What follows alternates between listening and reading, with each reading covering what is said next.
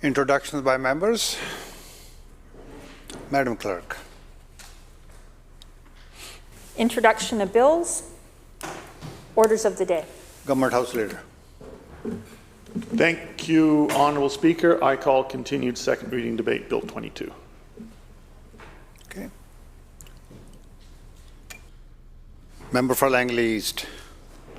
Oh, sorry. Sorry, South first. Absolutely. Thank you. Oh, no. Thank you, Mr. Speaker. Problem with being short in here. I'm pleased to speak to this Bill 22, the Freedom of Information and Privacy Protection of Privacy Amendment Act today. I reflect back on this because in 2009, when I was first elected, some of the first work I did as an MLA was on the committee that reviewed FOIPA at the time and provided advice to government on necessary changes, and then followed that up with chairing the committee to appoint the Privacy Commissioner at that stage. And I'm really pleased today to be able to speak about this bill. I, for one, have always placed a great deal of both value and importance on freedom of information. And I know as an elected official that is not always popular and the act itself and abiding by it is not always easy. But it doesn't mean it's not worth doing. It's incredibly important to our democracy. And as minister in 2011, in my 6-month stint as the Minister of Labour, Citizen Services and Open Government, I was really proud when we launched the Open Government and Open Information Platform and the Open Data Platform in British Columbia. That allowed for the routine disclosure of a lot of information that previously had to be FOI'd. Again, not everybody liked that. Not everybody was comfortable with it at the time. It was seen cautiously by critics as something that they were cautiously optimistic about. It was a good first step, I think, was some of the language used to describe it. But it was uncomfortable for members of government, I would say, at the time. Because government has to make tough decisions. And government makes those decisions and does the work on behalf of the people, and sometimes they get it right and sometimes they don't. And sometimes they get called out for things that they've done, and it's not easy when you're in the position of answering for that. But it's the right process in our democracy. And I don't think the public should expect government to get it all right all the time. Government is representation of the people, by the people, for the people. And we're not perfect as humans. We make mistakes. But generally, I would say all of us, regardless of our political leanings, are trying to do the best job we can for the people of British Columbia. The people of British Columbia have a right to access the information held by their government. They also have the right to have their personal information in government's hands held with the strictest of confidence and safety. So in 2011, when we moved to disclose more things proactively, I think it was a good start. When we opened government's data up to people researchers, universities, the media, for people who wanted to use that data, I think that was a good step.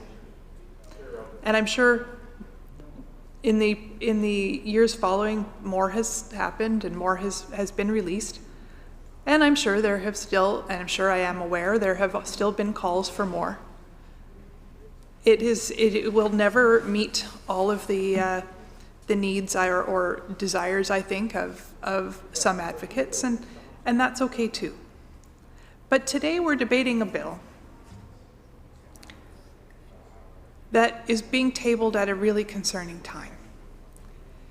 We're dealing with a government that it has taken, or it would appear to be, that government has taken great strides to strip away transparency and accountability rather than improve it. Just today in question period, we heard about a number of those circumstances. British Columbians, the media, members of the opposition are waiting months, even years, for responses for documents requested through FOI. Documents they are entitled to. It's challenging, I understand, sometimes for governments to process all of the documents, and we see that, and we hear about how difficult it is, and there's so many things to do, and it just takes so much time, and people are so unreasonable in their requests. The reality is, if government didn't hold on so tightly to those documents, people wouldn't have to request them at all. But here we have a bill coming forward to make amendments to the Freedom of Information and Privacy Act. And government is ignoring all of the advice of the last all-party task force to review the act. They're ignoring the fact that that party, or that all-party task force, said fees should not be a barrier. There's an all-party committee constituted just in June that has yet to be able to complete its work, but government is choosing to bring this bill forward now instead. What does that say to a committee of members of this House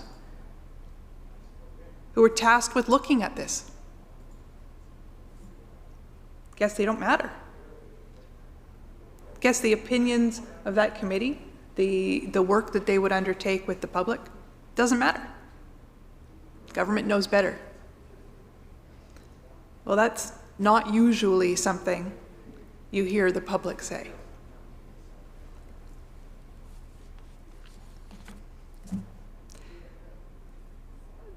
There is a member of the government who was previously the critic for this file. And he's had lots to say over the years on FOIPA and on FOI, and when he was a critic, on all of the things that needed to be better. In fact, in 2017, the member for Nanaimo North Cowichan said that his party, if elected, would improve things a lot. He said the government would release so much more information so regularly that there would no longer be a need for FOI requests. He said that the benefit of releasing the requests as they are processed, so proactive disclosure, would save those making submissions from the effort and expense in fees of making requests. That government, his government, if elected, would enact legislation imposing a duty to document. And it would enact penalties for failing to observe FOI legislation, and waive fees when government didn't meet mandated timelines for releasing materials. I will wait with bated breath to see that member stand in this House and debate and support this legislation today, because it does none of those things. And in fact, it adds a fee.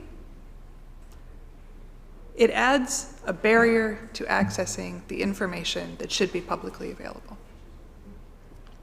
Now, yes, there has always been fees for large requests that can be issued by government after the assessment of a request, etc. But this is just for the right to ask for something. This is telling the public, you don't have a right to access government information unless you first pay a fee. I don't think that's right. So, as we move through the things that this bill does,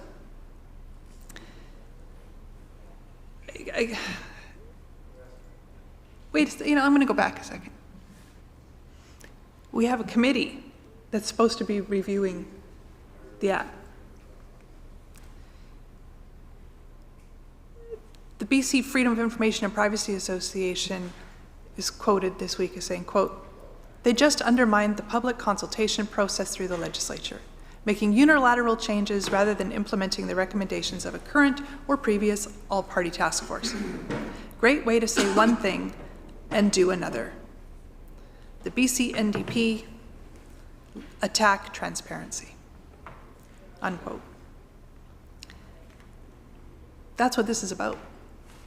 It's about making it harder for the public to get information from government. We're in a pandemic. There are lots of concerns about what we do and don't know, about government's actions, about our hospitals, our capacity, our schools. And government wants to make it harder for people to ask for information. Now, as I said a minute ago, the former critic said that there would be, the government would bring forward a duty to document legislation. And they haven't. But not only do we not have a duty to document legislation, we also, with this bill, don't have a duty to preserve. The bill doesn't include provisions to prevent documents from being destroyed prior to requests. The Office or the Information and Privacy Commissioner is concerned about that, very concerned about that, and says, quote, "If somebody destroys records because they think they might be of interest but wants to destroy them before any request is made, there's no offense for that. That can't be right. It needs to change. It's an offense in Alberta. It could have been easily put in place here," end quote. Michael McAvoy, Information and Privacy Commissioner. Government is not listening to the person, the independent officer of this legislature, put in place by this legislature to uphold this act. That's something. So, onto that fee again. The government's plan is to add an application fee to every single FOI request. Anyone filing a Freedom of Information request that isn't for their own personal information will be subject to a charge for every request they make.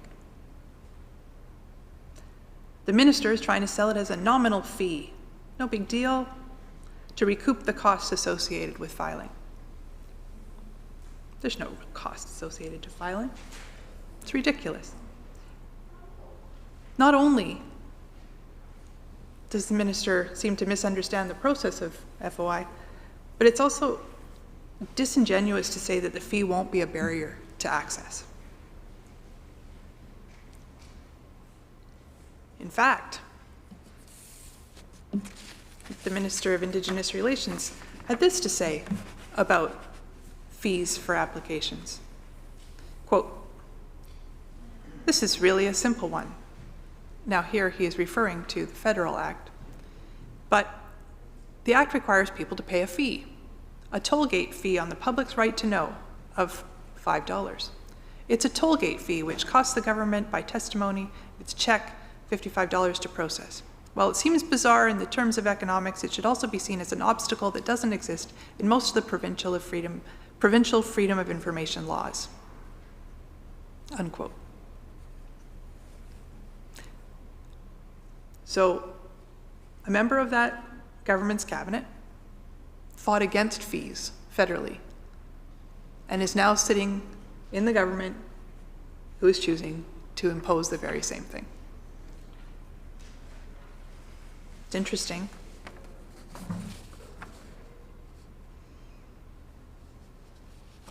It's also interesting, the language, because we have a government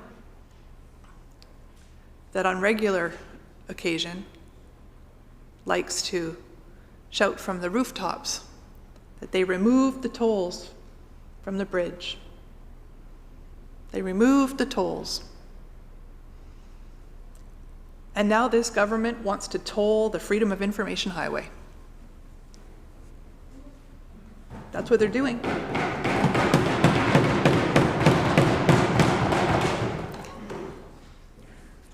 A fee is a targeted effort to discourage people from being able to hold government to account. Not just private citizens, but the opposition, to try and keep us from doing our job of holding government to account. Our legislative duty. And the media, from their sworn duty to uphold the truth and ask difficult questions. A fee to file. Now again, government might like to characterize this as a nuisance fee to try and dissuade people from making too many requests. There's a simple solution, Mr. Speaker. Just disclose the information. Proactively disclose the information. Make the information government holds available to the public. We started that process. It would appear this government would like to pull it back.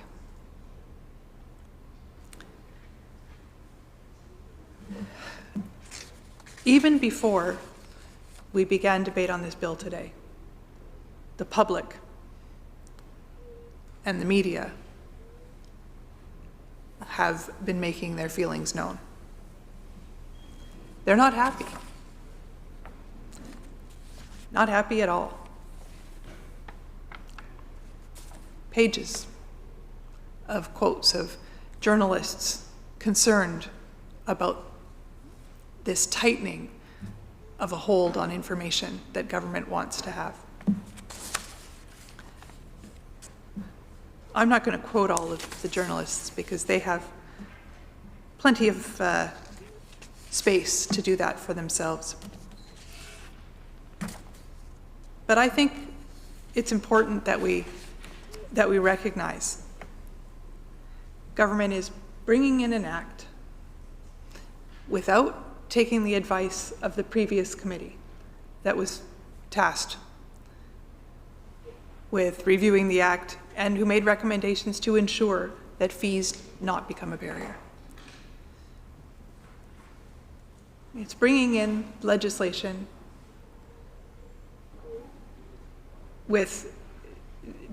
against and despite significant concerns of the Information and Privacy Commissioner.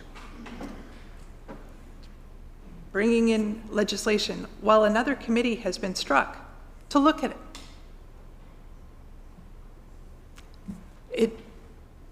It's distasteful that government sees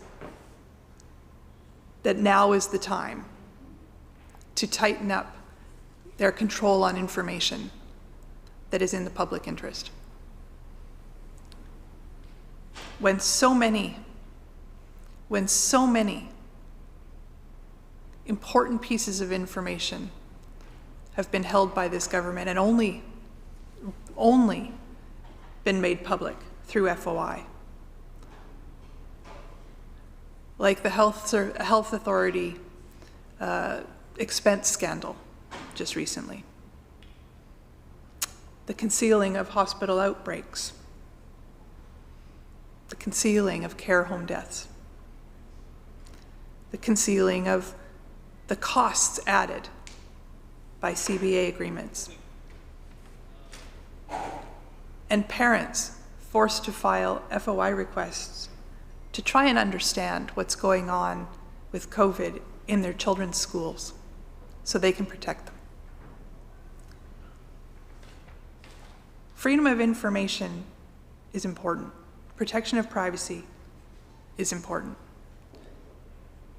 It may not always be comfortable for government, but government shouldn't have the ability to make it harder for people to access what is already difficult. Thank you, Mr. Speaker. Thank you, Member Langley East. Unless Saanich. Of privilege. Yes, okay.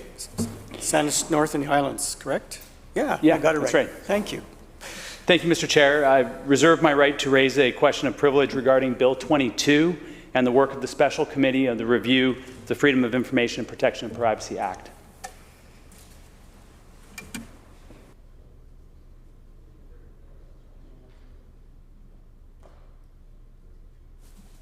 Langley East. Thank you, Honourable Speaker. It's a privilege to rise in the House today to speak on this bill. And I have to say that listening to the members opposite speak today on this bill has left me quite shocked. The reason why is Honourable Speaker, these are important changes, and we're here to discuss them, and this debate's important. But the sort of pall that's being cast in is that this is somehow preventing individuals or others from being able to access information, which I argue the complete opposite. But I do find it shocking coming from the opposition. And the reason why is, I mean, if we look back at the history, the opposition, we have 2014 ICBC report, which was kept under wraps and ended up costing BC residents more than $1 billion and putting the health of ICBC at risk. The Attorney General had written the leader of the opposition at that time, to compel the former finance minister to release the entire report and act on key recommendations, and the government ended up deleting those recommendations. We have the triple delete scandal, where the opposition, the previous government's approach to transparency really can be summed up in 3 words, which were delete, delete, delete. And when asked about this practice, we're told, well, I triple deleted my emails from time to time, and some emails are deleted and some are kept. Now, that doesn't sound very transparent, right? Then we also have, the situation where, other records haven't been released either when asked. And, it was just sort of like, well, those records aren't there. I served on school board, as I've mentioned, in this House before, Honourable Speaker, and one of the challenges that we faced as a school district were rising amount of requests for information. And these weren't individuals, because one thing about this legislation is it's not going to be charging a fee for access for individuals that would like their private information. It's for these larger requests from people other than organizations.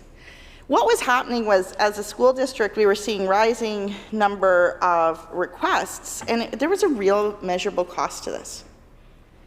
And opposition should remember that this is not a new discussion. So if we go back to 2012, the then Minister of Labour, Citizen Services and Open Government was talking about $49,000 in total fees collected for a program that actually costs $10 million to administer. So as the opposition one time was defending the fact that some costs needed to be brought in to recuperate, the extensive amount that this costs governments. So as a school board trustee, I remember our staff coming and saying, look, we are just under immense pressure here. We have a rising number of requests coming in. We are in a position where we're probably going to have to face having somebody come in to help us administer all of these. And this is something that's being felt around different levels of government. So approximately 40% of requests are for personal records, which people are not charged for. And these proposed amendments won't change this. It's introducing a modest application fee for non-personal FOI requests. And so, yeah, they should. But there are costs. So, in through the chair. Now, the thing is that the average cost to government for processing a single FOI request is $3,000, though some large, complex requests can exceed this. So fees to produce records are collected in less than 2% of FOI requests. And like as I said earlier, approximately 40% of those are for personal records. People are not charged for this, and they will not be charged. So the province has processed more than 10,000 FOI requests annually, with the volume of requests increasing by more than 40% over a 2-year period, reaching an all-time high of more than 13,000 requests in the 2019-2020 year, a total of 13,055. So these are important things to recognize. This is a small fee to help offset some of the costs. And that's something that taxpayers, individuals that want to request their information have access to that. Taxpayers also know that there's rising costs of government, and sometimes you have to offset some of those. So that's something that I think we spent an incredible amount of time. There's been an incredible amount of, casting it as if it's somehow obstructionist, and that's simply not the case or the intent.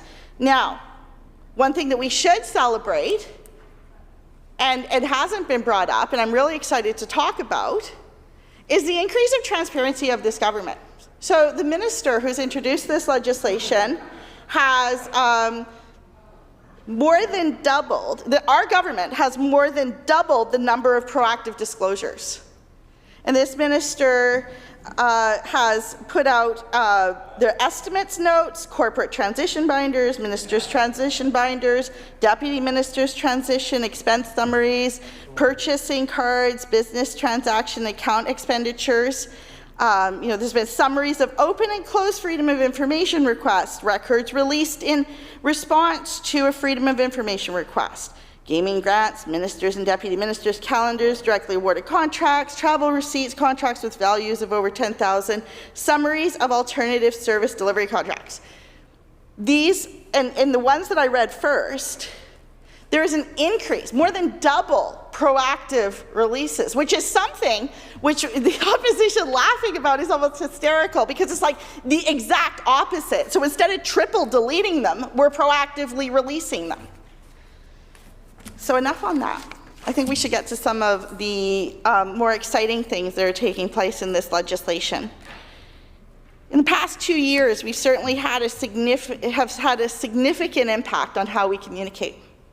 Honourable Speaker, how our students and adults are learning, attending meetings, appointments, and even our work as MLAs. Even our swearing in was vastly different, taking place on Zoom. And I have to say, after 2 years, I certainly didn't want to see Zoom again. But what this did was it actually made me appreciate some of the opportunities that we have here. I grew up in a house that really only had a couple programs that went on all day, TV shows. So, and with my mom, she's a redhead, so you certainly didn't have a lot of say on like what TV shows were on. You watched what she was putting on. And so they rotated between Star Trek, Monty Python, Faulty Towers, and Allo. And if you did, and sometimes if we were lucky, we got Jeopardy. But that was it. There was nothing else going on in this house. And so that's okay. What was really cool about it was with Star Trek, I used to sit there and say, wow, that's really cool. Imagine if we had access to some of this technology. Now, I realize that, at the end of the pandemic, I still can't get something to like materialize like hot tea in front of me, but we certainly have accessed some really interesting technology that a long time ago would have only been something that we could dream of. And our students, this pandemic, because obviously we've had other pandemics in history, have been in such a fortunate place. They've been able to stay connected in a way that a number of years ago you wouldn't have been able to. They were able to still visit with their classmates and see them and have two-way conversations. They were able to still stay connected in some way with their teachers. They were able to stay, I'm a 4-H leader, and my 4-H members were still able to meet with one another, and we actually did a lot of judging of animals. So we could see, you know, a child with their llama or their chicken or whatever, and it wasn't the same. But the point is that technology opened up so many opportunities for us to stay connected. It didn't matter where your family lived in the world, you can still see them. And it also showed us in some ways too how that's not really a substitute. You know, you could see the person in some ways it was sadder because you didn't have the connection. But it certainly was much better than having no connection. So there's elements with efficiency and environmental considerations and everything that we're going to keep going forward. So this legislation, this bill allows us to maintain some of the good, you know, by updating FOIPA's data residency provisions so public bodies can use those modern tools while continuing to protect personal information. You know, enhancing public sector privacy protections and increasing accountability by implementing mandatory privacy breach reporting, increasing penalties and adding new offenses. So we're securing people's privacy while still maintaining and allowing these technological changes that have taken place and the important utility of these technological advances to be able to stay in place. I remember, once again, on school board, without these changes, we had teachers who wanted to be able to access certain programs. Like I remember there was a marking one. And unfortunately, due to the FOIPA restrictions, those teachers weren't able to use those programs. And there would have needed to be these legislative changes for them to be able to take advantage of these changes. And it's been a long time since this legislation's been updated, and it hasn't kept up with the technological changes. And those technological changes, I think, have certainly been spurred as we've been dealing with a COVID-19 pandemic. And because it's changed the way we live and we work and we connect with loved ones and how we access services like doctors. I mean, how neat is that to be able to just log on, you've got your doctor there, and they can see you. It's certainly not perfect, it's not a change, but for certain things it certainly makes sense. You know, the non-emergency day-to-day things. I mean, how wonderful it is to have that flexibility. And this legislation will allow for that. So updating those data residency provisions, and you know, it also helps with our commitment to diversity and inclusion, reconciliation and equity, by increasing information and sharing with Indigenous peoples, adding Indigenous cultural protections, and removing that non-inclusive language. And I know in the news release, for those of you that have seen it, there's been lots of excitement surrounding this. And I can tell you that post-secondary institutions and schools in my former role, we talked lots about you know, the restrictions, but also just the load of these applications, these large applications coming through. So although, unfortunately, today, we've had some of these changes cast in such a way that, like as I mentioned earlier, they're obstructionist, they're you know, gonna put up a massive wall. The point is that you have to look at the larger picture and look at the fact that organizations are dealing with so many changes, from needing changes in the legislation to allow people to benefit from technological advancements, but also dealing with the fact that there is a real cost to some of the applications. And that's what this legislation looks at. It looks at the necessary balance that needs to take place to be effective in the role as government. And as I mentioned earlier, you know, these are not new debates. Back in 2006 and 2012, these debates were taking place. So these are small changes that will make a big difference in the lives of British Columbians and still allow individuals to access data, which, you know, in a free and democratic society, absolutely people should be able to do that, And for organizations, they absolutely should be able to access that information. That nominal fee is in there to help offset some of those costs. And when you couple that with our government's commitment to being so proactive in releasing documents, twice as many documents proactively have been released, that puts in the balance that needs to be put in to ensure that people have access to what they need, and a lot of it they can access by going on and looking at the proactively released documents. So, Honourable Speaker, it really was wonderful to be able to rise to talk about how these changes will help us keep up with the changes that we've encountered from COVID-19, how we work and live and connect with people, while also looking at the challenges faced by organizations and addressing some of the obstacles that have come from administering such a large demand of documents, and also looking at how we have changed the face of that by proactively releasing so many documents ahead of time. So I'd like to thank you, Honourable Speaker, for the opportunity to speak on this, and with that I will take my seat.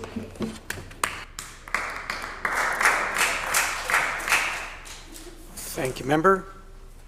Kelowna West, please. Thank you very much, Mr. Speaker, and I think that it's important to hear both sides of the House on this particular topic. It's something that is very engaging with the public. The public themselves are very interested in the protection of privacy as well as having access to it. And I think that one of the things that people fail to remember is kind of the history of where we have come from, and the fact that we've moved from a paper-based system to something that's electronic. And there's been a lot of incidences along the way that have made us question how and where we store data and how it's done in British Columbia, protecting the records, health records, as we all know, but the records of government, and important things that that sometimes we need to go back and look at to make certain that there's complete transparency in terms of the protection of public interest and people's information.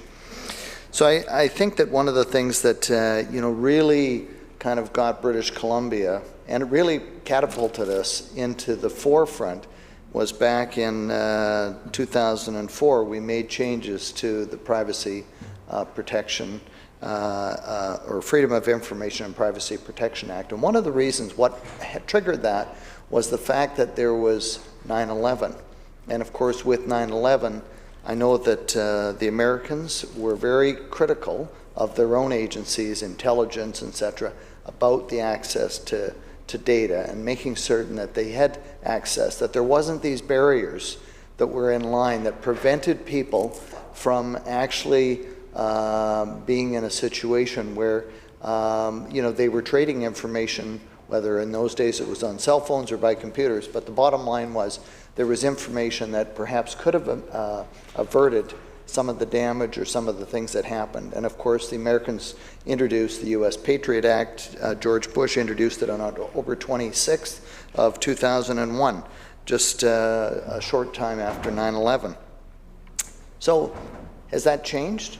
Part of what comes out in the Patriot Act is the fact that data that is stored on servers that may be in the United States or that they have access to are open to their ability to investigate and look at. It is not protected. It is not private.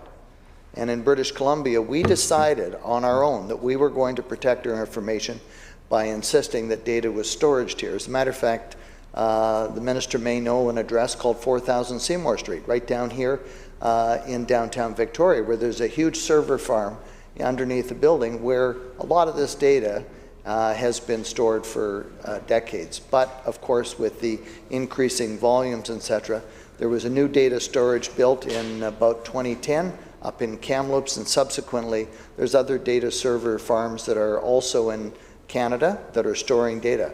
One of the things that we're now looking at, and I know that as a former critic, that there was intermittent amounts of data that were being stored or transmitted through different networks. And I think that the protection of data is, paramount in this whole discussion, and making certain that it is not accessed. About 10 years ago, I had the opportunity to have dinner and host the former head of NSA, who Lieutenant General Michael Hayden, and he was NSA director from March of '99 until April of 2005. He subsequently was appointed second director at the CIA, somebody that's very knowledgeable about what took place in September of 2001. He told us at a dinner with the people that were there in government that were responsible for that, one of the things that the U.S. has looked at with the Patriot Act is the bottom line that what we are looking at is we want to protect you. And if you want our protection, we have to have access to all that data. And that means that anything that's transmitted through the United States. And he told people that, and some people were shocked about that. But when you do ask yourself about the fact if you want the protection that you're expecting, and you want to make certain that other groups, terrorists and whatever, are not accessing that information. There's a whole spectrum of other information that the NSA is looking at this information, and we know that it goes on here. As a matter of fact, there's been a certain inquiry that's been going on dealing with illegal transfer of funds, etc. That type of information we do want to have access to. But anyways, what's more important is the fact is that British Columbia was seen to be a leader in terms of protecting privacy by the rules, etc., that we established. And not only that, the fact that we insisted that we store the data both in British Columbia and in Canada. Secondly, we're at a turning point now where, as the member from Langley East pointed out, that there is certain things that are happening that we need to address. Efficiency, technology, and that I couldn't agree more. I think that one of the things that's happened is that big data has come at a cost because of the fact that we're now having to have greater amounts of storage, and what is easier is to farm that out, sell it, or put it somewhere else on a server that we have no control over. I don't know if that opportunity was looked at by the minister or the government, but the fact is that some of the things that these server farms that are located around the world, and some of the places that we would not want our data stored on, is that a place that we could be doing a lot of this is right here in British Columbia, away from earthquakes, reliable, safe energy in terms of electricity, in terms of that. And the fact is that it's not a threat. We're not a likely site to be a target like some of the other cities in other countries where data is stored, and I think that that's important. And I think we fail to look at the opportunities. So I do think that we need to be investing. Now, who would be a likely candidate to invest, Mr. Speaker, in terms of into efficiency and data management, etc., and technology? The government is not an early adopter. I found that out as both the minister of this ministry. It was very slow and hesitant to adopt.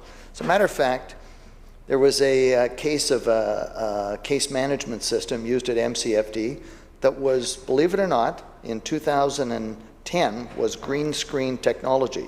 It was pre-MS, well, maybe MS-DOS, but the bottom line is that the people that rely on being able to have access to this, there was a hesitancy by people in government. No, it's a very stable system. And I'm thinking, well, stable, but it's not very, doesn't share information, doesn't work. We had to shut it down to issue checks for 3 or 4 days a month. So realistically, there's an investment that government has to make, and it's got to become more savvy. And I appreciate the member from Langley's who brought up this point in the sense that we do need to do that. And I know from some work that we're doing mutually on a committee, I think that she's one of these progressive type of people that she needs to be listened to. But on the other hand, the importance of data residency is extremely important when it comes to the protection of that data. I want to, most of the members on the opposite side, and there's a few that have been there for a few terms that would know this, But if we were to put the shoe on the other foot, and the criticism that there may be some people that they say now are abusing the system.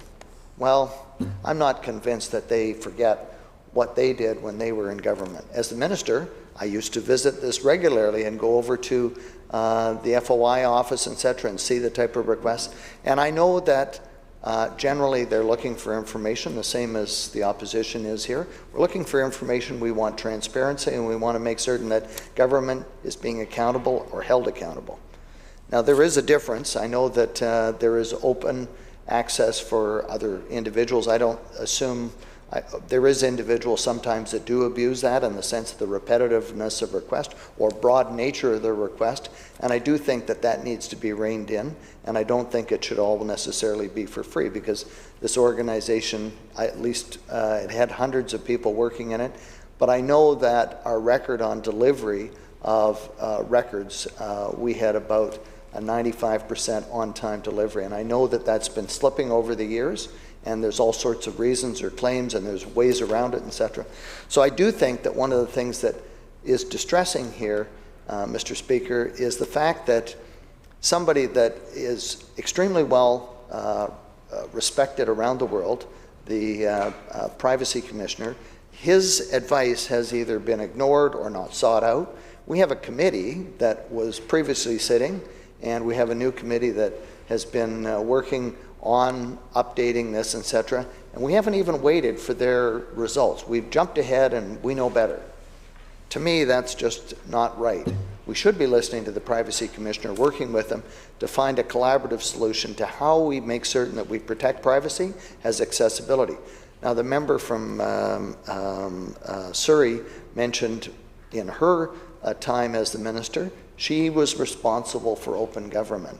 I ended up taking that file back in 2012, 2013, and I know that that was a big change. And as she mentioned in her remarks, it wasn't welcomed by everybody in government because of the fact that calendars were published on a proactive basis. There was records that were published, and it did kind of, when you hide behind that veil, if you want to call it, of the fact that they have to request it or ask for it type of thing. No, everything that's in your calendar is open, and you need to make certain that it is open and it is actively published. She mentioned open government. We should be working to be more proactive. Instead of holding back on things, we need to make certain, and I encourage the minister, and I'm sure that she'll be advised by her staff, that this is important in terms of trying to make certain that we find efficiencies. Some of it's technology, some of it's in proactive things that we should be publishing. And I know that if we were in her role, there'd be probably similar resistance to some things. But I do know that we need to make certain that we're moving forward on this. So I think that there is a place for there is in the Act currently for frivolous and vexatious kind of repeated request, and I think that in the case of the branch that's responsible, Citizens and Services, I think that it's really important that they use that tool for people that are clearly abusing a system that was set up so that it would protect privacy, but on the other hand was accessible. And I know that I can speak, knowingly about the fact that there is some abuses that we know, and it was difficult to try to change habits or say that we're not going to do that. Because how would you have a transparent system if you said no and you pick and chose, etc.? And I know that there's times when carpet bombing of, we want all the information. As a matter of fact, we want it not just from one ministry, we want it from all 23 ministries. So, but I do think that, we've got to make certain that we modernize the Act, and that's why I go back to the committee. The committee is there to make certain that what we're doing is that we're listening to the people that actually work with data all the time. As a matter of fact, I know the privacy conference has been canceled or postponed the last couple of years, but I know myself, I've attended it many times, and every time I go to it, I continue to be impressed by the knowledge of the staff that are working in the technology department and citizen service about their ideas. And I think that there is an investment that needs to be there.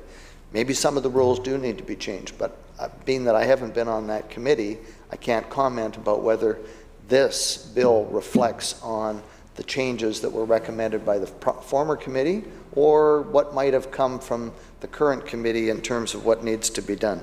It takes a long time to bring legislation forward, and I do wonder what is driving this particular, what's driving the government to bring in this and do it in an arbitrary manner. And I don't think it would be completely arbitrary, but I think that the fact that the committee and the commissioners' discussion comments have not necessarily been adhered to. You know, let's just talk about an example of where transparency is needed. In March of 2020, we came back to this legislature. Some of the members came here for a very special session, an emergency funding bill, which was completely a blank check. There was no, it had some notional kind of, this is where we think we're going to need the money or whatever, and we agreed, and we supported that. But the problem with that, and we did it again in June, and we subsequently did another one before the House rose in August. The situation is that we were supportive of to make certain that the government had the emergency funds to being able to do things, but the fact that it took not only a long time, the fact that there was very little transparency. As a matter of fact, we're still waiting for information about programs that were announced that weren't fully subscribed or were very slow in being subscribed. And I think that, that's the type of stuff that the public expects in where $8 billion has been written out and said to government, okay, spend it, do what you have to do to make certain we get through this crisis. And I do think that, I know that the critic, I'm sure, of jobs and the economy and innovation is still waiting for the outcome of some of the investments that were supposed to be made in businesses. And I think it's been very slow in coming out, and either there's a hesitancy in terms of that. Why not just tell us what happened? Government, and as an elected official, we don't get everything right all the time. But the situation is, let's try and improve the process by putting that information out there. By not providing it, what we end up with is we end up with this degree of secrecy that there's something wrong or that the money is going into a different place. That's the whole reason that we ask questions about this. We ask questions about, was the money spent where it was expected to be allocated? We know that there's been a huge increase in health cost in, the people that do the tracking of, where things are going. And I think that it's really important that, that the government should not be any less, or their expectation shouldn't be any less than the fact that what we're trying to do is we're trying to make certain that we have the access to make certain that there is integrity with the fact that we're spending taxpayers' funds. It is not just because you're government doesn't mean that you get to, not have to account for everything. And I think that the fact that there is a change in fees, the fact that I know from commentary that we've heard in this House that the opposition is part of the problem, they say. Well, I'm thinking, well, let's work together to make it so that we can get the information. And like we heard earlier today about, health request to Fraser Health, where I think it was 57 of 79 pages was completely redacted. Is that a system that's really working? I don't believe it is. And I think that I think we need to expect better from government in terms of the information.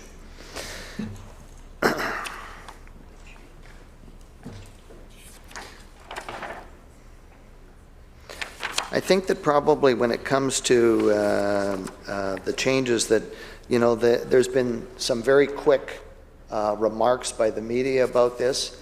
I think that we do want to make certain that the media does have, the ability to get information. It's been very difficult in a competitive world where some of the media don't have the resources that they once did. And I think that access to information is extremely important to them. And I know the fact is, when I look up in the gallery here, there's so many less reporters because the media is under this, constant barrage of attack from social media, whether it's, all the different sources or whatever. And the bottom line is not to say that it's well researched, but the whole idea is that we do want to make certain that the media can do their research and get access to information, as does the opposition. So I think that that's important. I think that, when I did mention about storing data outside of the country, and I just think about the recent events, like, well, look at the election in the US a few years ago and Cambridge Analytic's part in it.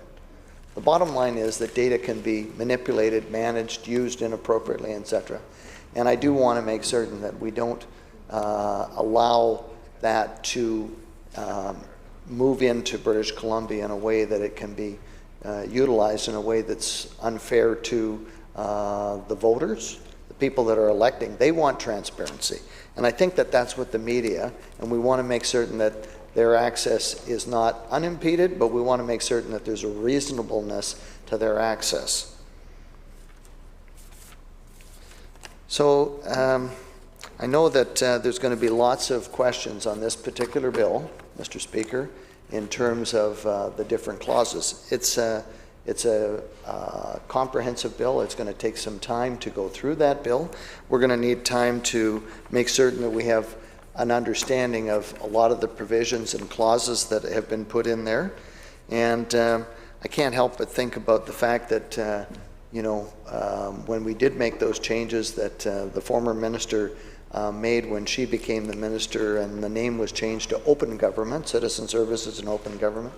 I know that there was a lot of criticism from the government side, or from today's government, when they were in the opposition ranks, about the fact that they didn't believe that that was going to happen. And I know that firsthand that that did happen. But I do think that, there's a degree of secrecy that is showing up in terms of some of the questions that we've had in question period about the fact that we want transparency. We want to make certain that there's access to this information, and that it is not something that is glossed over in terms of the fact that it's, there's no need for that information, or it's redacted, etc.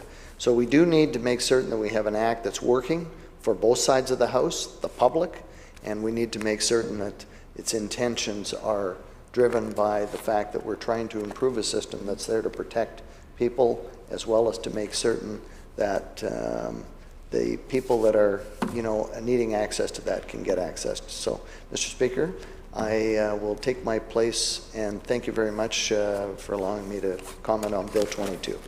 Thank you, member. Seeing no further speakers, the minister wish to close debate.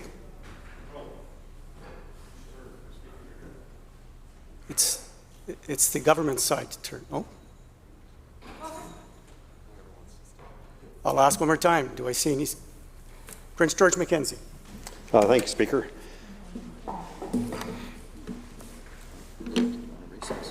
Nope, no, I'm good. In my experience with the Freedom of Information Privacy Act over the years, oftentimes I've witnessed a misunderstanding of the legislation itself and how people guard information that really isn't necessary. They protect the information thinking that they are not allowed to disclose it without they don't have a fulsome understanding of the legislation. And oftentimes what I've witnessed is people erring on the side of caution by not releasing information rather than releasing it. And I think, reading through this bill and listening to some of the discussion from government side particularly, I think government, and I think a lot of the members probably forget what the purpose of FOIPA is. So I just want to probably go over a little bit of the legislation itself. The purpose of the Act is to make public bodies more accountable to the public and protect personal privacy by giving the public a right of access to records.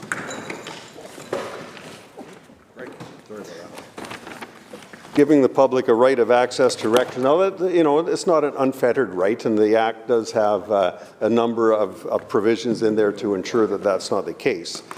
But the purpose of the Act is to give the public a right of access to the records, the public. Giving individuals a right of access to and a right to request correction of personal information about themselves, which is pretty standard.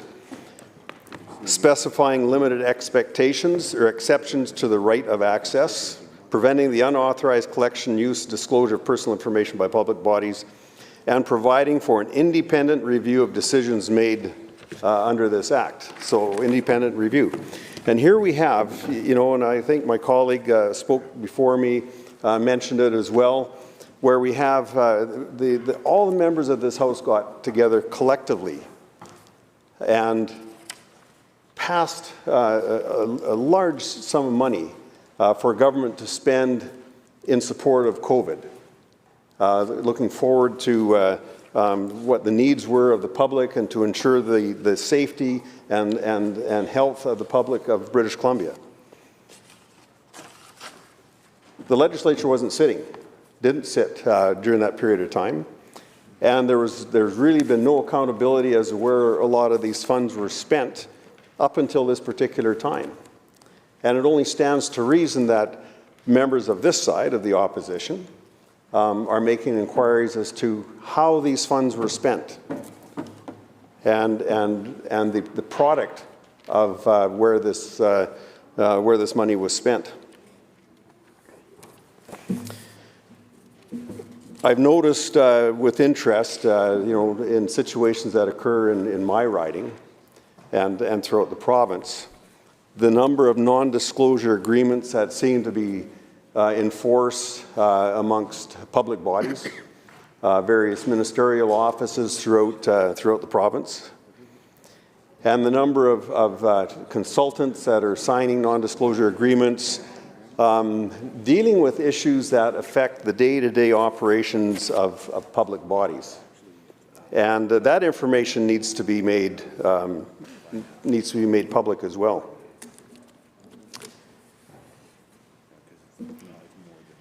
I see this also as another obstacle where we see, government pretending to be transparent, pretending to be cooperative and collaborative with members of this House, but at the same time they're putting up more roadblocks to make it more difficult for the members of the opposition to obtain information, members in the media to obtain information that they need to hold this government to account publicly as well. And this is just another continuum of the obstacles that are being put in place to make it more difficult for us, for the media, for members of the public to gain access to the information that they truly need. And again, the previous speaker was talking about the current all-party legislative committee that was constituted in June to make recommendations. They still haven't made those recommendations yet. So this government has preempted the advice that this committee was supposed to provide. And of course, the Privacy Commissioner being opposed to these new fees as well.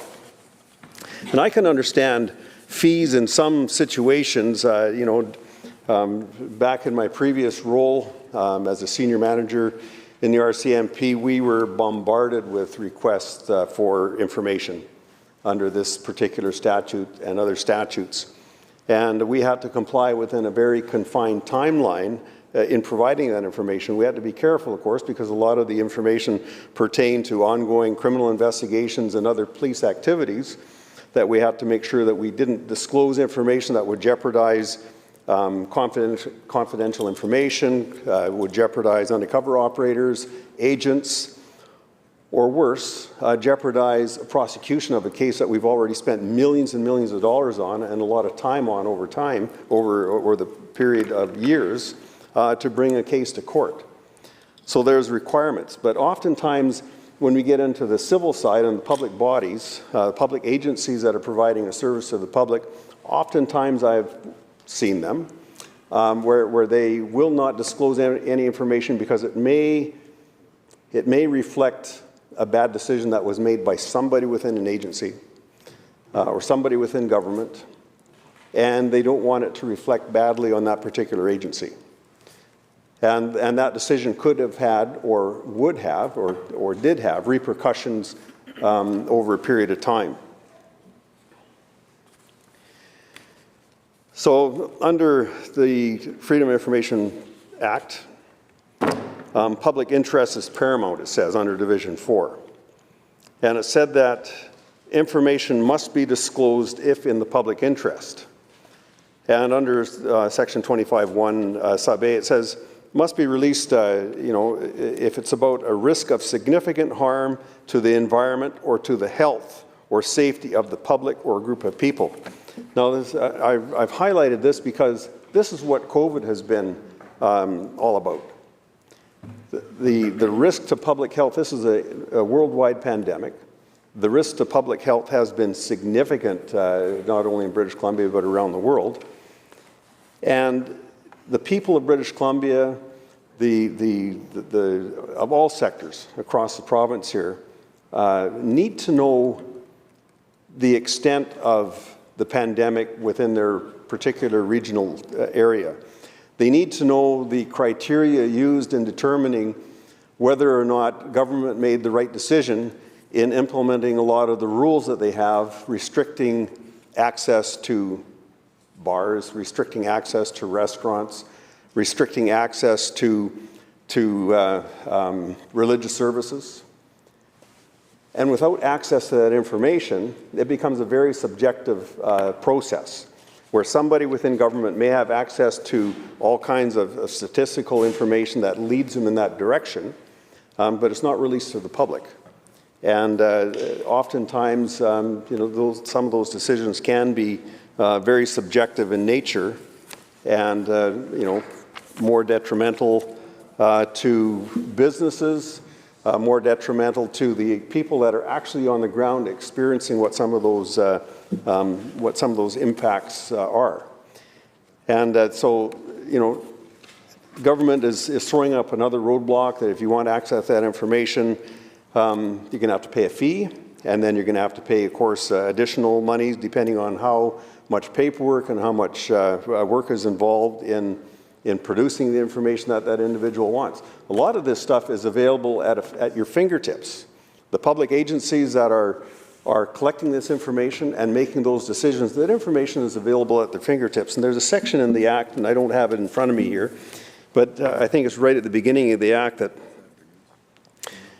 duty to assist applicants. The head of a public body must make every reasonable effort to assist applicants and to respond without delay to each applicant openly, accurately, and completely.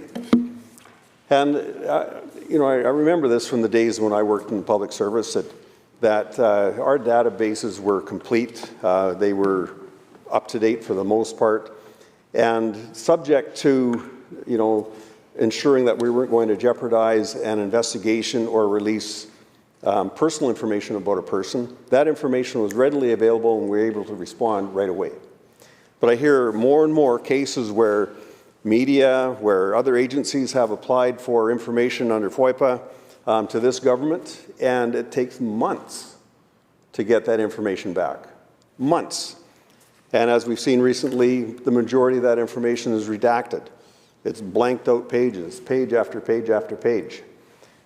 And so I think some of these agencies are creating more work by taking the stance.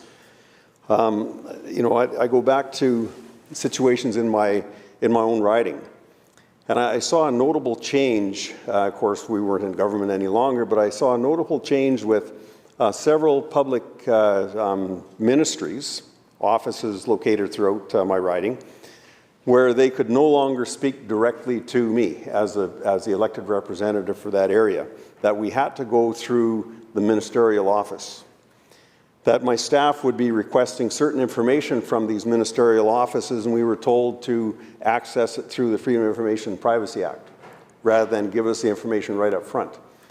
And I view that as more obstructionist than anything else. There was no real purpose for that. It was delayed getting the information to us by maybe 2 months, 3 months, 4 months, whatever the case is down the road.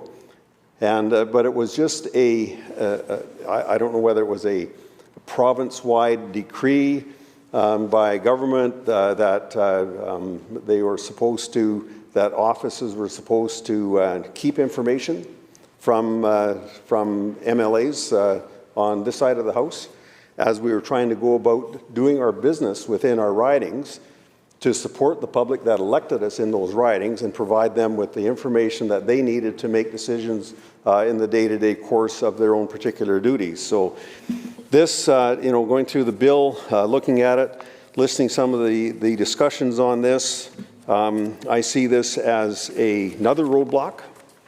There's no real purpose for it. Pending the results of the committee that's been struck to review this legislation, let the committee do its work. Let them go out and make hear back from the public as to what some of the concerns out there, hear back from some of these agencies as to what some of the roadblocks and impediments are within this legislation, and then offer some advice and direction to government on how to correct that. And particularly when it comes to the Privacy Commission, the Commissioner's Office, what are their concerns?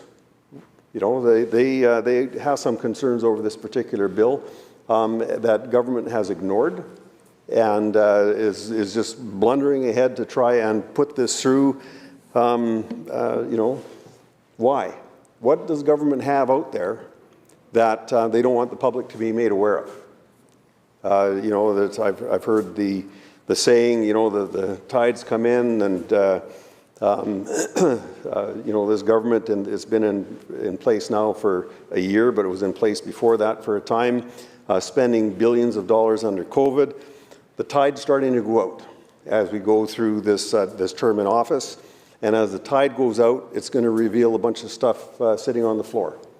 And we want to know some of the decisions that were made that are going to cause this debris field that we're going to see on the floor as this tide goes out. And hopefully that's not what this bill is designed for, is to try and cover that up. But I think that government needs to become more transparent and more open than it has been. And the people of British Columbia deserve that in every respect, particularly after the tough times that everybody's been through with COVID right across the province here. So I look forward to further discussion on this bill from other members, Mr. Chair, and we'll see what the committee stage brings us. Thank you. Thank you, member. Member for Caribou North. Caribou North. Thank you very much, Mr. Speaker. It truly is a privilege to stand in this legislature to talk about an incredibly important bill, and I want to thank the minister for the work on bringing it forward. Accountability and transparency is always critically important for any government, and I think that the discussion today is very relevant.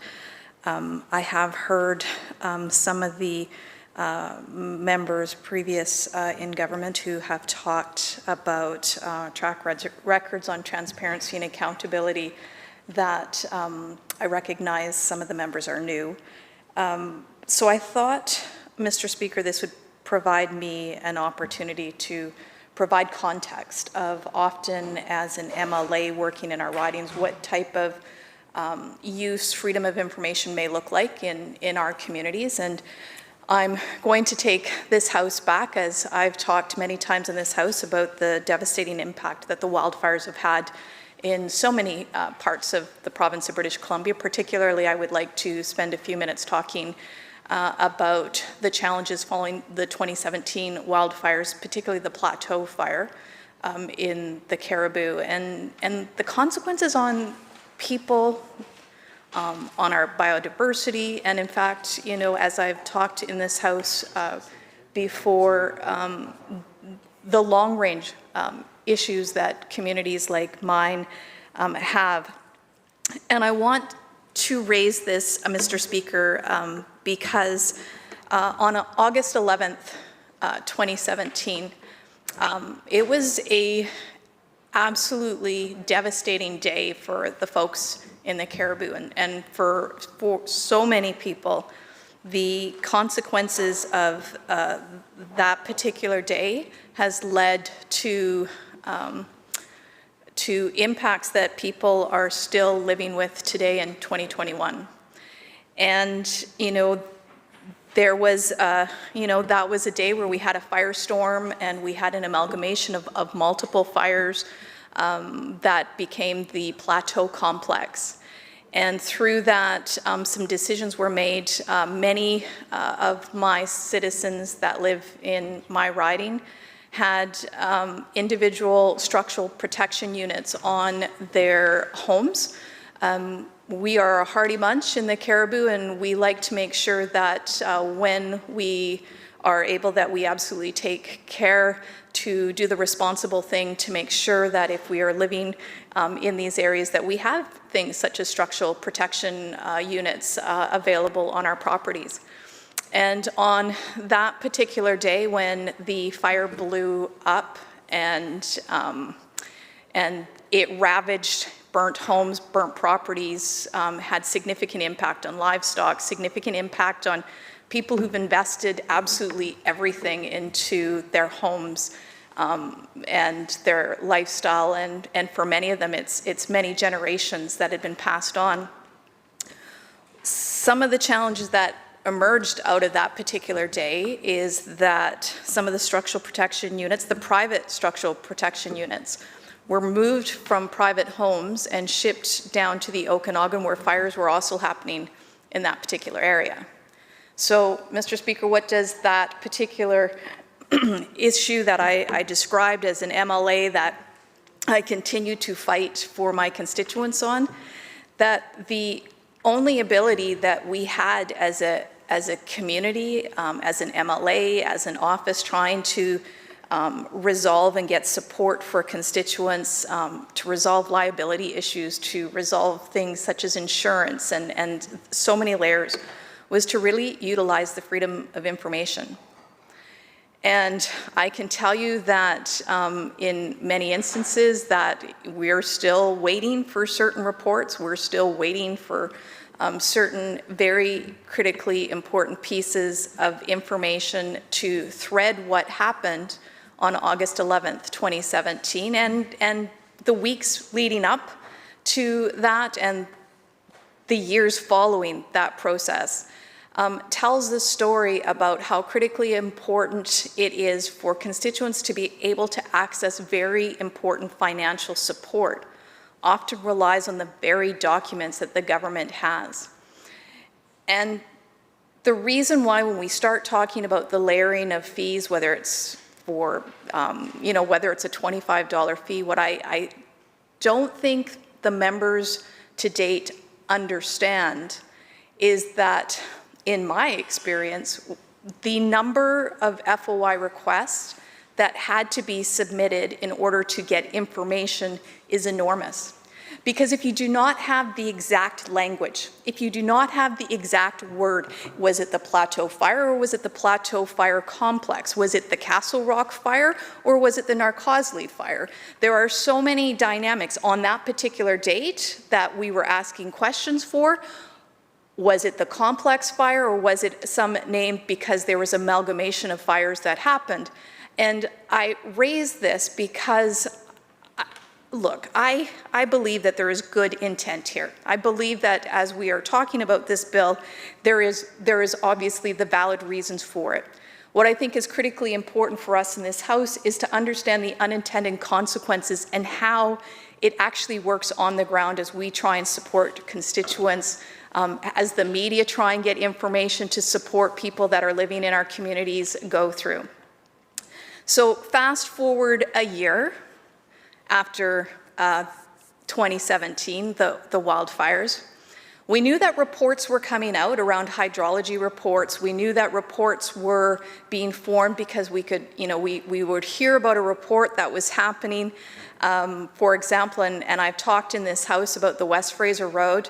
Now, we knew a report was going to be coming forward in March of 2018 because we had evidence from people who were on the ground that we were going to have significant challenges with many of our roads because of just the soil erosion, the impact of the wildfires, the hydrology reports, that we fought really hard to try and get that information so that we would understand what those next steps looked like. So, Mr. Speaker, I put in a Freedom of Information request in about West Fraser Road and some of the reports that had happened, and lo and behold, no reports found. Again, it was a back and forth process. Well, was it the West Fraser Road? Was it the Garner Road? Was it the Webster Lake Road? Was it a connecting road? Was it a company that was actually doing the report that you actually had to FOI the company who did the report, or how government had termed what that particular road was going to look like? And so you would often be having to put in multiple Freedom of Information requests just to even try and find any information. So again, going to why that mattered. It was critically important because in April of 2018, we had a catastrophic weather event which led to us having a significant impact on West Fraser Road. They still live with a detour. I am appreciative of the government that they have finally got the approval through the Disaster Financial Assistance Program federally in order to invest. It was close to it's over $100 million on that critical piece of infrastructure.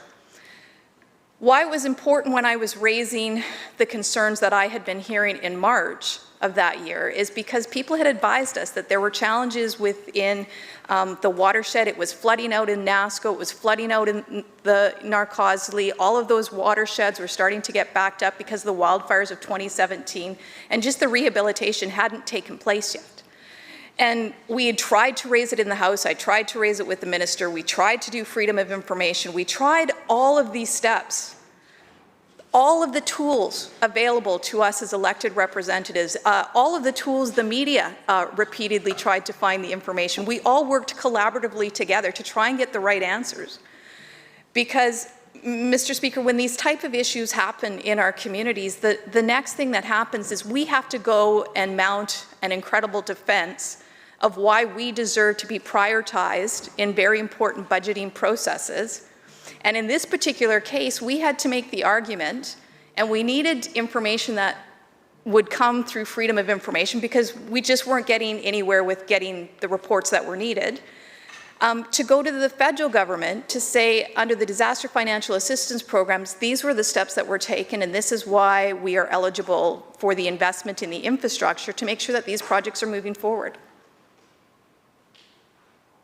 Mr. Speaker, again, it's a challenging process, and I know for members of this House who perhaps have been here longer than I certainly can probably go through many stories of the challenges that people as individuals about the information that we try and seek to support our constituents, or that the media or other organizations try to get information. And by layering additional costs on an already complicated, bureaucratic, red tape nightmare is not a solution, as I think the Privacy Commissioner has come forward and said, look, we're taking a step backward, and that we should absolutely be looking at ways of making information sharing proactive, because it's in the best interest of our constituents. It's in the best interest of citizens across British Columbia. I also wanted to talk about some of the other times that we've had to turn to Freedom of Information to gather critically important data, again, to help our constituents, is that following 2017 and 2018, when we talk about transparency, and we talk about accountability, and we talk about how the government works with MLAs on all sides of the House, how that works to support constituents. And look, as MLAs, we know whoever walks in the door, we help them. That's our role as an MLA, and I know every member of this House is proud of those accomplishments to be able to try and move those processes forward. But following 2017, when I heard the member from Langley East talk about how this is a government that's so, open to transparency and accountability and all the steps that were taken. I can tell you that there was a significant shift that happened because as MLAs, and I've talked about this in this House before, that there were roadblocks that were put in place that we were no longer able to go to our local, say, Forest Lands Natural Resource Officer to talk about files that were impacting our constituents. And I can tell and raise the alarm bells for this House, having experienced catastrophic wildfires in 2017, 2018, then following up with floods in 2018, 2019, and then having the landslides that we now are faced with. When I think of the impact of this last year on communities such as Lytton and Paxton Valley and right across the Okanagan, and you see anywhere where there are fires, there is going to be significant impacts in the years that follow. And we need to make sure that there is transparency and accountability to help those constituents navigate a very, very complicated system, whether it's trying to get permits for, and perhaps they need a new fencing permit, perhaps they need a new grazing license, perhaps they need new tenure because of areas that have been burnt. Perhaps it is about trying to get insurance. Perhaps it's about all those pieces, and if the ability for MLAs to have access to critical information, that is going to make it hard for British Columbians to get the types of supports and services that they desperately deserve. They're, for people that have built this province, for people that have invested so much in so many cases, multi-generations to not only build but pay taxes. And these are folks that they're not asking much of government, but when something happens, when there's an emergency, they would hope that government would have their back. And if the only way that we can get information is to go through the Freedom of Information process, and I've outlined my experience of having to put in so many multiple requests to get one single report, I think it identifies the challenge of it's only $25. Well, is it $25 and it takes 40 attempts to try and get information on one particular report, and what does that look like? I think, for the media who are trying to get information to help support their communities, I think it's very troubling. And I think the other issue that I'd like to raise in the context of this particular bill that is before the House, Mr. Speaker, is the fact that I'm incredibly proud and honored to serve as the critic for advanced education, skills training, and sport. And I take that role to heart. I'm passionate about the ability to try and make sure that everyone, students, faculty, staff, everyone feels supported in this, because I know for sure that our success as we lead out of this pandemic, and hopefully we all hope that happens soon, that the level of expertise, our researchers, our innovators, our entrepreneurs are going to be so critical to that process of success for all British Columbians. And Mr. Speaker,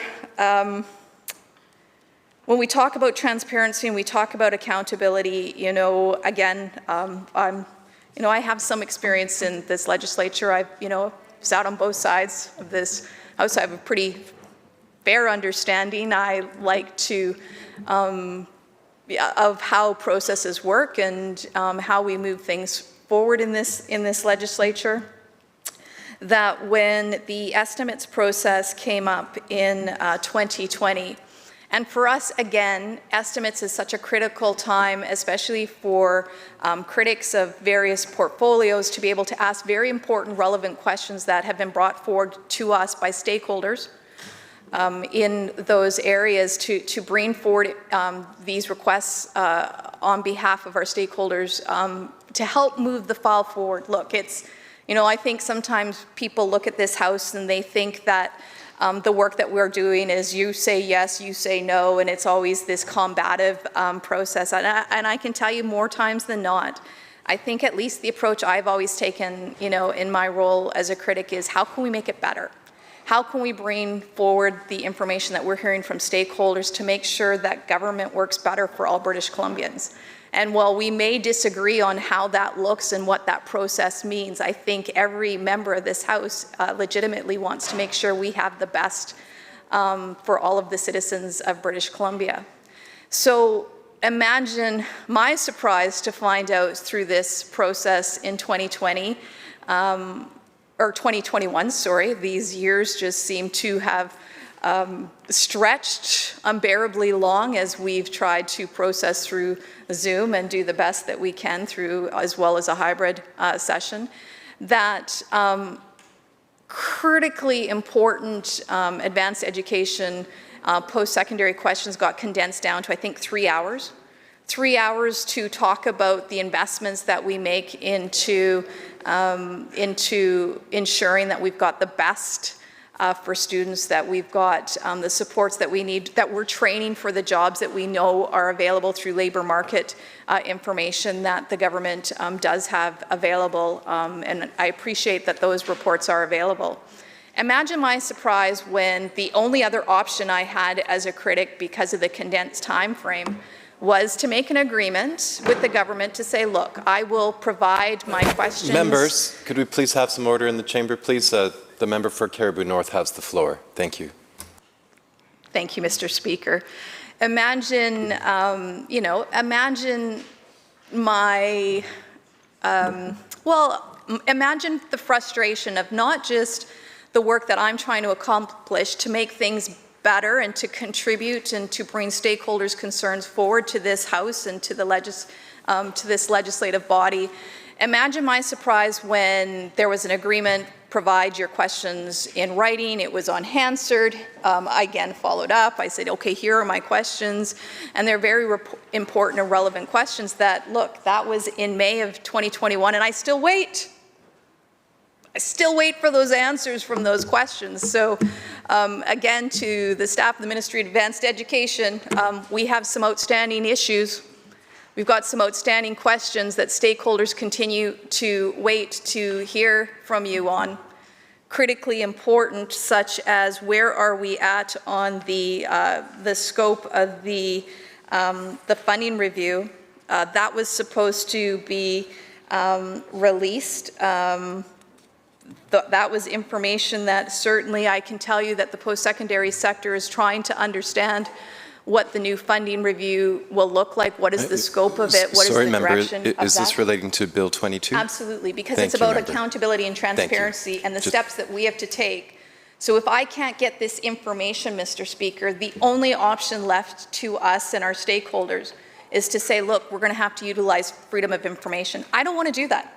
I would like to believe that in good faith when we bring things forward to this House, and maybe it was just things get busy, but it's an opportunity for me to raise it in this House just because I think it is important, and I hope I don't have to put in multiple freedom of information requests to find out where we are at on the funding scope. I hope that information will come because I know stakeholders, faculty, people in administration are trying to understand that.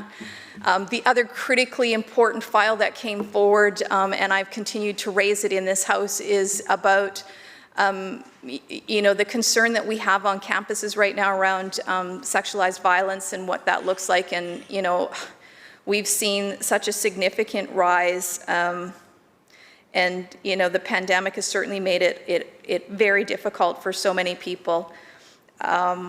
It's important that a report was supposed to come out at the end of December of last year that talked about what that next step looks like and that investment.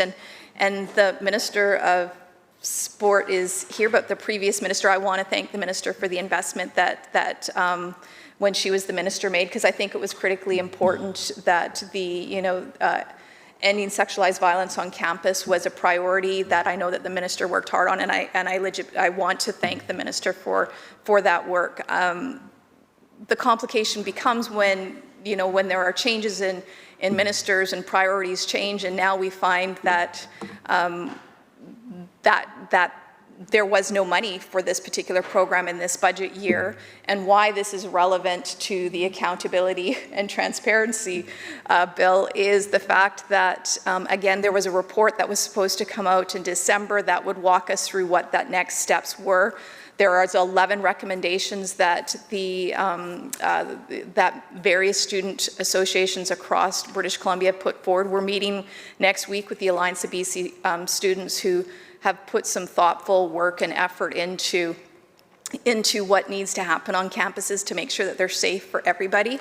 And, you know, again, I'm hoping that I don't have to go through freedom of information. I hope that, again, by raising it today in this House, that those reports and that information will come forward, and that we'll be able to share that information next week with the students who are coming to advocate to all members of this House, because I think it's critically important that that investment happens and that work continues, because incredible work has been done through multiple different governments and different ministers. So I hope that we don't have to utilize this tool, freedom of information, to access that information.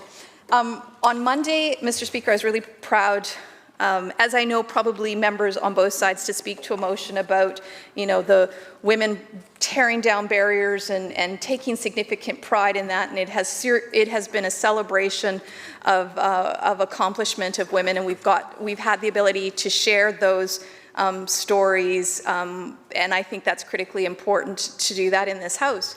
But I also had the opportunity to talk about what is happening with universities and colleges and where that gender pay gap is. And I had raised this, previously as we're going through, discussions with the government, and somebody.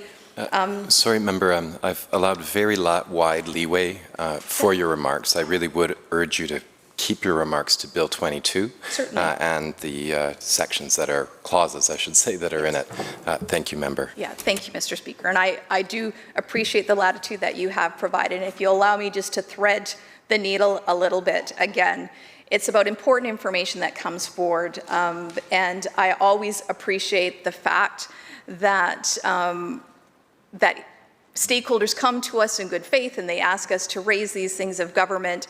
And, because some of the times it's because they don't want to have to go through freedom of information. And, the fear that we're hearing, whether it's the Alliance of BC students or, other organizations, are they going to now have to have a fee placed on freedom of information requests, right? Because I've already walked us through the fact that through transparency and accountability, we're just not getting that information that perhaps I think that the stakeholders and the organizations I certainly meet with on a regular basis are looking for.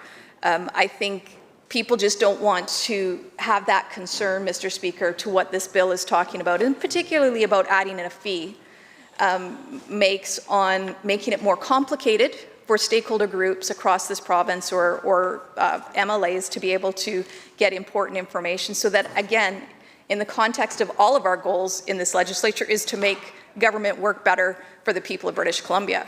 And so, I think it is important to make sure that in the context of, listening to our table officers, the fact that, the privacy commissioner has come back forward and said, look, this is a step back when you start putting a fee onto accessing very important information that I think citizens of British Columbia have the right to get access to. It does not contribute to that resolve that I think all members of this House is to make a government work better for British Columbians. It just doesn't. It's going to take us back. And I worry about what those consequences and unintended consequences, because again, I think in fairness to the, to the legislative team that built and put this, this bill forward that we are discussing today, I think it is our job as opposition to look at what unintended consequences of any bill could be. As I've stood in this House before and talked about, I spent a few years talking to hundreds and hundreds of people across British Columbia about, how does government actually work for citizens. And that initiative was, you know, reducing red tape.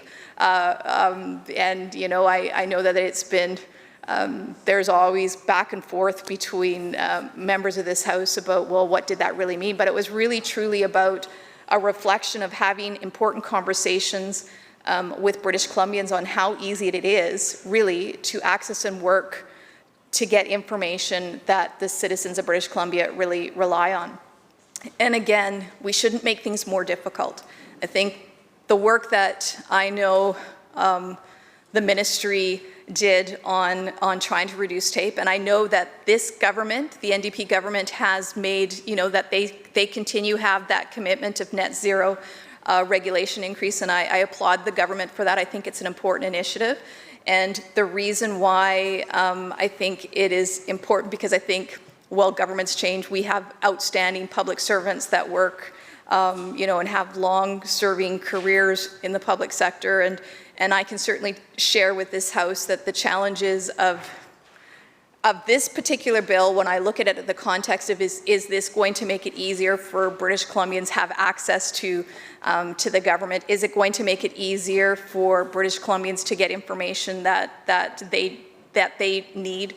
Whether it's, you know, whether it's the media or an MLA who's trying to get an important report so that we can access disaster financial assistance for our region, for a road, or whether it's us trying to work collaboratively across, you know, multiple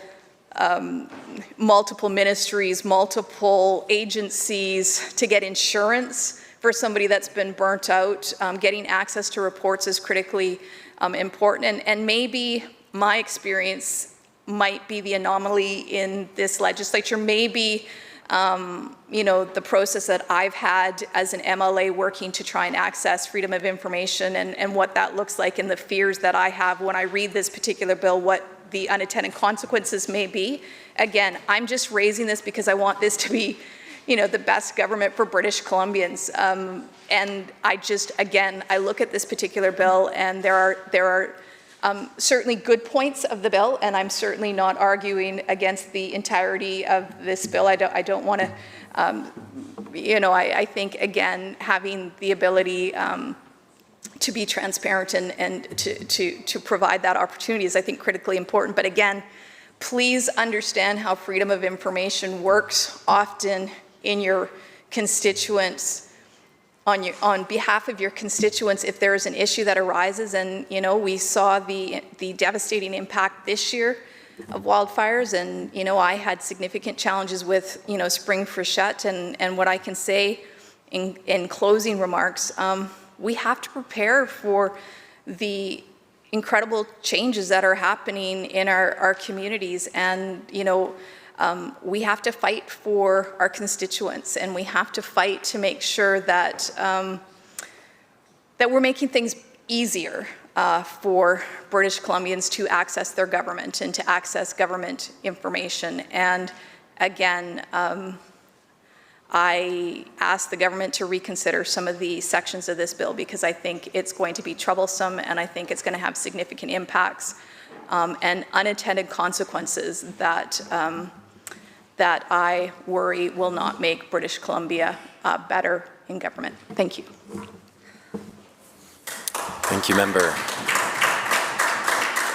Recognizing the member for North Vancouver Seymour. Thank you, Mr. Speaker. And thank you for the opportunity to speak to Bill 22, amending the Freedom of Information and Protection of Privacy Act, affectionately known as FOIPA. As a registered nurse in the community over the past 20 years, I have dealt with the current version of FOIPA in a whole variety of ways.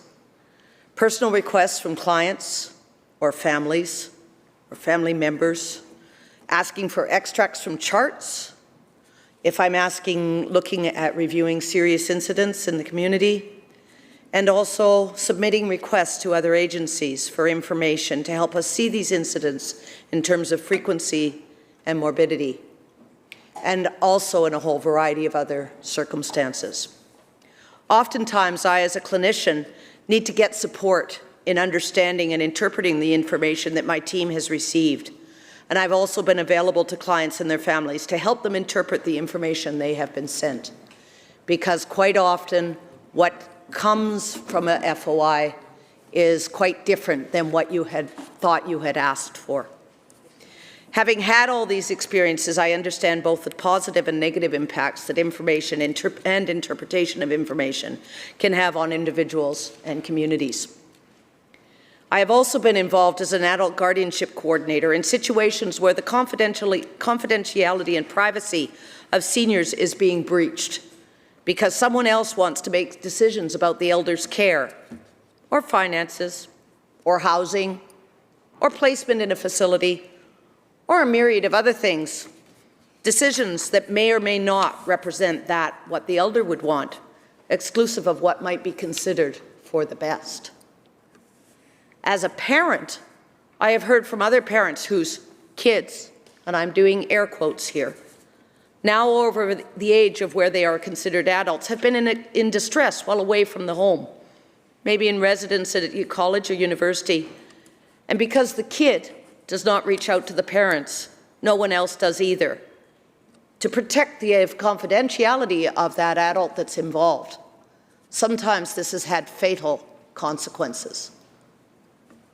All of these situations and many, many more are terribly challenging on moral, ethical, and philosophical grounds, and many of them involve the use of information to work through. However, information is a double-edged sword and must be gathered, stored, and accessed in a way that serves the people of British Columbia effectively and safely. The other side of this equation is that information sources are now almost infinite in number, or so it seems, and access to information, be it correct or appropriate or nefarious, appears to have become much easier in many ways. Apparently, my phone number is on many databases of entities that want to tell me many things, sometimes in languages I don't understand. And somehow Facebook seems to always have ads for things that catch my attention. I wonder why that is. And although this information flow is not new, however, it is significantly expanded, and the variety of mediums has grown immeasurably. FOIPA legislation was implemented a while ago, pre-Zoom and Teams and TikTok and Amazon, and the list goes on and on. And even 10 years ago, when FOIPA was last updated, many platforms were new. Information collection processes were very different, and the rights of many had not yet been recognized or acknowledged. Subsequently, it is critical that the FOIPA legislation be updated to reflect our current state, which is what our government is committed to doing. Through consultation with those who use FOIPA to either protect or gather information, throughout the diverse populations that make up BC, some of those whom have never had a strong voice, if any, in the past. These amendments will allow BC to stay abreast of the ever-evolving wave of technology, ensure that privacy protections are strong, and improve services to those who request information for appropriate reasons. How many of us have used some type of data tool in our public service work and found it to be clunky or challenging, or only useful for part of what we're trying to do? And when we look around, we find that there are other reputable tools out there that perhaps we could consider using, but are not allowed to do so because they're not available to us. The FOIPA amendments will update provisions so that we can use some of these modern tools and yet continue to maintain a high standard of privacy and confidentiality. Through these amendments, breaches of privacy directions will be updated. Breaches of privacy are incredibly important to recognize and deal with. In the field of healthcare, we have breaches, and they must be dealt with. Sorry, that was a particularly important point to me. These breaches will be updated to ensure that there's mandatory reporting, that it doesn't just get sort of dealt with on a one-to-one basis. More effective consequences and a broader outline of offences to ensure that those in positions of trust are clear in the understanding of their roles and responsibilities and are accountable to those roles and responsibilities.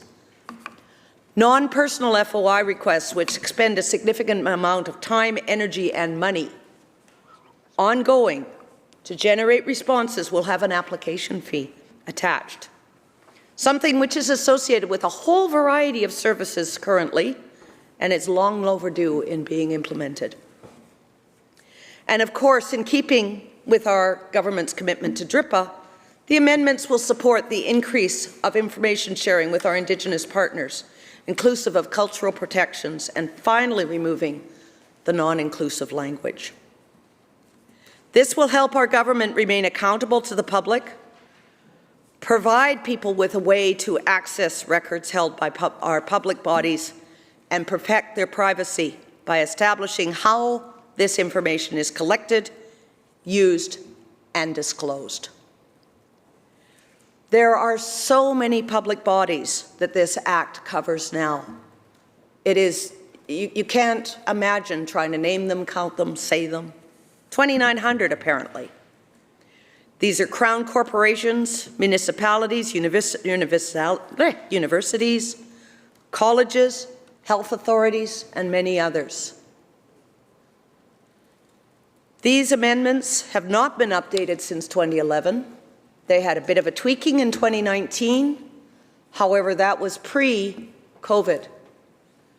COVID has given us a really big window into what we do with information, how we would distribute information, how information is requested, and the importance of information to people, and the importance of the right information going to the right people for the right reasons.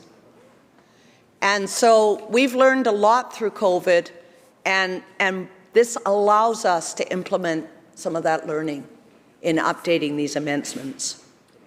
Additionally, since 2017, we have consulted, this government has consulted with many, many stakeholders in order to try and make sure that all the voices that represent the diversity that is British Columbia are included in these amendments, and all the applications of these amendments are spoken to.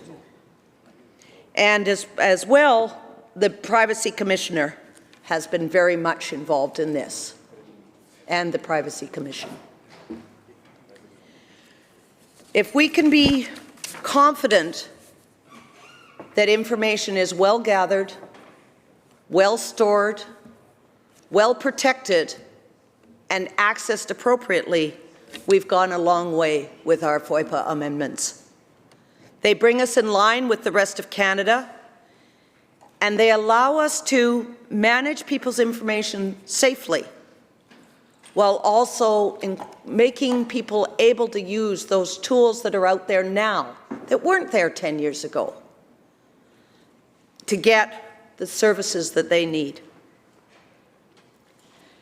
I understand, speaking to what my colleague was saying beforehand, that people want access to information. I understand that. I've been on the face of that. And I understand that information is very important to all of us to make decisions about how we work our lives. But I also understand that information needs to be kept in the place that it's appropriate for the people that need it and want it, and that it needs to be accessible, and that we need to figure out ways to make it accessible when the requests are appropriate. This set of amendments is allowing us to show the people of British Columbia that we are committed to diversity, inclusion, reconciliation, and equity through increasing information sharing with our Indigenous partners, adding the Indigenous protections, and making sure that the non-inclusive language is replaced. If we achieve all these things through these amendments and more, we will have achieved a lot. Because the FOIPA that we have right now, while it was started in a time when it was really needed, was started in a time where the information flow and the information highway was a lot different than it is now. And so these amendments, I'm very pleased, Mr. Speaker, to stand in front of this group of people to say that I support them, and I feel that it is definitely the time that they were done. Thank you, Mr. Speaker. Thank you, member. Recognizing the member for West Vancouver, Capilano. Thank you, Mr. Speaker. I rise today to speak to Bill 22, the Freedom of Information and Protection of Privacy Amendment Act. This is important legislation. It needs updating. There are so many good components to it. And we live in a time where, I guess all times have been, but now more than ever, data-driven decision-making. And it's so important for us to be able to access information so that we can make decisions, we can make them quickly, and we can make informed decisions.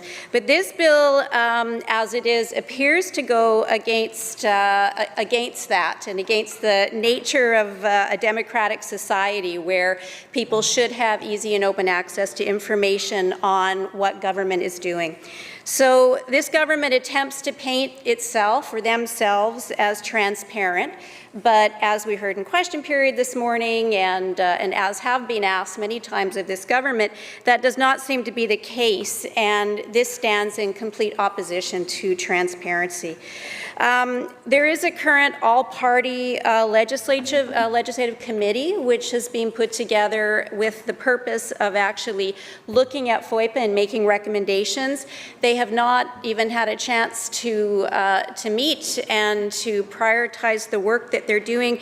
So we have to ask, why is this bill coming forward at this time? Why is there a rush to bring this to the House prior to that work being done? And is there still a purpose or reason for that committee? What will that committee be doing once these amendments to the Act have already been made? The government's already begun to strip away transparency and accountability. We've seen it in some of the legislation that's been brought forward so far this year. We'll talk about the role of the Information and Privacy Commissioner. They are appointed to protect the information and privacy rights of British Columbians. They are the place to look in terms of best practices. But this government is dismissing and undermining that role of the Privacy Commissioner. The Privacy Commissioner who is opposed imposing new fees, which we find is part of this new legislation, and other elements of the bill. This government has ignored his concerns, and he has called this bill, and quote, a step in the wrong direction, unquote. That's the Privacy Commissioner. It looks like the Premier has a total disregard for the independent office of the Information and Privacy Commissioner, because earlier this year we saw him ignore the Commissioner when it came to making the decision about a $500 million investment in Investment BC Investment Fund, and the government deciding not to make that transparent under FOI legislation. So the Privacy Commissioner quotes, my understanding is that NBC will manage some $500 million of public funds for the purpose of investing in BC-based businesses. Because NBC will be making decisions about the allocation of significant public monies and discharging important public functions, it should be subject to transparency and accountability under FIPA, unquote. So this goes again back to listening to the Privacy Commissioner, understanding what true transparency is and the obligation that this government has to being transparent with British Columbians. But government chose not to make these changes and not to make the management of $500 million of British Columbians' money transparent. Now we've learned that when it comes to something as basic and as fundamental as our freedom of information system, the Premier blatantly ignores the recommendations given. It already takes far too long to respond to FOI requests. British Columbians, media, members of the opposition are currently waiting months. Sometimes they're waiting years for documents requested through FOI.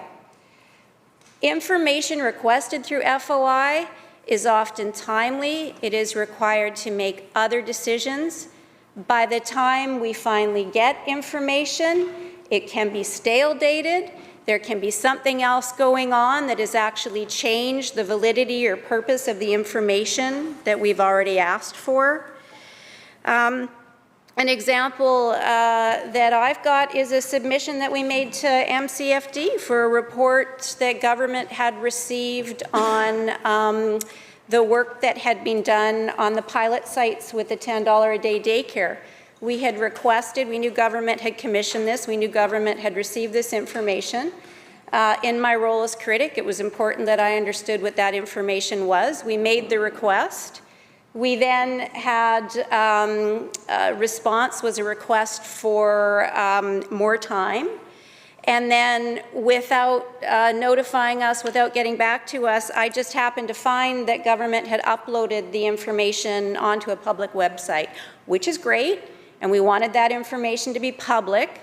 But the process felt, again, like there was some hesitancy in providing that information to us in a timely way and being open about it.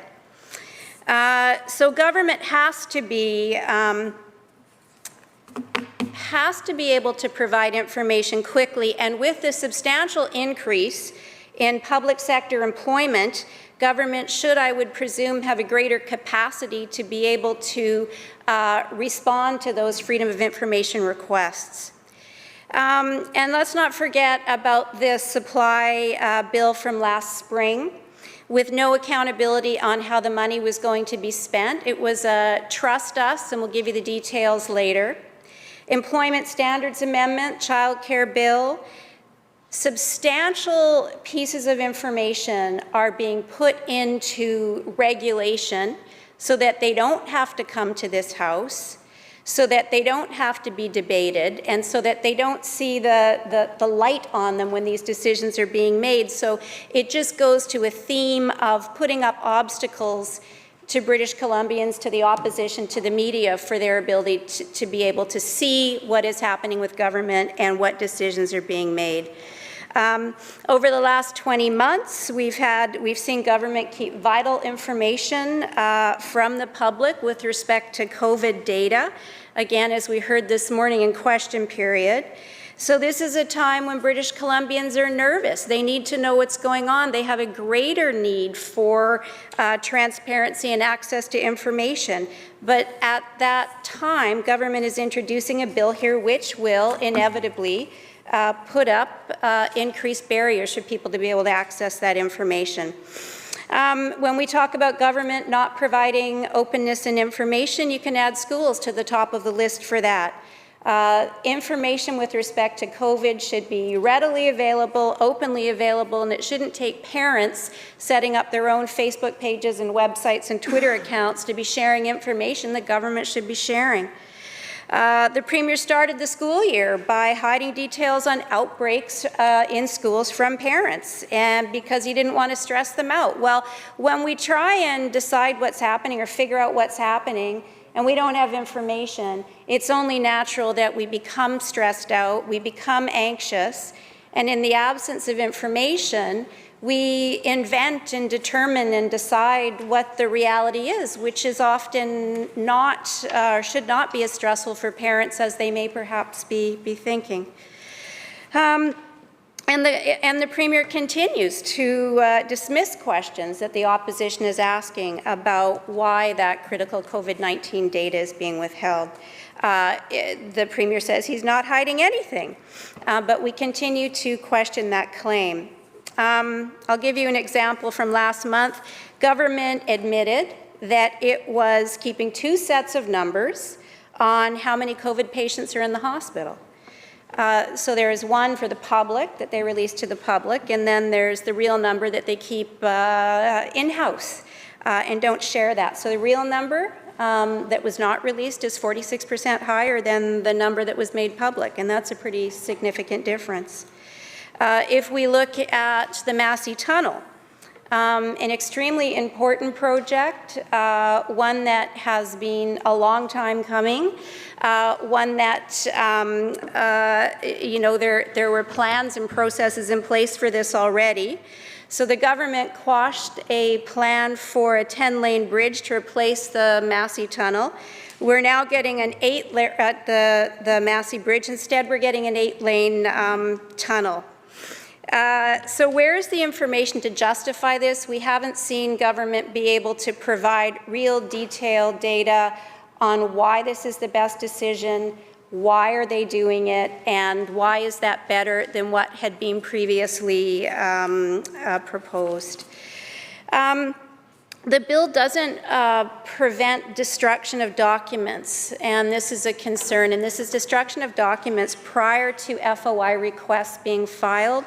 So this was something the Office of the Information and Privacy Commissioner noted, that this was a significant gap in the legislation. This was something a few years ago that had been flagged, but it doesn't seem to be addressed in the legislation that's being put in front of us.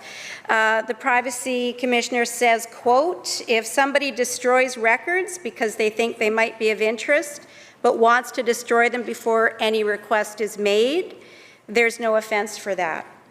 That can't be right, and that needs to change. It's an offense in Alberta, and it could have easily been put in place here. The application fee has set Twitter in a frenzy, is a big concern for people in terms of blocking access or making access unavailable because of the cost of it. This means anybody who's going to be filing a Freedom of Information request, if it's for a non-personal reason, is going to have to pay a fee for that. And the minister has said that this is a nominal fee, that this is just meant to recoup costs associated with filing these requests. We still have to pay. We get a quote on how much it's going to cost to produce the documents. So why do we need to have this additional fee in order to be able to for someone to read the document to determine how much is going to be required to provide that information to us? And by saying that this is not going to be impediment is disingenuous. It is going to be an impediment, and it impedes the public's ability to have access to information that they should have access to. The example, which I believe one of my colleagues has used, the $5, let's just say it's $5 per request.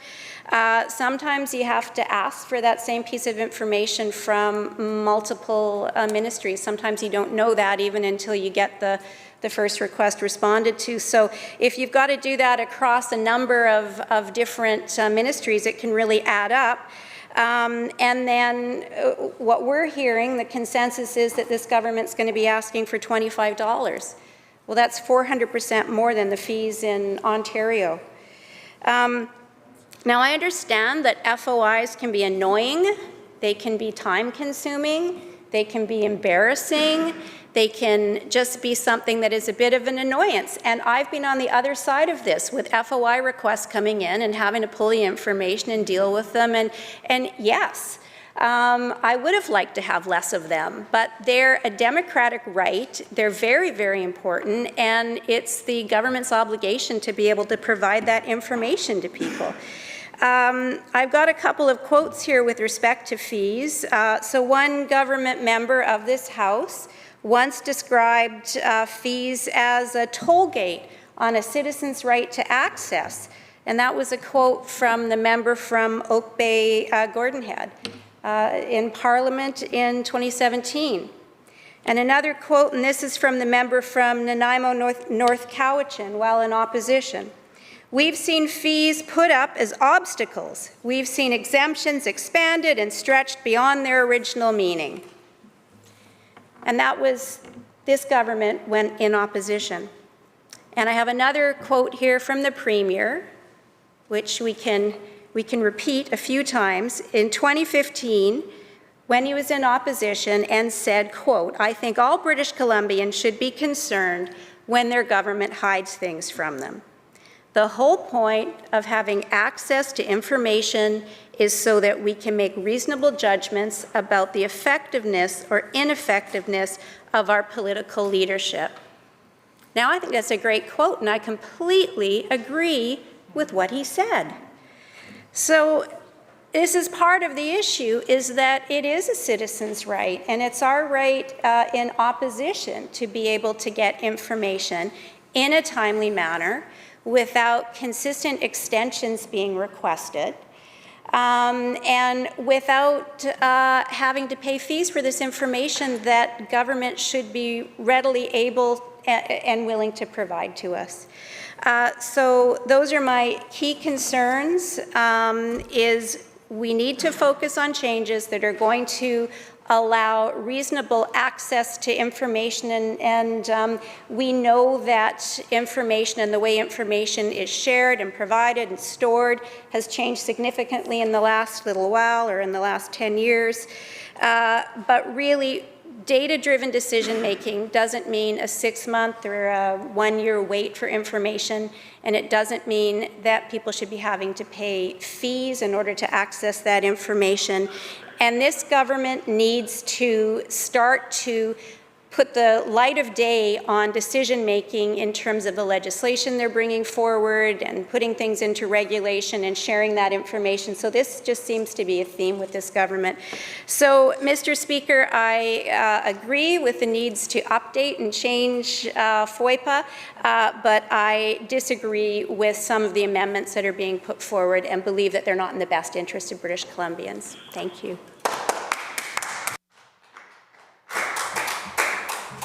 Thank you, member. Thank you to all members for turning off their phones. Member for Langley, please. Thank you, Mr. Speaker.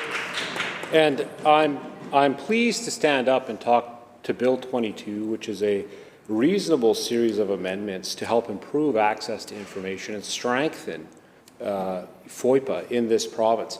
And I'm also very pleased to see that the opposition is having somewhat of a road to Damascus type moment about transparency and the importance of transparency in government. And we heard the member from Abbotsford South at the beginning of this debate speak about or read out a series of quotes from different folks and folks in the media and folks in the local Fraser Valley media. But what he didn't give was the context. And the context is a fundamentally broken relationship that the BC Liberal Party has created between the government and the public of British Columbia, and frankly, their broken relationship with the truth. And now, I want to go a bit over the record, Mr. Speaker, because this debate has been a lot of back and forth about going over the record. But I'd like to talk about this. So, members, I would like to hear. And it's a little rich. And the members can heckle, Mr. Speaker, but it's a little rich. Member. Yeah. Oh, sorry. Thank you. You have a striking resemblance in sound to the member for Peace River. I'll take that as a compliment. Yeah, south. Yeah. So, members, if I could hear the member who has the floor speaking, I would appreciate it. Thank you. Go ahead. Thank you, Mr. Speaker. But you look at the context here, and the former government, the BC Liberal government, the last time they were in office, set up an entire apparatus based on private emails to hide what they were doing from freedom of information in terms of government business. Quick wins, right? That's not something, that fundamentally changes the relationship of government to the public and people's perception of the government. I mean, we've heard from the member from West Van Capilano about InBC and whether or not InBC ought to be subject to FOI, and for good commercial reasons. Those investments have layers of protection, but ultimate accountability through a board and a series of processes to the government and through reports to this House. But what we didn't hear about was the deal that the Liberals did with Little Mountain and the Little Mountain land the last time they were in government. I mean, the fact is, it's rich to be lectured about transparency from members of a former cabinet that ripped pages out of the reports on ICBC, hiding a $1 billion loss from the people of British Columbia and putting that corporation into dire financial straits. And I should say, right now, our government is executing and has executed one of probably the greatest corporate turnarounds in North American history, putting ICBC on sound financial footing. Now, we've also, their relationship with transparency, Mr. Speaker, was so casual that when he was triple deleting emails, the member for Kamloops said, I've triple deleted my emails from time to time. Some emails are deleted, some are just kept. We destroy some records, we don't others. So, I can understand how they're concerned about the destruction of documents, given that they've destroyed so many in their time in government. But the fact is, British Columbians can take heart with the fact that they have a government right now that cares about transparency, that cares about freedom of information, and that's seen in this act. That's seen in this act. And I'll say, and I'm just canvassing the debate that's occurred here, Mr. Speaker, but there's also been talk about the supply bill that happened at the beginning of the pandemic. Well, the fact is, you can stand in this House and rail against authorization for spending that you don't think should have happened or ought to have happened, but this House unanimously authorized that spending. So I'm really not sure where that comes from in terms of a criticism. Now, we've also heard a bit about the George Massey Tunnel in this debate and about business plans. And this government has been amazingly proactive in terms of releasing public documents. And that was canvassed by my friend earlier, the member for Langley East. So I'm not going to go back and belabor that point. But I'll just say that we've released a business plan for the George Massey crossing. There was no business plan released for the Port Mann. And there may be some complaints about redactions, but the fact is, this is about sensitive commercial bidding that is about to occur. You don't go and tell the person that you're about to buy a house from how much you've been approved for on the maximum for a mortgage. You don't tell them where your wiggle room is, because you're not going to get a good deal. And this is about getting a good deal for the people of British Columbia, not giving handouts to donors. So, we've also heard, and I'm not going to belabor this as well, because we've also heard about health data, and some attempts to muddy the waters in terms of the government's handling of the COVID pandemic, which has been exemplary. It's an evolving situation, and there are all kinds, and I can say this, as well as a member of the bar, and having been involved with cases that have to do with privacy data around health and privacy rules around health, Mr. Speaker, which is that there are a plethora of very good reasons to have very strong protections around personal health information. And that sometimes makes things difficult. And we have done, and the Minister of Health has done an exemplary job at being data forward and open and transparent with everything that we've done during this pandemic. That's a simple fact. It's a matter of record, and it's going to become a matter of historical record looking back, and I have no hesitation to say that, Mr. Speaker.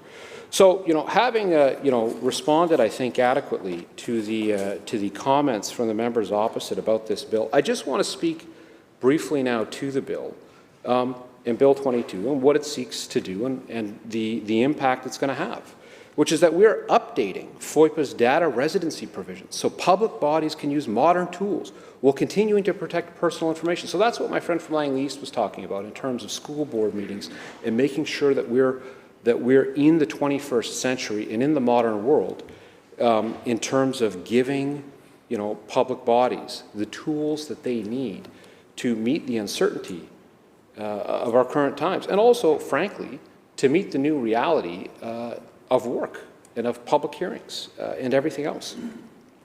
We are enhancing public sector privacy protections. We are enhancing them.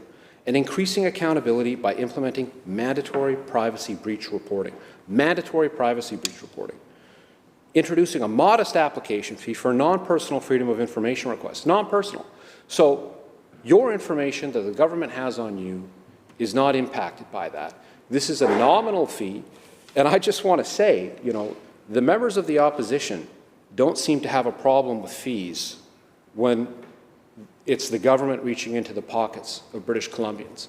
When it's raising ICBC fees or MSP, there doesn't seem to be an issue.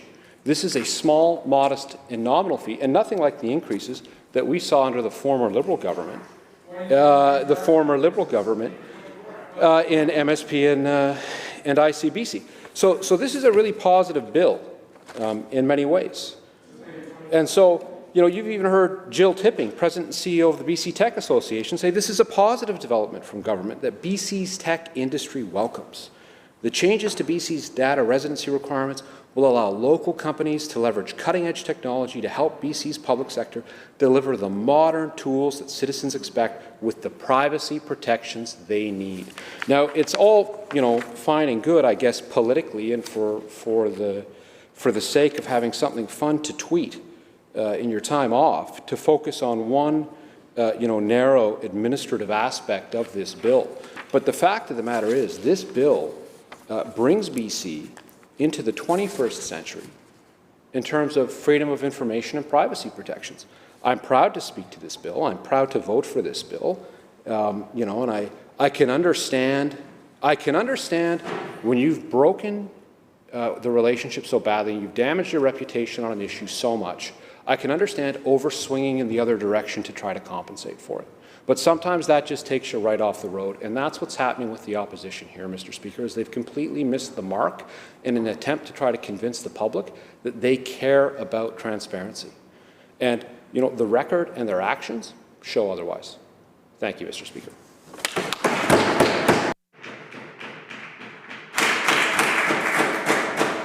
Thank you, member. Peace River North. Thank you, my one fan. Okay, there's a couple more that came out of the woodwork. Thank you, Honourable Speaker, and appreciate the opportunity to speak about the Freedom of Information and Protection of Privacy Amendment Act, Bill 22. You know, just following behind the member from Langley and his point about it's rich for us to be lecturing them on transparency.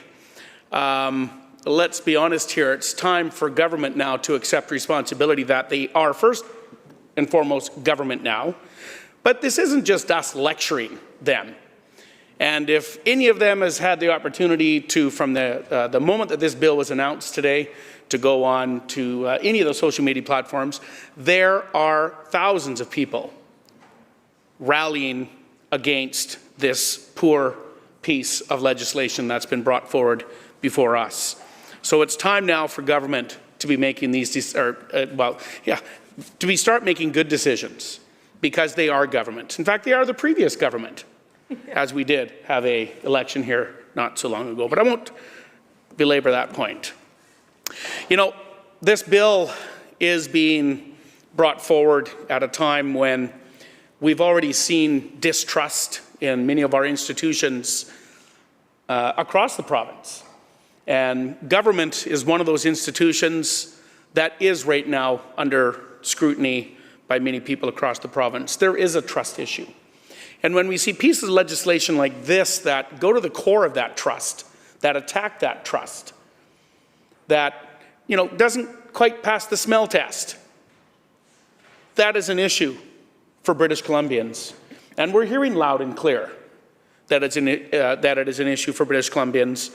And I will actually raise some of these points here a little bit later around some of the things that we've heard just in the last few hours on social media.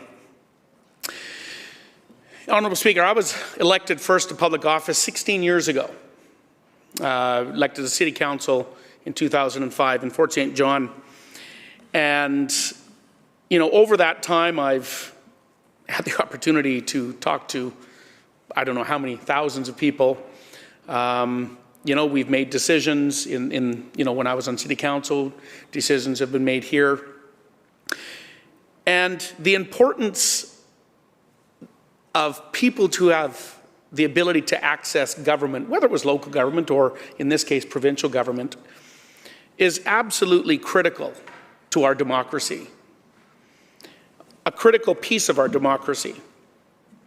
And a little while ago, the member for Langley East, I think it was, you know, told a little story about being a school board trustee, and you know, it was just so much work when people did FOI requests. Like, man, this is too much.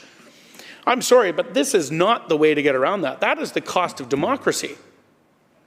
To have people to have this ability to access government, to access documents. So I don't buy that argument one bit.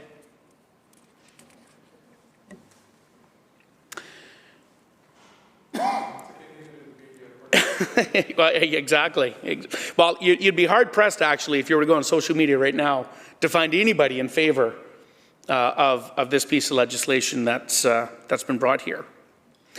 You know, there's a lot of issues with this bill, and I'm, you know, my colleagues have done a marvelous job at bringing some of them forward, and I'm not going to repeat them all, but British Columbians now more than ever are looking for greater access and greater transparency to government, more information. This bill strips that away.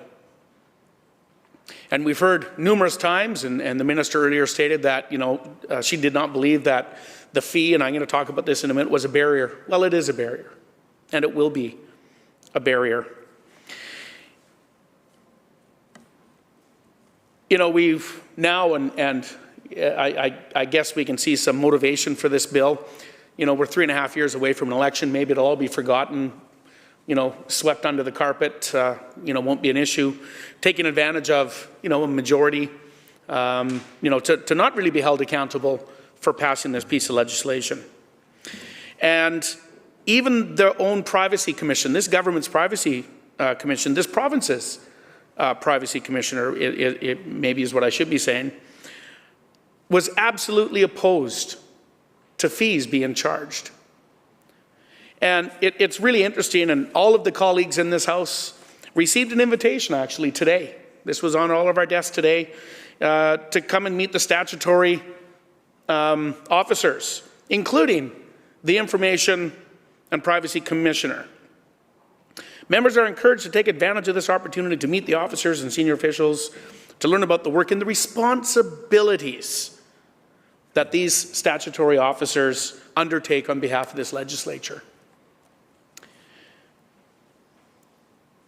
Responsibility that they take. So when we see one of these statutory officers, one of these important parts of our democracy, come forward and say, this isn't a good idea, government should be listening to that. But they're not. He calls this a step in the wrong direction, this bill, end quote. So it's quite confusing when we see government ignoring one of our statutory officers' strong recommendations. Not just a passing comment, this might not be good. No, this is a step in the wrong direction. Pfft, whatever.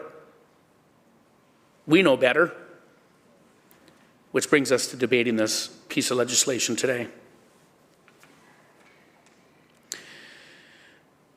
There's lots of things that I'll talk about here over the next few minutes. One of the things which is interesting is about where the information, some of this information is being talked about being held outside of British Columbia, outside of our jurisdiction, which really intrigued me a little bit. I remember when I first got elected in 2017 to this place, I used to use Google Calendar. I used to use Google Calendar on my phone, and I got in trouble because we're not allowed to use Google Calendar. And we're not allowed to use Google Calendar as members of this place because that information's held in a different jurisdiction, not applicable to British Columbia laws. Yet now we see the government pivoting this new direction of possibly storing our information outside of British Columbia's jurisdiction, the United States or just outside of British Columbia. So again, another concerning piece of this bill is, where is this information going to be held? You know, and what could go wrong? We've never seen issues before with data breaches, have we? Well, yes, we have. We hear about it all the time. And when we're dealing with British Columbians' personal data, that raises a flag. That is very concerning to myself as a member of this legislature, as well as to British Columbians in general.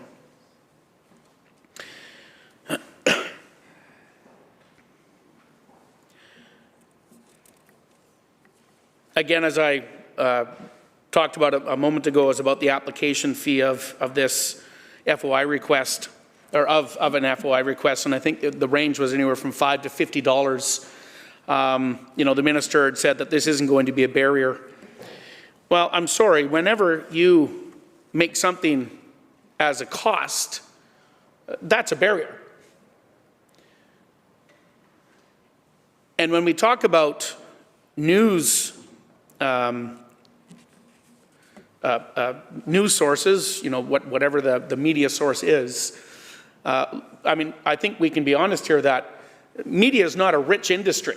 You know, it's an industry that's already struggling to make the bills. Yet they play a critical role of holding all of us to account in British Columbia. So to say that this $25 or $50 or $10, whatever it is, will indeed be an impact. And you know, I could have actually I could have been a designated speaker and just read tweets for 2 hours, and probably would have, actually maybe I should have done that. Maybe one of my colleagues will do that in a little bit. But I did select a couple that really stood out to me, and you know, I'm going to quote them. They're from Twitter. John Woodward from CTV tweeted out a little while ago. You know, I can't count the number of times we interviewed then outraged opposition, government now, Mr. Speaker, NDP MLAs over some scandal about the governing Liberals at the time, and we had discovered that via the Freedom of Information that we got this information. Now that they're in government, they're putting a tremendous bottleneck on the system that now keeps them accountable. And John goes on to say in another tweet, how much is $25? Here's some perspective. Well, first of all, it's 5 times the Ontario fee, because we do hear, oh, other jurisdictions do this. And I'll tell you, if I know our government well, Mr. Speaker, they're going to go to the higher end of that $5 to $50, I will almost guarantee. So I don't think we're too far off on this. So John goes on to say, if this fee was in place in 2020, I would have had to spend $1,525 just on application fees. Multiply that over journalists in British Columbia, and you can see the chilling effect. That's a lot of money. That's a lot of money for one journalist to do their job in holding government and all of us to account. That's democracy.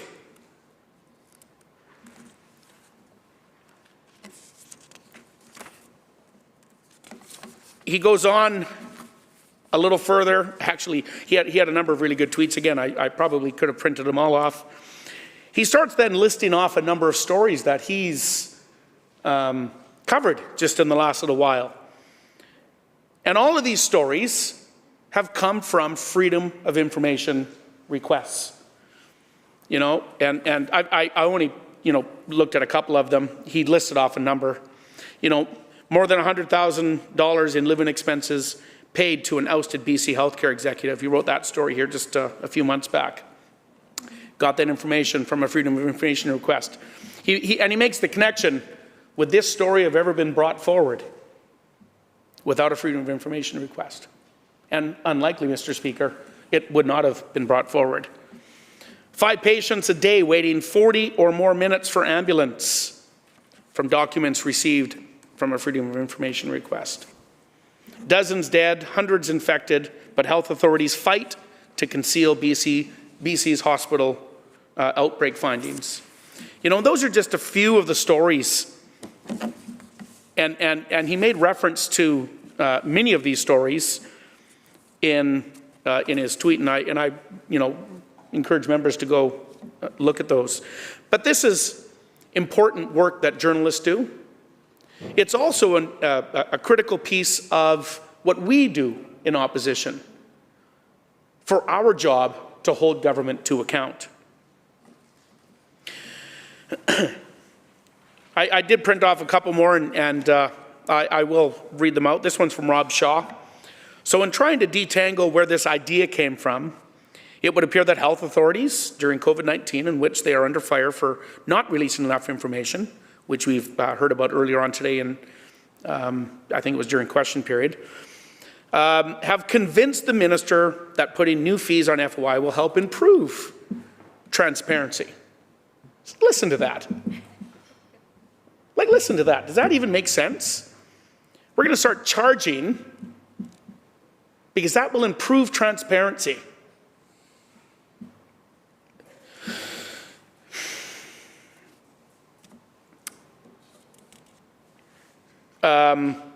Rob Shaw goes on, he talks about the commissioner slamming the government on this legislation, which I've already talked about, so I'm not going to repeat that. He also refers to Penny Dafflow's story, which I think has really been a big story here in the last, this past week, around the COVID numbers and the transparency issues that we've seen just recently.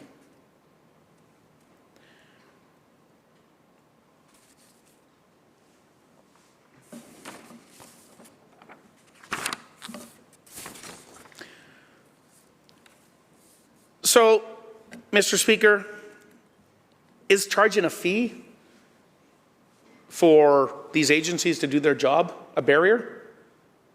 You bet it is. And I think that government should be listening to the Privacy Commissioner and taking the advice around looking at some changes to this bill, including, of course, where the data is being stored. We've heard a couple members talk about, you know, how it's kind of going to be up to interpretation for government to come up with their own ideas, and a lot of this bill is left up to regulation, which is always of concern, especially when you're talking about individuals' information, personal information. In fact, if there are times where you want something in legislation firmly, it probably is around this legislation, the FOI legislation. Not to be left up to regulation, not to be left up to a small select group to sit around and, you know, make their decisions based on the flavor of the day or, you know, whatever theme was happening around that table. It needs to be put in legislation.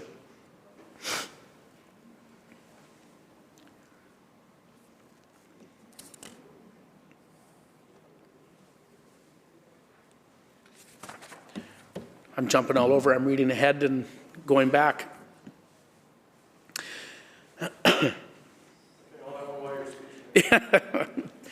Thank you. You know, some of my colleagues, and this is kind of the comedic part of this, and we've done this before in this House, and thank goodness we don't have to do an FOI request to search Hansard, because, you know, there is an incredible amount of opposition around this legislation. I mean, sorry, not this legislation. Opposition around what this legislation intends to do. And Mr. Speaker, that opposition comes from the government MLAs and ministers. And I know colleagues, and I can't find it in my piles of paper here, I know my colleagues have already referenced a number of, oh, here they are. You know, and it was a really easy document to find, or to print off, to find quotes of government members over the past number of years, absolutely, vocally pushing back against any talk of there being fees charged for FOI requests or changes to be made to the FOI. You know, taking great honor in BC's FOI system.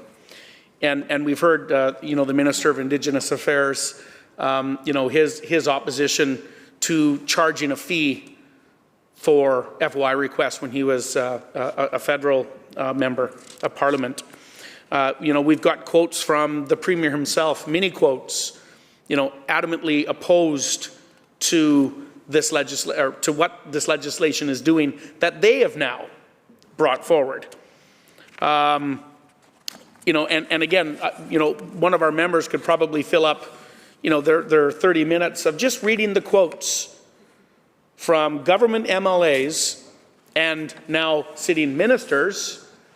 And I look forward to one of my colleagues doing. Oh, good, it is coming. That'll be good. That'll be good TV to watch here shortly.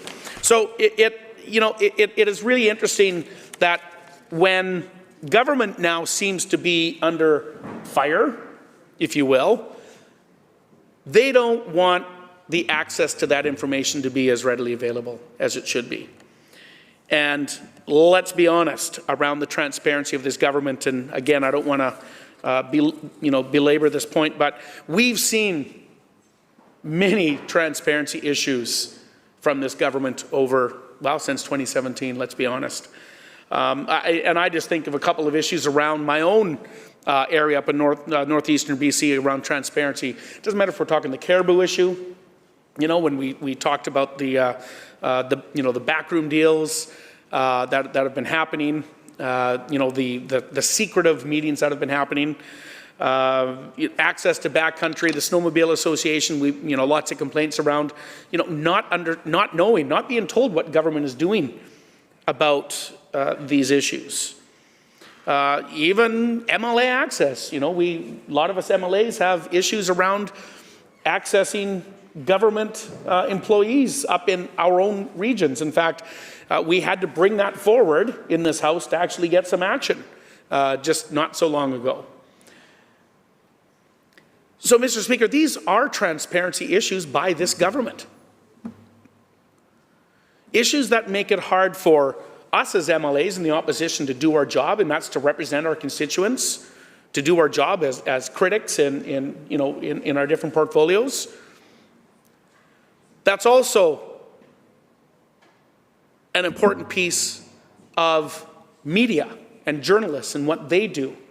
And having that ability to access information with ease, not waiting months and months and months to receive 55 blacked out pages, to do a story on something that is absolutely critical and important to British Columbians that they want to know. So yes, we have a transparency problem, Mr. Speaker, with this government. British Columbians have a transparency issue with this government. And that's in all corners. That's in all corners of this of this province. People are not trusting government. They're not trusting these institutions that we need to have a level of, or they should have a level of trust in. And that level of trust is being whittled away by pieces of legislation such as this change to the FOI Act.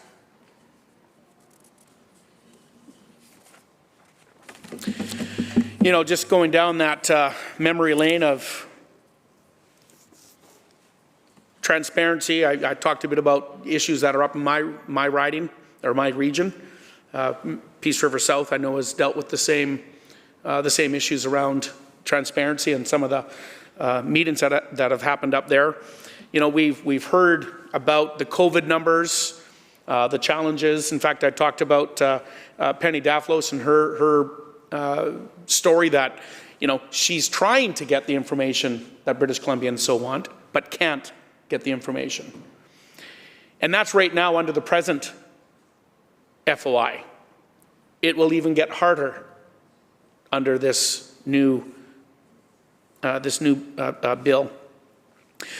We've heard issues. My colleague from Fraser, oh my gosh, I always say it, Fraser-Nicola, I think it is, Fraser-Nicola Valley. I'm going to get in trouble now. She's going to give me trouble. You know, has mentioned a number of times around, you know, the transparency within our schools and COVID numbers. And interestingly enough, I had a conversation with some officials, school officials up north, and they're worried about the transparency around our own health authority. And I went and looked on the Northern Health Authority's website, and you know, the school outbreaks, if you compare them to that of, you know, the Interior Health Authority, and granted it's there's more people in Interior, but it's not even comparable. And I encourage other members to look at the reporting that the different health authorities are doing. And it raises alarm bells, it raises questions. You know, parents are going to those websites and they're you know, and they don't trust it. They don't trust it because the government has become hard to trust in recent years.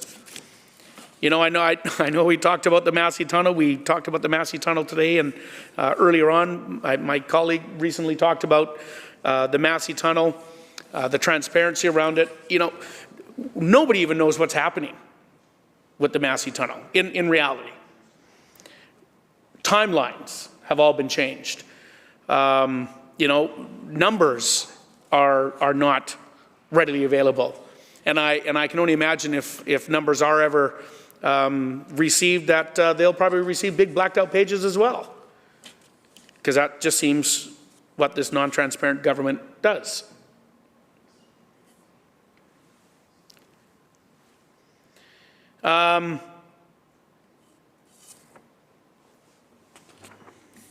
You know, issues,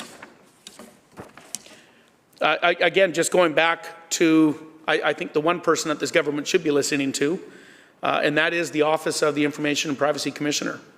And I'll go back to that because I think it is critical that this is the person that we all have entrusted with the information and privacy within British Columbia and how that's dealt with. And when, you know, when that office is completely opposed with the direction that this government is going, I think that raises an alarm bell. And I think as people start, you know, reading the news and watching the news this evening, and I'm sure that this will be a topic of discussion, and they start hearing, what message is that again sending out to British Columbians around trust in this government? Well, I can tell you that the message being sent is going to be loud and clear. It's that you can't trust this government because the government seems to be trying to hide and make it hard for these critical institutions or groups, I should say, like us, like journalists, to get the information out to the British Columbians who deserve it. And this legislation actually goes against that.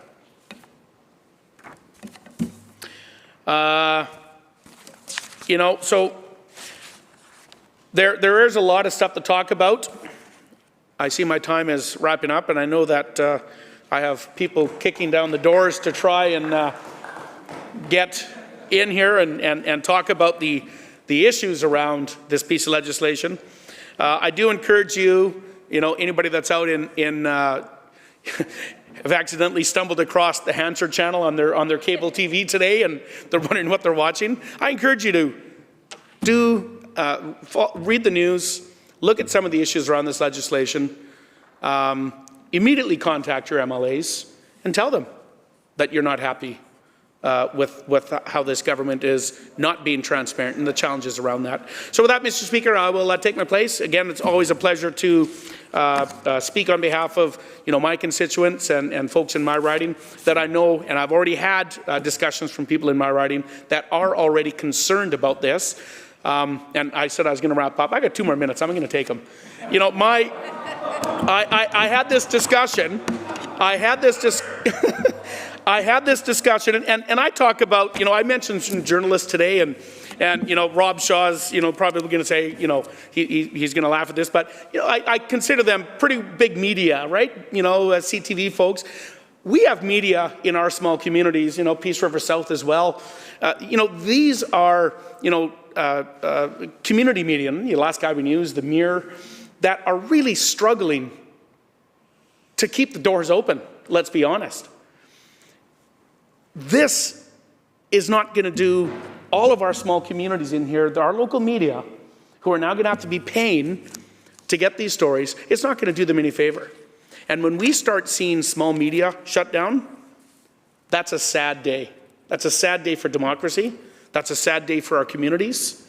It's a sad day for all of us when we start seeing that. So anyways, with that, I'm not going to take my full 2 minutes. I got another minute left. But I will say thanks very much for entertaining me. I will take my seat, Mr. Speaker. You had me whipshot there, member, on the yes or no part. Minister of State for Lands and Natural Resource Operations. Thank you very much, Mr. Speaker, and I thank my friend from the north for his comments and for taking not his full time and psyching us out a number of times. It's a pleasure to join the conversation today about what I think we can all agree is an incredibly important topic about how information is shared or not shared with the British Columbian public. And as somebody who represents also a northern riding in Stikine, I am also thinking about the issues that we face up north, where from time to time citizen activist groups, local media seek to find out what is happening within government and will use this particular act in order to pull that information from government if it's not proactively disclosed.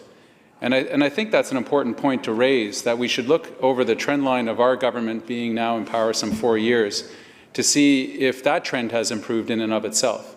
Are more parts of the British Columbia government automatically disclosing information to the public? Because where that is appropriate, that seems to me the most favorable situation, so that someone doesn't have to file a request, doesn't have to go and dig through mountains and mountains of documents. And you can see under our government, under an NDP government, we've increased the number of authorities, we've increased the number of institutions. Well, my friends across the way are certainly entitled to their opinions, but not their own facts. If the number of institutions are increasing, which they are, according to the Commissioner and others, that are automatically disclosing their reports, automatically disclosing information, that is appropriate, because we all know there are limitations for disclosure. And that is also an expectation and a tension between privacy and disclosure. That when British Columbians give us their information, or it is gathered from them, either through census or health records or the various ways that British Columbians have their information kept by the government, that personal information I'm talking about, there is also a need to protect that privacy, because people are entitled to that privacy, and we promise that to them. Government is not always successful in that endeavor, and unfortunately we know there will be, most likely, breaches that happen from time to time. We've seen them in the past, student loan information, health records, incredibly important and sensitive data, both from the public and the private sphere. I don't think this is one of those cases where we can say one sphere of our lives does it inherently better, the private sector or the public. Both struggle, because we are just collecting so much more information today than we did in generations past. There are so many more nefarious actors on the stage that are willing to go and attack the security systems that we have in place, both in the private and the public sector, to try to grab that information, be it for profit or exploitation or whatnot. Now, this bill, Bill 22, the BC's Freedom of Information and Protection of Privacy Act, seeks to bring British Columbia forward in many important ways, because as members in the opposition and those on the government side have indicated, we've lagged a bit behind in terms of other jurisdictions within Canada and in the way that we administer this act and the requests that come forward. Now, I spent more than a fair share of my time in opposition, and we would, from time to time, use freedom of information to try to get out information from government. It was sometimes successful. It was oftentimes thwarted by heavily redacted or government just taking so long that by the time the information came forward, it was no longer useful. The issue had moved on. What we've also seen, as opposition members here have talked about today, the great effectiveness that the Fifth Estate and the media are able to use freedom of information, the power to draw from government more information that was initially disclosed, to be able to talk to the public about the administration and how the government is doing.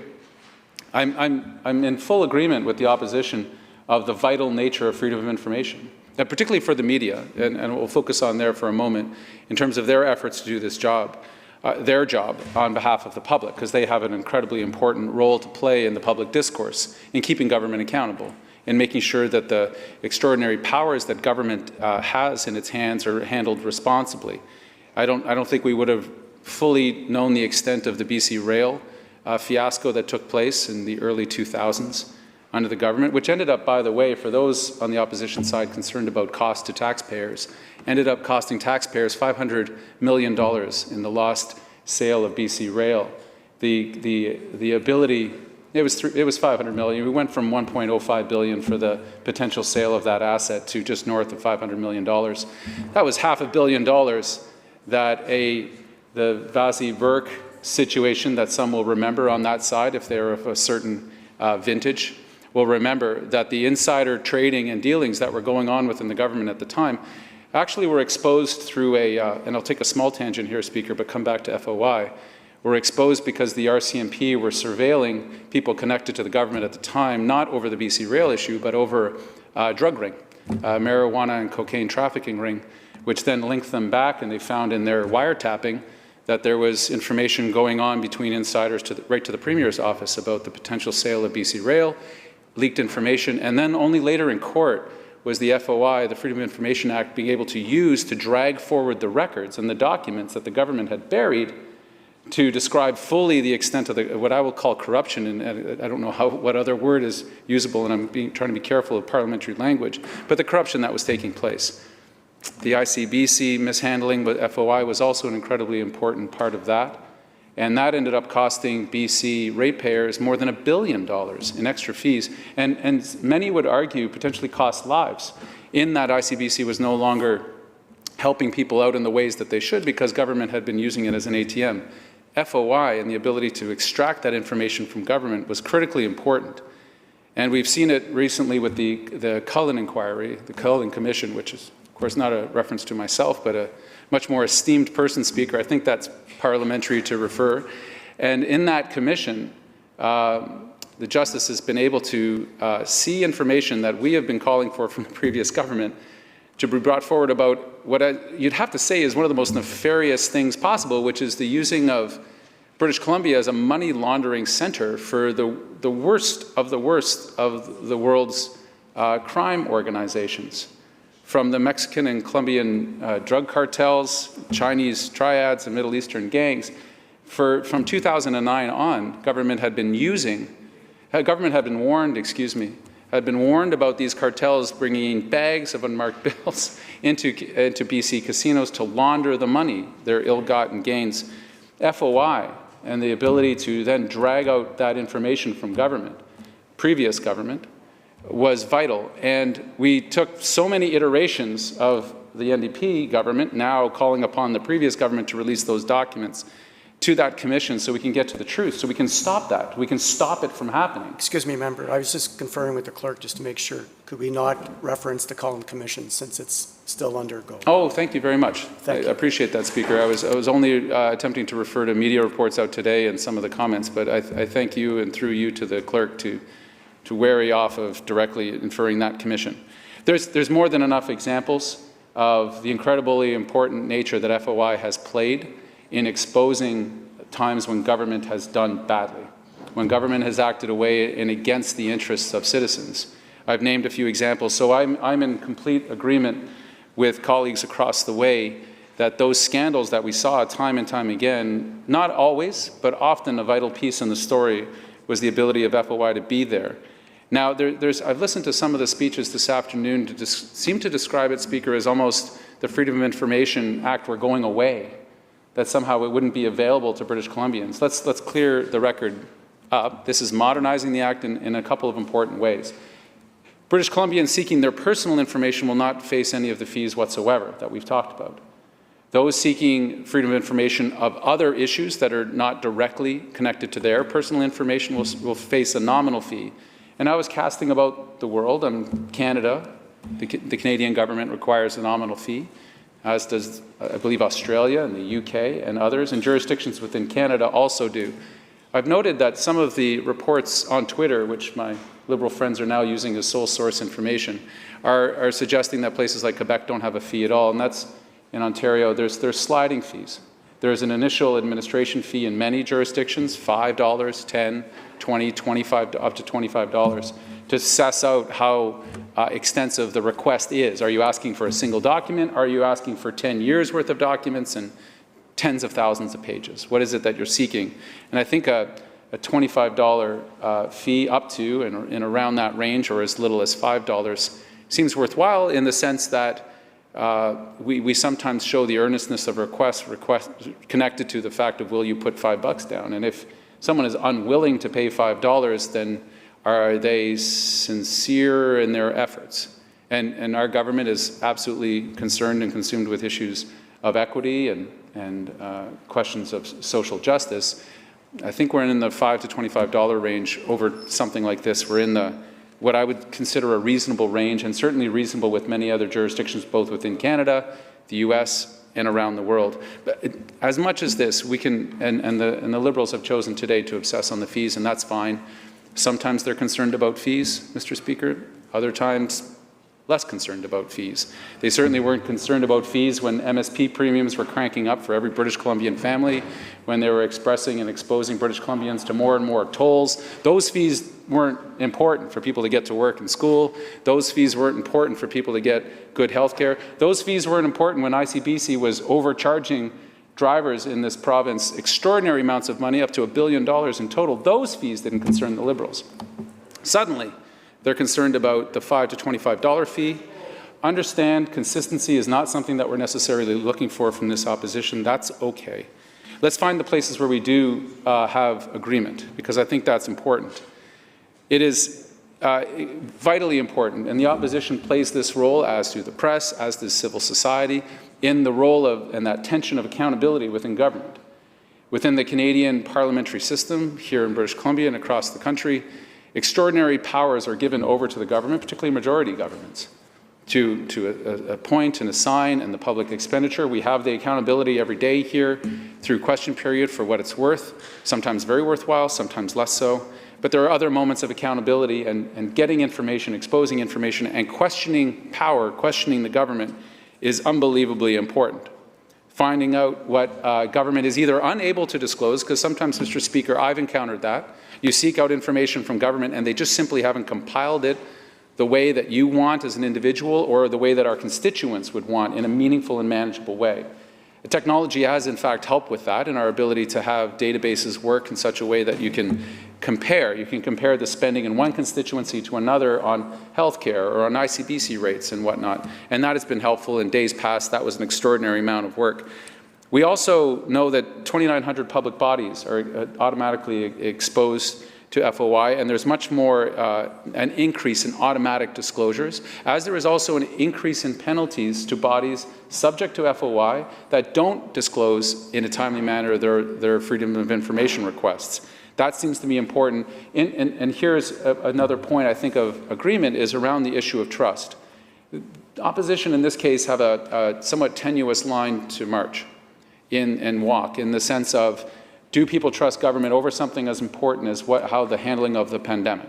I would indicate in some ways the results of the last provincial election somewhat indicated the public had a certain high level of trust with the way the government handled the pandemic. If there is a tension that I would describe here, it's when saying that people don't trust the government on the release of information as to what's going on with infection rates. What's Dr. Henry saying about this? What is the prescription? What is the effectiveness of this? In describing a problem, sometimes, and I would caution the opposition on this, they can actually make the problem worse.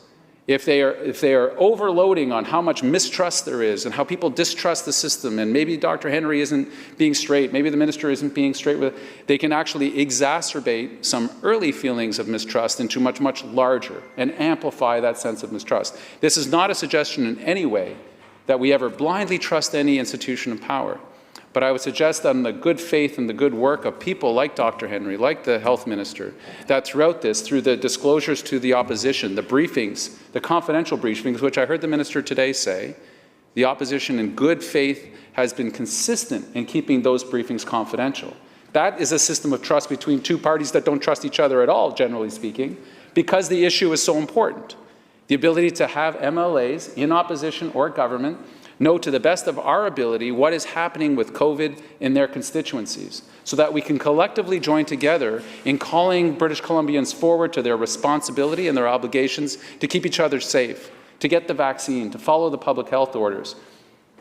When asking questions about trust and accountability and transparency, all important and vital, there is a point at which we cross over into exacerbating and amplifying the mistrust, where people start to doubt the intentions of the Public Health Office, doubt the intentions of the Minister of Health. And I think that is a point where we start to do more damage than good in asking for accountability. I think that's a reasonable tension to have, and it's a reasonable conversation to have.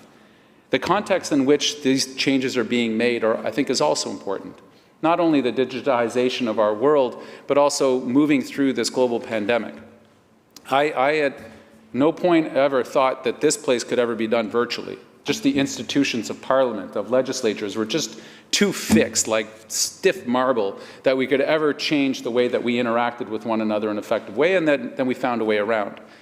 I saw the resistance from the healthcare industry, the community, from doctors and nurses for telehealth for many years, where there were just some that are just obstinate. We were obstinate. We are just not going to allow anything to happen online, and people won't trust it, and yet we've seen an explosion, in fact, of the ability to have consultations and our records kept and recorded and kept in virtual context. Protecting that privacy remains incredibly important. And this, I will admit, was a place that I had some consternations. We've seen previous iterations of governments here in BC and at the federal level about the domesticity of keeping the data within our borders and subject to our laws. I think it's worthwhile for members and members in the public who the opposition are encouraging to become educated, as I have been slowly becoming educated because I'm not naturally inclined towards understanding these types of technologies, as to what security is. There's a number of conditions for security. One is where the data is physically kept. That can seem important, and intuitively I understand that. I think another element is what are the security protocols and how much are we spending on keeping that data safe regardless of where it's kept. That there isn't anything inherent in saying if data is kept within this building, it is therefore safe. It may be safe. It depends on what protections you put around that data. And we've had our breaches in the past of data kept here in British Columbia because our security levels were just not to the same level as those seeking to breach that security. Like I said earlier, that's going to remain a challenge and a struggle because there are so many interested parties, most of them nefarious. There are attempts to constantly hack into government accounts, constantly hack into the private sector security of data, because data is information and information is power. We know that, and that's going to require vigilance on all our parts in the way that we conduct our own lives. We've all seen the spam and the phishing trying to expose. And just if I can take a moment, Mr. Speaker, and I think this is a public service announcement, I saw one of the more sophisticated spams and attacks on my own privacy that happened just 6-7 months ago, where I was out in my community in Smithers in northern BC picking up a couple groceries, and I got a call on my phone, and it was from my bank, from my credit card, and it came up as my credit card company, and they said, have you made the following 2 or 3 purchases? Someplace in the UK and someplace in Malaysia, and this had happened a few years ago. Someone had somehow gotten my credit card info and made very expensive purchases, and I said, no, not at all. And they said, can you confirm who you are? And I said, sure, and they gave me my birth date, and they had my phone number, and they had all sorts of things. And I said, you know what, can I just check to make sure that you're actually my credit card company? Oh yes, absolutely, sir, that we are. And they had so much information on me, and they had, to the point where the hold music was exactly the same as the hold music that my credit card company uses. It was, the diction was the same, the verbiage was the same. And I said, hold on a second, I'm not sure. And while I'm trying to figure something out with these guys, I get another call from my credit card company. Say, Mr. Cullen, have you made these other purchases in other countries? And what had happened is while I was on hold with this fraudster, they were now charging my credit card for other purchases. And my real credit card company had caught the fraud taking place in minutes, all happening at the same time. And I thought, this is getting more and more sophisticated. And I'm not naturally a suspicious person, but I'm not, the dumbest person. And it took me 25 minutes to figure out that the fraud was taking place. We're living in a challenging environment, folks, increasingly a global community of this, increasingly sophisticated attacks on our privacy, and keeping the Freedom of Information and Privacy Act at pace, and listening to the challenges, Mr. Speaker, listening to the challenges to these amendments that come from opposition, that come from civil society, that come from the media, as to what is not right about the amendments that we are making. I think there's always humility required in government when making amendments to important pieces of legislation, which this one is, and I hope that our government does that, because ultimately this is a trust exercise. And people are okay to mistrust government, and Lord knows, coming from Stikine, Mr. Speaker, I have more than our fair share of constituents that just inherently mistrust government for various reasons, experience, ideology, whatever it happens to be, and that's okay. Yet at the same time, we need to trust government to do the things together that we can't do alone, provide policing, provide healthcare, education for our kids, and do it in a way that we deem to be acceptable and ethical. And that's why we have all those officers of Parliament that do such good jobs, including the Privacy and Information Commissioner. So in this context of this pandemic, on which so much in our lives has changed, this too is requiring change. And this is an important point, and I want to be careful in this because it can be misinterpreted the wrong way. I'll speak more to, which was more extensive for me, the federal experience, where we had a number of FOI requesters who were very excitable. They would present hundreds and sometimes thousands of FOI requests to government. They weren't a member of the media. They were citizen activists, I suppose. But they would go after one particular ministry and do thousands and thousands of requests over time. And every ministry, just so people can understand, Mr. Speaker, to my understanding, each ministry has people responsible for this. And when an FOI request comes in, there's staff time that they'll move over and say, okay, we have these requests, and try to assemble the information, and it takes time depending on the request. What government in Ottawa used to call frequent flyers, folks that would come in for these thousands upon thousands of, without anything really specific in mind. They're simply fishing. And this is an extreme case. These were extreme cases. This is not typical. Most FOI requesters have a sincere intent in mind, are looking for specific, either personal information or to understand what government is doing. Yet these folks do exist. And I wouldn't suggest that the fees are necessary for the exceptions, but sometimes exceptions do exist in which people will abuse the powers granted. Again, it's an exception and it's not a rule, but it's a challenge. And it's a challenge for those that are placing those sincere requests into that same ministry that has now been stacked up with legally obligated 1,000, 500, 100 different requests that they're dealing with, that it's very difficult to deal with the more sincere ones. At the same time, they get backlogged. And some will say, oh, that's an excuse, but I've watched the reality within some ministries where you have a staff person dealing with those 200 requests for information, some of which are hundreds of pages long each, and then someone comes in and says, I want my records on this, a relatively simple request. It's a challenge. I don't expect the public or the opposition necessarily be too sympathetic to the staff that have to go through that, but I've talked to them. And these are sincere public servants trying to do their job, and they get frustrated by it from time to time because they can see the pattern and the intent. And again, I'm speaking more at the federal level than I am today at this. I would say this about the services that we use. Again, moving more and more towards the cloud, moving more and more towards technology, and that if we're allowing, as we are in this act, some of those data servers the server farms to be not located in British Columbia, that our vigilance has to be increased with respect to what security protocols are in place. It remains a concern for me. It has to be and is stipulated in the Act and has to be increased because the vigilance is so important. It's so important. And I admit, I must come from a different generation or of a different orientation, Mr. Speaker. I'm constantly amazed in this day and age in which privacy is so important how much privacy people are also willing to give up at the same time. You know, the conspiracy theories about the COVID vaccine having a chip and people not wanting to be followed around, which was sheer idiocy, but at the same time, they would text me and tweet me from their phone.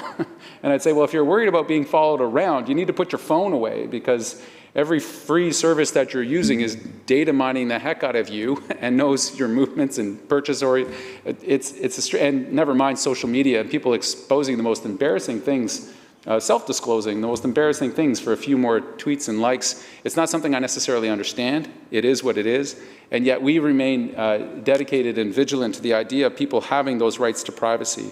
Because of the mandatory reporting of privacy breaches that are based in these amendments, I would hope that the opposition and other potential critics would join us in saying that that's important, that breaches should never be a voluntary thing, that we should disclose when something has gone wrong, when information has gone out. And again, this has happened to both the public and private sector, and it is critically bad in terms of that thing that I talked about earlier, which is trust, that when mistakes are made or our security wasn't secure enough, which is always a challenge, as I've said these days, that we're forthcoming with the public and saying it happened. Either someone did something wrong, or we were attacked in a way that is novel, we have not seen it before, it is a foreign actor, and this is the breach that's happened. Because it's quite an invasive experience, Mr. Speaker, as somebody who had my student loan information breached through a federal account. Suddenly, me and 25,000 other people who had taken student loans had all of our information disclosed through a breach. I believe it was through the federal government. I didn't feel good. It felt like a bit of an invasion into my home, that somewhere out there what I owed in student loans from having gone to school was made public, and someone could go now search it through a public database. That's a small breach compared to some of the things that we've seen. Public health records. We had incidents of British Columbians crossing the border into the US, and because of a breach that had taken place and it somehow got into the hands of the national security system in the States, they were being questioned on their health status with detailed information from border guards asking Canadians about whether they had AIDS or not, whether they still had cancer or not as they crossed into the border. Talk about an invasive experience. Mr. Speaker, I'll end here because I know there's a number of colleagues that want to join in this conversation. I think we're going to have, and we do clearly have, points of disagreement.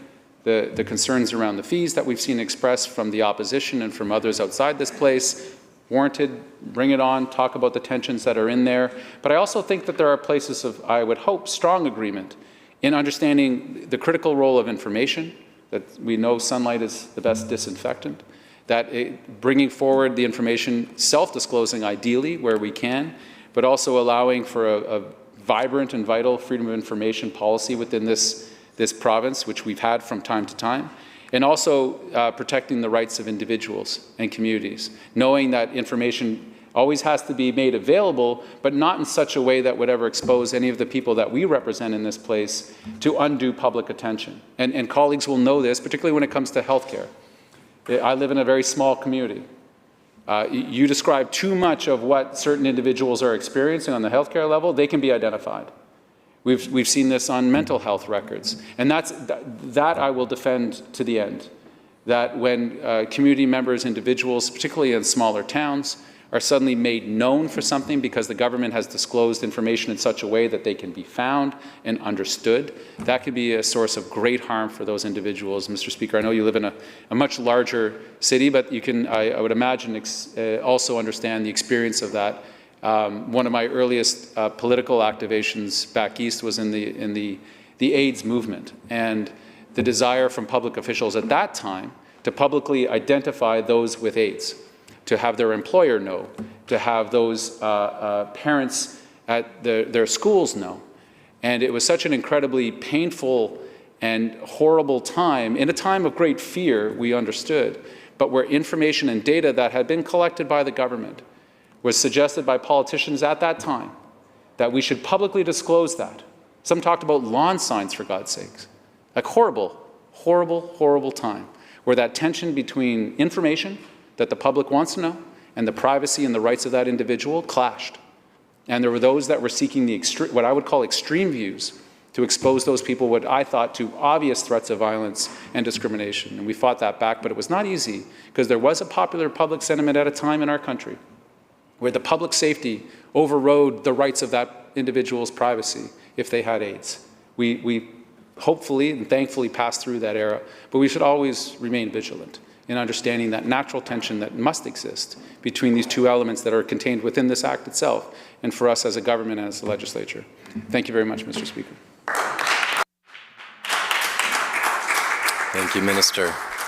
Recognizing the member for Vancouver-Quilchena. Thank you, Mr. Speaker. And we all, I think, recognize that freedom of information in the public mind is a pretty dry topic. It doesn't attract an awful lot of excitement.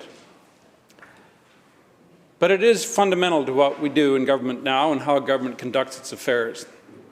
I've had perhaps too much experience with it as a deputy minister, on the disclosure side, as a lawyer asking for disclosure, as a minister, and now in opposition. I've seen many facets of this. And I should note in passing, the member opposite, the Minister for Natural Resource Operations, has also seen many facets of this. FOI was the vehicle under which his lucrative contract under the NDP, after he left federal government, was disclosed. $250,000 payment for which we've seen next to nothing. We've also seen the comments from the member opposite when he was in the federal scene. Talking about freedom of information in 2017, he said, quote, "Getting the thinking behind government decisions is the point," unquote. Why did you make this decision over that decision? And particularly, in that mold, why did you keep the Prime Minister's cabinet exempt from access to information? The member at the time thought this was a fundamental tenet of democracy because he was in opposition. And now that the NDP find themselves with a handsome majority, they're looking to dismantle the edifice that they built. The history going back to the 80s, when there started to be the accumulation of large amounts of government information, the use of computers made it more accessible and manageable rather than paper files, and amongst social democrats around the world, including the NDP, there was a major push for freedom of information. It was led by European Labour parties, by the British Labour Party, who eventually implemented in the UK once they formed office. It's one of the first things they did when the Blair government came in 1997. And lo and behold, this act was brought in 1993 by the Harcourt NDP government. Why? Because that worldwide movement of making governments accountable, making sure that government works for the person in the street, not for itself, making sure that the regular folks, the ones who need a hand, are actually the focus of government work, not lining the pockets of government members or employees, and not in a self-serving way that will continue the election of the government of the day. But that's where we see the NDP going now, unraveling this basic concept that they put into place, because FOI was designed to put control back in the hands of the people. It was fighting back on government control. But lo and behold, once the NDP have a majority, where do they go? They seek to centralize power in their own hands and take it away from the people of British Columbia. My own experience of this came up when I was involved with the Civil Liberties Association. I joined that organization in 1988 because it had succeeded in the courts in putting a high-handed government back in its place, getting inappropriate government conduct and policy back into the hands of the people of British Columbia. The goal was to make government open and accountable, to fling open the doors of government, and that's what the Harcourt government did after 1991, and they were proud to pass this legislation. I will remember for a long, long time that I caught the ferry over to Victoria one evening with my family, went out on the deck, and lo and behold, there was David Flaherty, British Columbia's first privacy commissioner. I was then president of the Civil Liberties Association, and he and I had a long conversation about just how fundamental freedom of information is to the functioning of a democratic government. A modern democratic government has no reason to keep the doors closed. All of the information is available on government data sets. Why isn't it disclosed? because it might bother the government of the day. It might hurt their political chances. So, as Mr. Flaherty said, throw the doors open. Make British Columbia a leader in the world. When I became a deputy minister, I was pretty promptly informed by the other deputy ministers across the country that British Columbia had the most open freedom of information regime in all of Canada. And look who's backsliding now. Look who's trying to wind that down to serve their own interests. The new Democratic Party of British Columbia. This, Mr. Speaker, is shameful. This is nothing but a procedural attempt using fees to keep people's noses out of the government that they own. It is not appropriate for government to restrict access to information in the way that this government intends to. We're supposed to be in an era where citizens have a role. And FOI gives people access and influence in government they otherwise don't have. It also gives the media a direct link to stories that they need to get out. We saw that last week, as my colleagues have pointed out, with Penny Daflos of CTV News, bringing out the critically important information that we have a government that has decided to suppress information on the biggest pandemic in our lives, and certainly in the last few centuries. This is a government that is manipulating information about an epidemic. That is so profoundly wrong, and yet we never would have found out without Ms. Daflos and her efforts on FOI. It is not appropriate for a modern government to protect itself from the prying eyes of the media and from the genuine requests of the members of the public. And yet here we see two fundamental steps being taken that are wrong. The first is the charging of fees. It is plainly and simply designed to suppress, deter, and stop freedom of information requests. And the fact that this government has got the gall to say it's going to apply that to the official opposition is a fundamental attack on the modern state of democracy here in British Columbia. It is so appallingly wrong to say that the government should be protected from the opposition. That's why we have this legislature. That's why we're here, why we sit for 100 days a year to hold the government to account. And now we're to be charged a fee for the privilege of finding out the truth. Surely the members opposite can see the error in that it's just a fundamental breach of their whole commitment to democracy as social democrats. The second thing is foreign access. The idea that we can now take all of the information that I was responsible for as Minister of Citizen Services, which we stored on a server farm in Kamloops because it was earthquake-proof, it was secure, the hydroelectrical supply was highly secure, it was the place where our information was safe. And now we hear this government wants to start exporting it to who knows where. Have we learned nothing from Cambridge Analytica? Have we learned nothing from the United States government's activity after passing the Patriot Act, which allows them to extract any and all information which the United States government has access to in any venue, in any form? Have we learned nothing from the efforts of Mr. Snowden, who used to work at the National Security Agency and disclosed the depth and breadth of U.S. government access to information and abuse of information? And yet a new Democratic government with a large majority is suddenly saying, don't worry your pretty little head about that. We've got it under control. Just pass the legislation and we'll tell you later. It extends too to the Facebook scandal on data scraping. Is this government now going to make us all vulnerable to that kind of thing with our government-based information? This is just a fundamental error that this government is making, and yet they have the arrogance to say that this is modernizing. If anything, this is going back into the 1980s and taking us to a much darker place than we worked hard to get to. We've had this FOI legislation for 28 years. It's cumbersome, it's difficult, it's hard work. That's the whole idea. That's why we have it in the first place. We wait months right now for FOA requests to come through. There are sometimes fees associated with it. It's not easy. It's tedious work. And as a deputy minister, I saw that in process, And we were told by the FOI managers in the ministry, Deputy Minister Wilkinson, here's the information that's going out. You have no say on what goes out. It's just so that you have the heads up and can prepare the response that will be necessary. That's the way the law is set up, and that's the way the law should work, and that should be accessible to every citizen in British Columbia.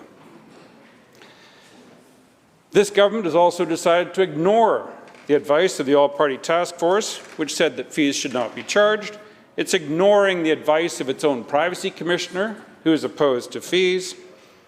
Are these sham structures, independent officers of the Legislature and all-party legislative committees that are set up as a straw man to keep us and the people of British Columbia in the dark until we get blindsided by this legislation?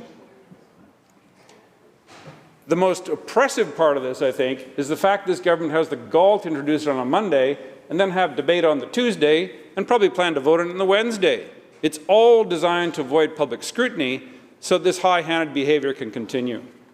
And we see the members opposite blithely reading off their prepared notes and saying, don't worry your pretty little heads, we're modernizing. You're not modernizing, you're hiding, you're suppressing, you're playing games, you're manipulating, you're doing everything that you despised when you were in opposition, and now you're feathering your own bed. If you might temper your language, arguing in that way, as you know, is unparliamentary. Thank you.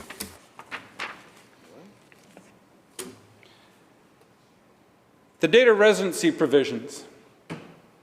This was something that we grappled with in citizen services, and many, many times I was telling senior staff, you do not export data from Canada for any purpose. That's why we paid for a very expensive server farm, because it was necessary to retain the confidence of British Columbians that their data was in safe hands and would not be subject to the kind of massive leaks that have characterized data storage in the last decade. We know it's misused. We know it leads to the kind of phone calls the member opposite said he got from a fraudster. That's how the data is misused. Why would we open the door to that? Who's asking for this? And I'll come back to this later, because no one is asking for this legislation except a few power-hungry people on the NDP benches. There is no purpose served for the people of British Columbia. There is no purpose served for our democracy. This is not a public policy goal. There was nothing in the election about this. This is purely self-serving, selfish, and totally inappropriate in a modern democracy. The member opposite said, sunlight is the best disinfectant. Well, they're putting up Venetian blinds right now. The member opposite said, these are sincere, heartfelt requests that come in from the people of British Columbia and Canada to Freedom of Information Disclosure Services. Correct. That's what it means to be a citizen of this country and this province, that you have a role. You're a real part of this democracy, and you're entitled to the truth. And the suppression of the truth through dismantling freedom of information is fundamentally wrong. And it's a source of huge disappointment to me that some of the members opposite I consider to be friends are prepared to look at me with a straight face and support this legislation. I think it's utterly shameful. We're told it's cost recovery. Nonsense. This is a deterrent to engagement in an open society. This government spends $7 million an hour, over $100,000 a minute. And now they're concerned with cost recovery for some freedom of information requests? I don't think so. This is a way to keep the nose of the public out of the government data vault. This goes to why do we have freedom of information legislation at all?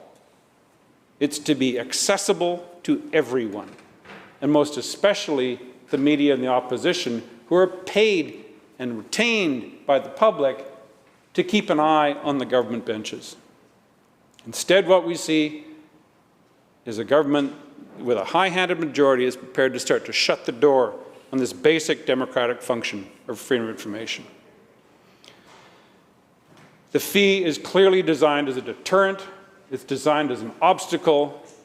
The members opposite will say, you don't even know the amount yet. You've told us it's cost recovery. We're told it's something in the range of $50 to process a request. I can tell you from the perspective of a former Minister of Citizen Services and from a former Deputy Minister in an economic ministry, it's an awful lot more than $55 to process an FOI request. But that's what it means to live in a democracy. And none of us on this side are going to sit by and watch this government simply push people out of the work of government and deny them access to information they're entitled to by pretending that they're just engaging in cost recovery. That is a sham.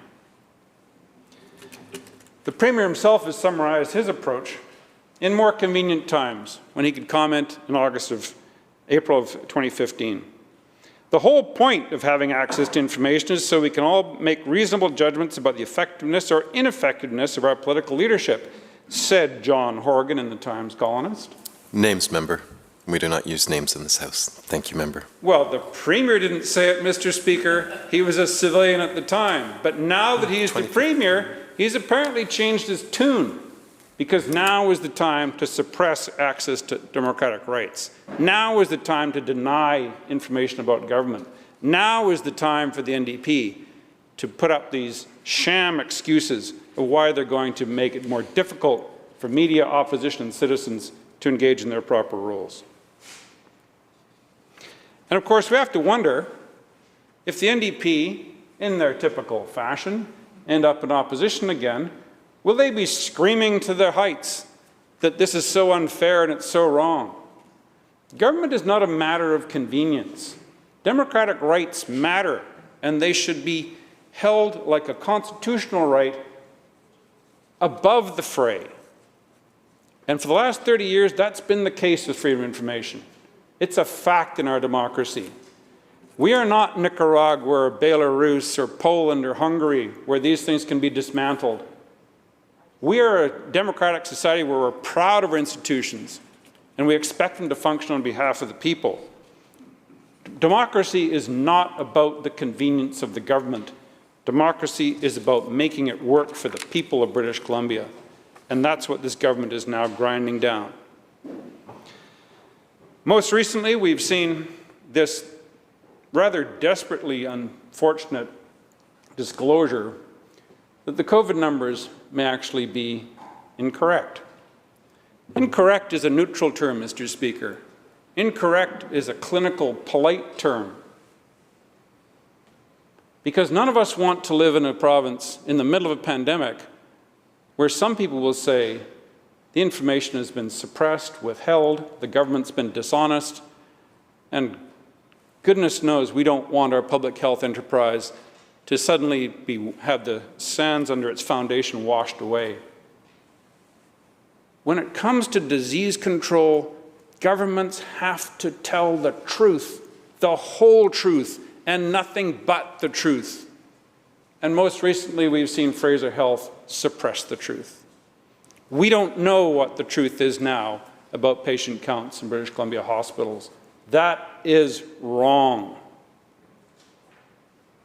Most of us lived through the HIV epidemic, and we know how important disclosure was there. We know how important the truth was there.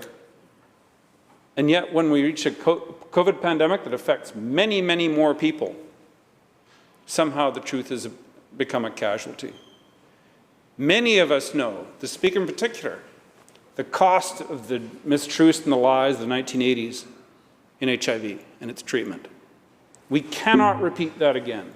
We have to have an open society where these things are known, disclosed, and should be disclosed voluntarily. But if they're not, the public, the people, the media, and the opposition have a right to get them under freedom of information, to get them promptly, and to get them without a fee, so that the people of British Columbia can know how to conduct their affairs safely, prudently, in a way that will save their own lives. We've already seen in Ontario, the United Kingdom, you just type in your postal code and you get case counts instantly. They've had that since last June. Nothing of the sort has ever been made possible in British Columbia, because apparently we're not in need of that information. We don't need to know. Somebody will do it for us. We just wouldn't understand. That's the kind of condescending approach of government that leads to mistrust. And this is a time when we need maximum trust in government not erosion of our basic rights.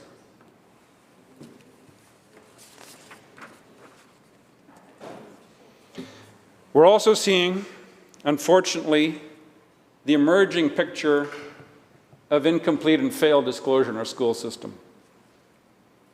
For those of you who listened to the national news and the CBC this morning, the 7 o'clock, the 8 o'clock news, the lead story is an explosion in the COVID case count in the United Kingdom. It's almost all in school children. The immunization program in teenagers has been slow to get going. They were very successful in immunizing adults, but today they had 41,000 new cases of COVID in the United Kingdom, mostly in young children and young adults. They disclose by postal code where those cases are. We find it appropriate, or at least the NDP government finds it appropriate, to refuse to tell people. This is fundamental. These are people's children. If there's a mass outbreak at Kolshena Elementary School down the street from my home, I'm entitled to know about it. So are the parents, so are the children. Why wouldn't you tell them the truth? And yet somehow we're told, well, we should go to FOI and maybe we'll get a redacted set of documents 3 months from now if we're lucky. That's not democratic. That's not fair. That's not in pursuit of getting rid of this virus in our society. That's designed to protect government from prying eyes, and that is wrong. It's a condescending, Edwardian, patriarchal view of how to conduct government.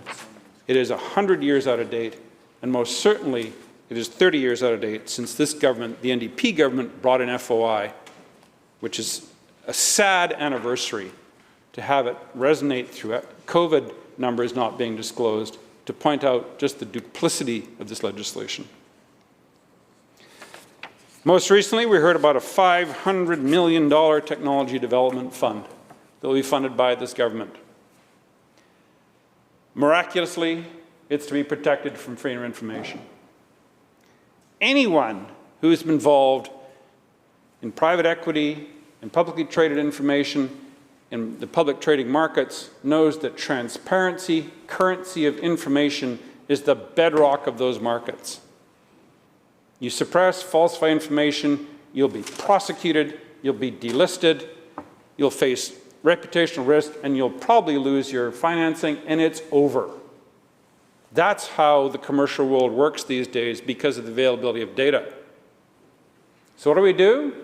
This government turns to every single human being in British Columbia and says, give me $100, I'm going to invest on your behalf. I refuse to tell you in what. And guess what? A former finance minister with no qualifications whatsoever in technology, business, financial analysis will be the chair of the board, and that board is not subject to disclosure of any information.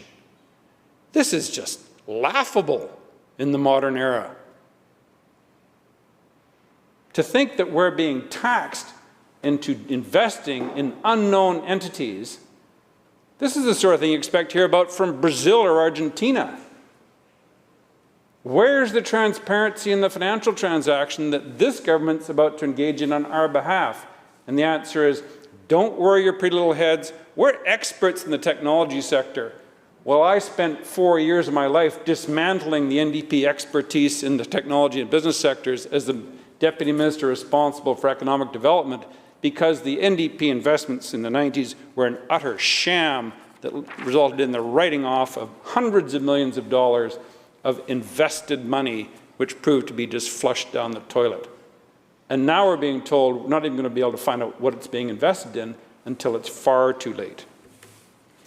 So in summary, Mr. Speaker, I turn to the members opposite, to the members of the NDP, and this is reminiscent to the last time I stood in this chamber about 10 days ago. Why did you get elected? What was the purpose? Why did you want to be in government? Through the chair, member. And the Speaker reminds me that it has to go through the chair, and he, of course, is on that side in another role without a uniform on. And so I can ask the chair directly, why get elected? And I don't expect an answer from the chair. If the member would like a response, he's free to talk with me outside of the chamber. But I am looking after the interests of this chamber, and I don't want to interrupt the debate. As Social Democrats, as members of the NDP, surely the members want to be proud of what they do. Surely they don't want to hang their heads in shame. Surely they don't want to divert their gaze when someone brings something up. When someone asks, what about my school? Can I have the COVID numbers? They don't want to provide excuses. What happened to that investment money that Carol James took away from us? They don't want to hide their eyes and pretend they don't know.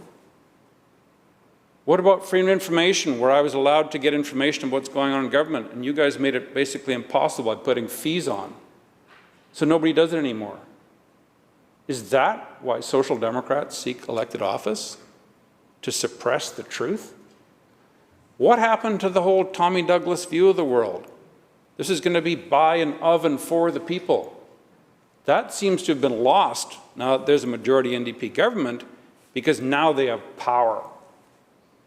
And once there's power in hand, there's a desire to extend it and remove it from scrutiny and to debase the system of democracy that we've got in this province and in this country. There's a huge amount of work to do in this province. This summer, this fall, we have a badly broken ambulance service. Compared to when I was practicing medicine, it is a sham what's going on right now. It is embarrassing and potentially lethal. We have a huge Indigenous reconciliation and an economic development agenda before us. We have a health system that's bursting at the seams. And yet, what is the legislation brought before this House in this fall session? An attempt to suppress access to information. There's basically nothing else on this order paper this fall. A housing crisis is ruining the dreams of 500,000 British Columbians or more. And yet we see no attempt to do anything about it in this chamber in this session. Nothing. Instead, we see a naked attempt to consolidate power and prevent scrutiny of a government that is lost and has no agenda.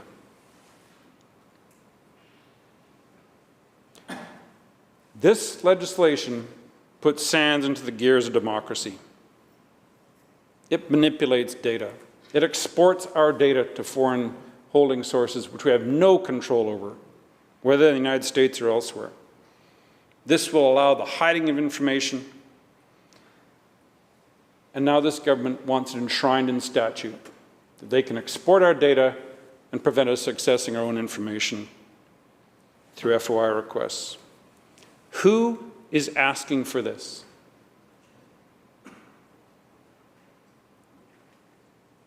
It's worthy of a pregnant pause, because who is asking for this? No one. A few power-hungry members of the NDP cabinet. The NDP have a majority. They have the power. They have the chance to implement the dreams that they hopefully formulated over the last 20 years as they contemplated taking public office. And instead, what would we see? A power grab, an attempt to suppress our democratic institutions.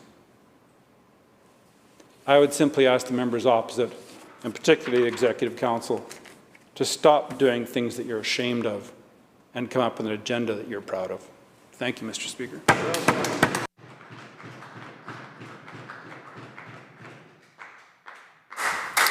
Thank you to all members, and I just want to be clear, I work for all members of this House, not one party or another party. I work for all of you, and I don't want that to be taken lightly. Okay, member? Thank you. Recognizing the member, the leader of the third party. Thank you, Honourable Speaker. And I'm looking for an adjective, a verb here. I'm standing today to speak to the Freedom of Information, Protection and Privacy Amendment Act with a bit of a heavy heart, actually. And I think I want to start where I would hope that all of us would be striving to end up. Openness, transparency, freedom of information, accountable government, healthy, strong, trustworthy democracy. What would that ideal scenario look like? Well, it's interesting because looking at the Legislative Assembly's 2016 report of the Special Committee to Review the Freedom of Information and Privacy Act, they actually speak a little bit to this vision. Quoting from that report, modern democracies around the world have public sector access to information and privacy laws. They reflect fundamental democratic values, including openness, transparency, and accountability, as well as informational privacy. In Canada, rights created by access to information and privacy laws have been recognized by the courts as quasi-constitutional in nature. The work of this committee in 2016 was significant.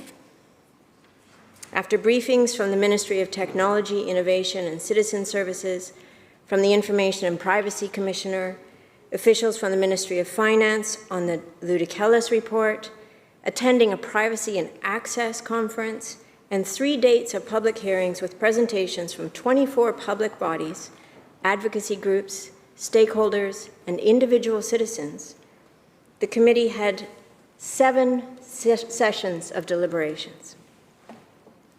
At the end of this nearly year-long process, the committee, which included 2 members who are currently in the government caucus and 1 member currently in the official opposition caucus, submitted its report to the legislature on May 3rd, 2016. One thing I've heard consistently since coming to this House from members of both caucuses is some variation on, oh yes, question period can appear very combative and hostile, but it's mostly theatrical. It's not really reflective of the good work that can happen in the legislature, especially the work we do in committees. We really come together across party lines and collaborate. I have heard this over and over and over again from members of this House. And I agree, with a caveat. Good, collaborative, consensus-building work absolutely does happen in committees. I've been part of that. Often committees can deliver recommendations that would go far beyond what a governing party might be willing to do on its own, recommendations that truly reflect where the citizens we serve are at. And we're emboldened to meet our citizens and the public where they're at because we're doing it collectively, collaboratively. It's all of us. The recommendations from committees are informed by a wide range of experts, advocates, and members of the public who are invested in an issue. Committee work is indeed an example of some of the best work that we as legislators do in this building. It is an example of the kind of representation we should all be striving for, where the members of this chamber all have the opportunity to contribute to outcomes, to policy and legislation, regardless of whether they're a member of the government caucus, the official opposition, or the third party.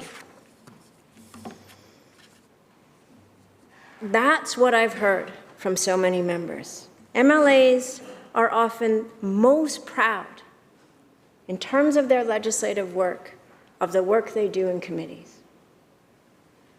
Coming together, collaborating across party lines, building consensus, and providing informed recommendations to the House and to the government. But why the caveat? The value of that work can't just be theoretical or worse, theatrical. It needs to actually inform policy and legislation for there to be a true value of that collaborative, consensus-driven work. Otherwise, it's little more than a make-work project. And I'm dismayed by how many recommendations committees bring forward to this House that aren't translated into policy or legislation. It would actually make a fascinating research project. How many reports to the legislature, how many recommendations from committee actually end up translating into policy in legislature? Let's review some of the recommendations from the 2016 Legislative Committee on this act.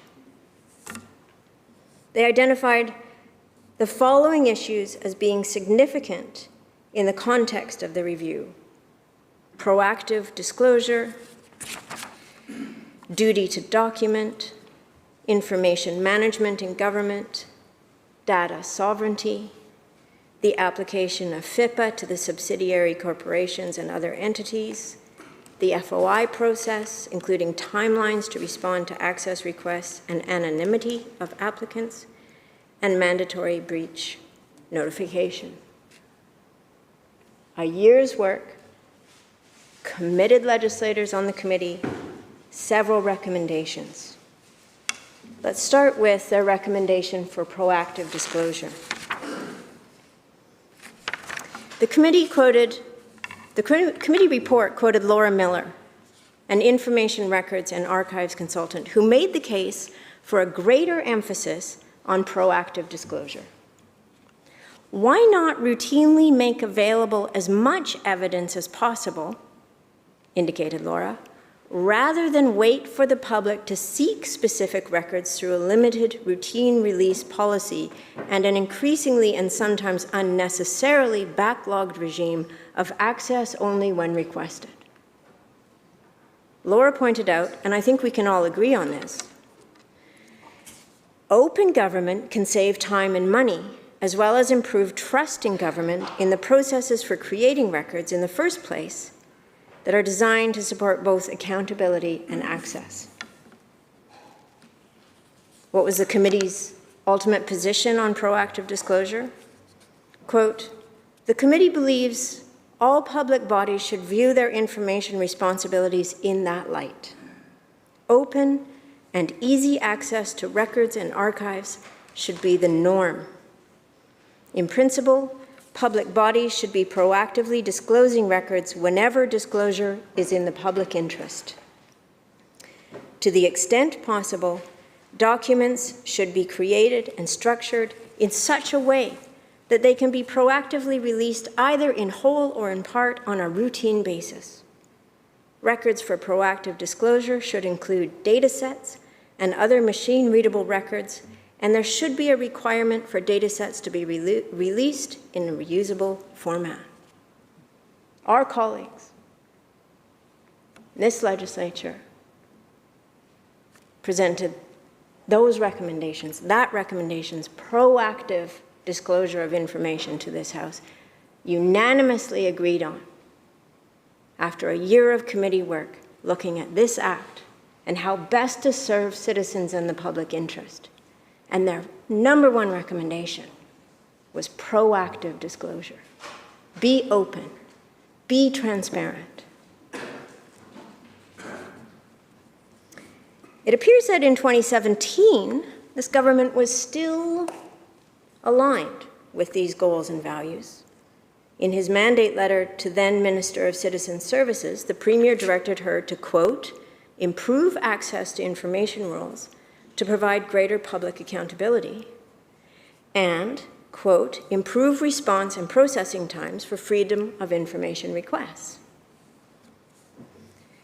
3 years later, the Premier's mandate letter to the current minister made no reference to greater public accountability or improving response and processing time to FOI requests. Indeed, other than the direction to, quote, "continue to improve government's public sector data security and privacy practices," there's no mention at all in the minister's mandate letter to bring forward legislation that amends the Freedom of Information and Protection of Privacy Act, no indication in the mandate letter that this kind of legislation was even meant to be on the minister's agenda. It is fascinating, however, how the Premier responded when his government was criticized for not including updates to FOI laws in the minister's mandate letter a year ago.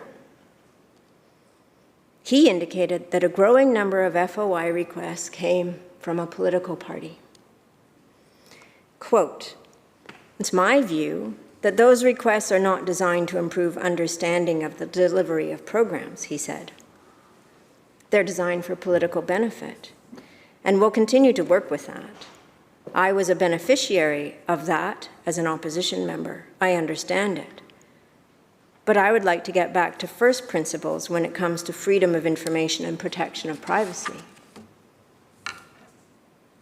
I think that in light of this legislation, we should expect some clarity from the Premier and the Minister as to what those first principles are, because they don't seem to align with the first principles of the Legislative Committee that presented its report to this chamber in 2016. Rather than the proactive disclosure recommended by the 2016 committee, this legislation introduces a barrier to information in the form of a fee. We don't know what fee, because that's up to the government to determine in regulation. But we do know that a fee will absolutely be a barrier, and perhaps not for the political parties, that the Premier didn't appreciate asking too many questions, but for the press, for researchers, for the public. And let's not forget this is ultimately a fee for the public, whoever they are, to access information that belongs to the public. Privacy Commissioner Michael McAvoy weighed in yesterday, stating that, quote, "Too many FOI requests from the opposition is not a justification for a fee." He rightly points out that the opposition party's ability to access government records under FOI is a fundamental part of the law and the system, and not sufficient rationale to impose a fee on everybody. The work of opposition members and opposition parties is integral to the health of democracy. I expect no governments particularly like the scrutiny or the questions or the accountability that opposition members and opposition parties consistently try to get. But it is the job in a healthy democracy to hold government to account. And that should never be seen as a problem to government. They should absolutely recognize they will be back on the opposition benches one day, and they will have that utterly essential and important job to do. Mr. McAvoy also stated, "Opposition's gathering information about how government systems are running is a part of a free-flowing, properly functioning democracy." One of the aspects of this debate that I'm finding a little demoralizing has been the suggestion from government members that the opposition was somehow worse when it comes to freedom of information and therefore can't hold this government to account on this legislation. It's a terrible way for any government to try to justify anything they're doing. When they were in power, they were secretive. They didn't disclose information. The upshot of the logic of this argument appears to be, don't criticize us because they were bad too. I would think that the public expects better of us. If committee work is the best that we can do, this level of debate certainly is not. Shouldn't we be aspiring to be better just as a matter of course? Applying what we've learned, aspiring to do work that we will be proud of when we leave this place? We are all just caretakers of these seats. And our collective goal, I would truly hope, is to deliver to the next representative a model of care that recognizes our service is first and foremost to our constituents and to the people of British Columbia. Let's go back to the 2016 report.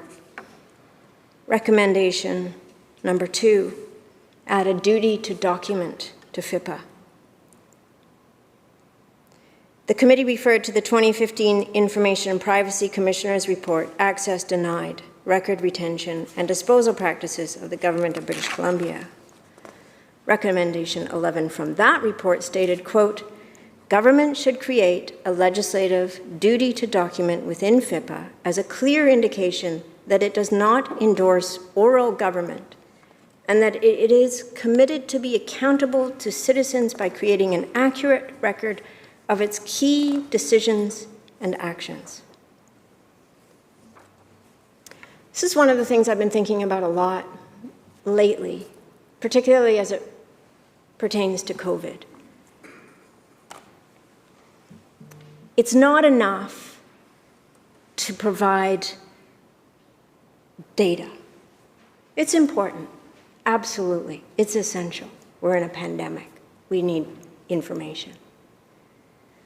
But what the public actually needs the very most, I think, is an understanding of how decisions are being made, a connecting of the dots, not just here's the data, here's the decision. Here's the data.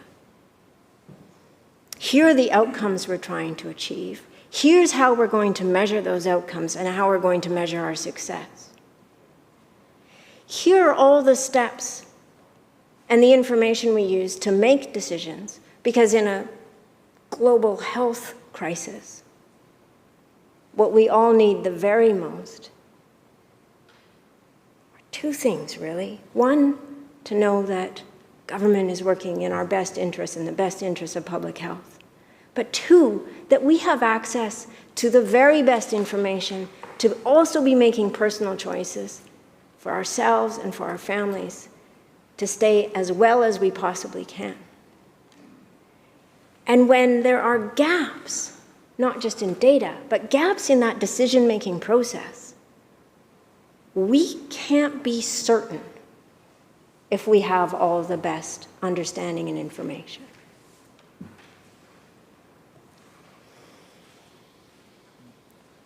The recommendation from the committee about a duty to document isn't disconnected from this.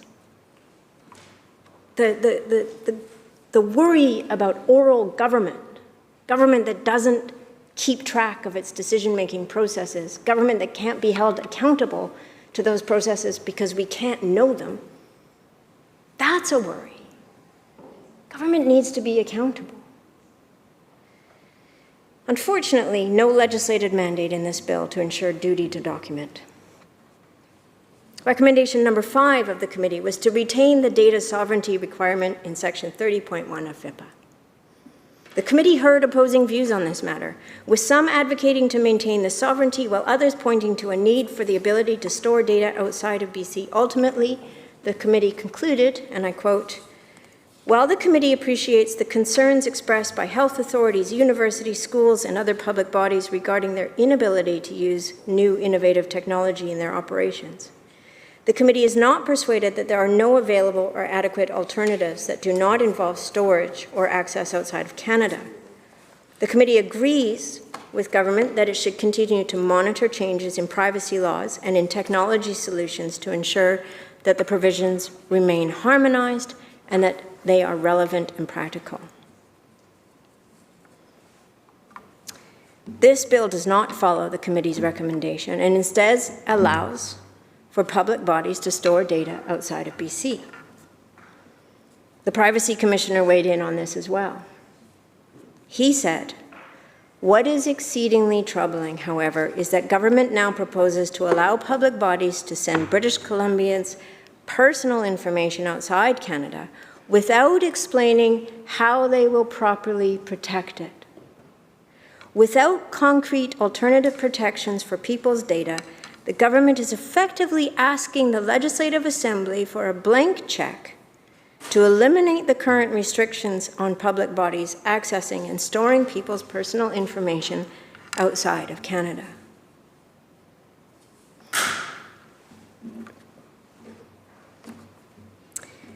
I think we can all agree that this is a serious shift that this legislation brings in, and that we, as representatives, as members of this chamber, are going to be asked to vote on this without clear information from government as to how the data and personal information of British Columbians will be protected if it's being stored outside of Canada. And I think that's a lot to ask from us.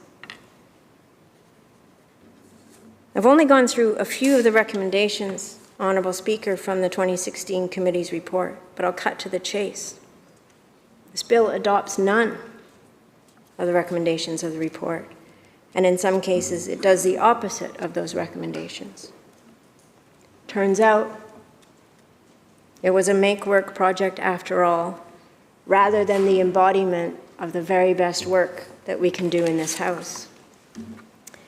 Rather than take the direction provided by the committee, this government essentially says, trust us. Trust us is becoming a common theme. Trust us to determine the number of sick days in paid sick leave legislation. Trust us when we don't disclose to the public how many people are recovering from COVID in hospital who are no longer considered infectious. Trust us when we say no old growth is being logged.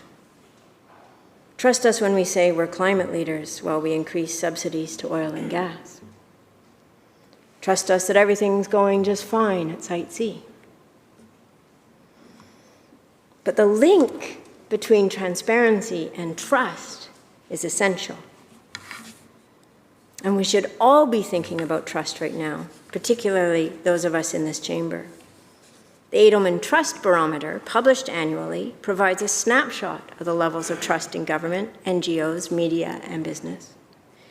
And this year's report indicates that after last year's spike in trust, there's been a decline in 2021, with government across Canada seeing an 11-point drop in trust in 6 months.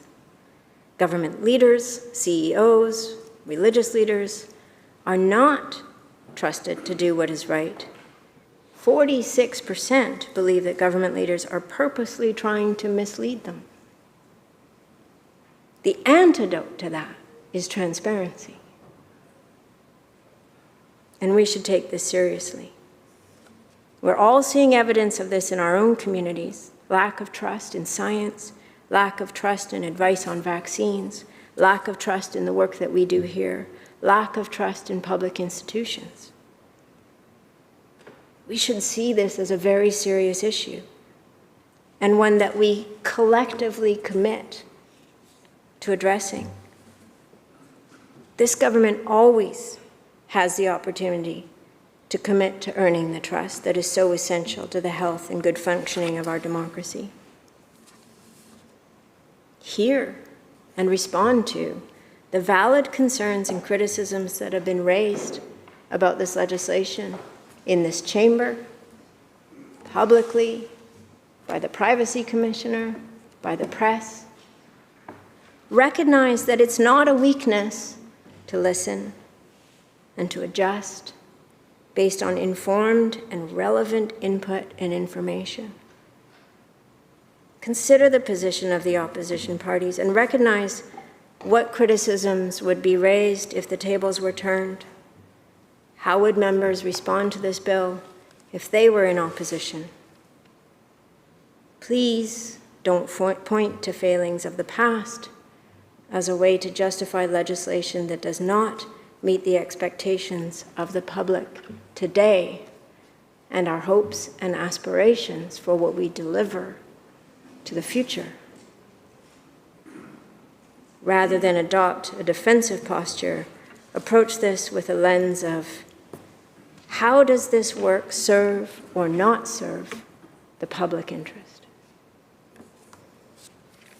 we, and I expect the official opposition, will be canvassing this bill at length in committee stage and hopefully providing valuable and important input that this government can hear, and to show that it recognizes the most important relationship with the public is the trust relationship. And we have to take that seriously. Thank you.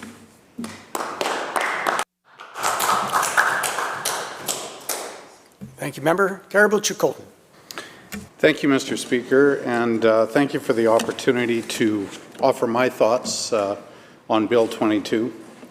To be quite frank, Mr. Speaker, I'm somewhat shocked that we're standing here today to debate a bill that could further stifle access to information that is created by this government in this province.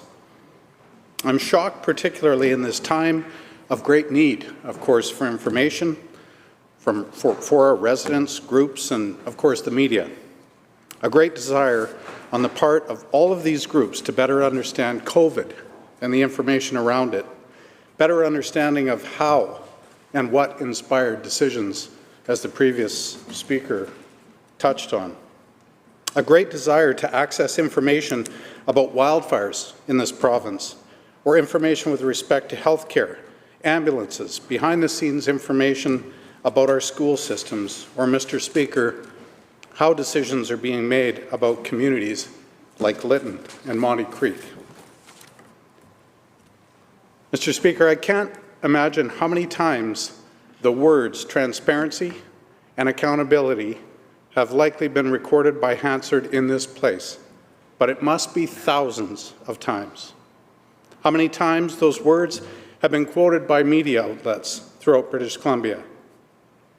Anything, and I do mean anything, that impedes the freedom to access this information about this government or the inner workings of it is wrong. This information should be easily accessed by members of the public and, of course, of the media of this province and the country as well. I speak with many years of experience in the print media business in many small communities throughout the province, and I would suggest that under the current rules for access, it isn't exactly easy to access some of this information now, and certainly there can be long timelines in getting the information. The bill simply adds more complexity for that access. We heard a quote earlier, I'm going to quote it again, and I'll refer to it as the Premier, although the earlier speaker was corrected on that. The now Premier said, I think all British Columbians should be concerned when their government hides things from them. The whole point of having access to information is so we can all make reasonable judgments about the effectiveness or ineffectiveness of our political leadership. That was in the Times Colonist on April 30th, 2015. Our Information and Privacy Commissioner says it poses an obstacle to access and accountability, and not just for media. It could be a parent group, for example, excuse me, that finds itself making access to information requests across multiple health authorities and to the Ministry of Health and other ministries. You could see how that number could add up awfully quickly and be a deterrent to people making legitimate requests. It's not a positive development, and it does not add accountability and transparency. That was in the Vancouver Sun, and there are those words again. Mr. Speaker, we've seen in recent weeks, months, in fact, even today, that not only is the information hard to access, but almost impossible to access some of it in its entirety. As I said, even this morning, we've heard 55 of 79 documents from Fraser Health being released that were tampered with or blacked out. There was information on those 55 pages that should be accessible by the people of British Columbia. But what's more alarming and more suspicious is when these pages are released in this manner. What is being hidden under that ink? And more importantly, why?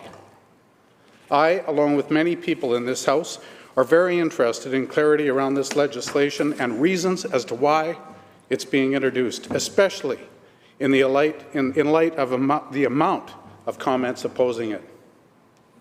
Make no mistake about it, there is a reason for this legislation, and the government knows exactly what it's doing by bringing it to this House. The bill ignores advice of the last all-party task force. Mr. Speaker, it has ignored points regarding fees made by our Privacy Commissioner. Fees, Mr. Speaker, fees to access information in the province of British Columbia. I've heard members of the government categorize these fees as minimal, but have not been clear about them, and certainly I haven't heard about any maximums. Might these fees be made high enough to discourage interest in seeking information? Could these fees become a deterrent to access this information by not only the media, but groups and individuals as well? I don't know the answer to that, but certainly I can predict how that tool might be used to discourage access to this very, very important information. There certainly needs to be much more clarity around this subject, much more transparency. The Privacy Commissioner noted that he opposed imposing fees, and as I said before, those comments were ignored. He also noted that the fees will act as a barrier and a deterrent to people making requests, and Mr. Speaker, in my opinion, that's wrong. BC Freedom of Information and the Privacy Association has called this a sad day for transparency and accountability in British Columbia. Just to get those two words into Hansard one more time, the people of this province, the people that fund this legislature, are owed transparency and accountability. Mr. Speaker, I have spent my time speaking of transparency in this House, but now, for just a moment, I want to speak to the security and privacy and data storage of our residents. It's been suggested that this data may now be stored in jurisdictions outside of British Columbia and perhaps even outside of Canada. And while I absolutely want to be clear that information created by our government should be accessible to all, but when it comes to data about our residents, this information must be guaranteed to be protected at all costs. Mr. Speaker, I honestly feel that much of this bill is not right. I feel it does more harm than good to the people of this province. My colleagues have made similar comments and points against much of this bill, but don't just take my words for it.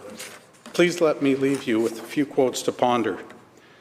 The BC Freedom of Information and Privacy Association says they just undermined the public consultation process through the legislature, making unilateral changes rather than implement the recommendations of current or previous all-party task forces. Great way to say one thing and do another. Attack transparency. That was on Twitter on October 18th. This comes from Justin Kulik, a 2020 BC NDP candidate for Kelowna Lake Country. He says this is bad policy. Please reconsider. Keeping FOI applications free is crucial. Any fee associated with FOI requests is a barrier. One FOI request for each school district in BC would have application fees totaling $1,500. This is a barrier. Do not do this. Again, Twitter, October 18th. And Mr. Kulik had this also to say about Bill 22. Bill 22 makes information harder for the public to access. Fees for FOI requests erodes public trust. Keep FOI requests free, amend the bill, and take out those sections. Again on Twitter on October 18th. Mr. Speaker, in closing, I can't think of a time that the public requests and demands transparency from us more than right now. There are very serious things that our province is dealing with right now. I don't have to point that out. But the public is counting on us to be very transparent about how we handle those things and to explain how we arrive at those decisions. Thank you for the opportunity to speak to Bill 22, Mr. Speaker.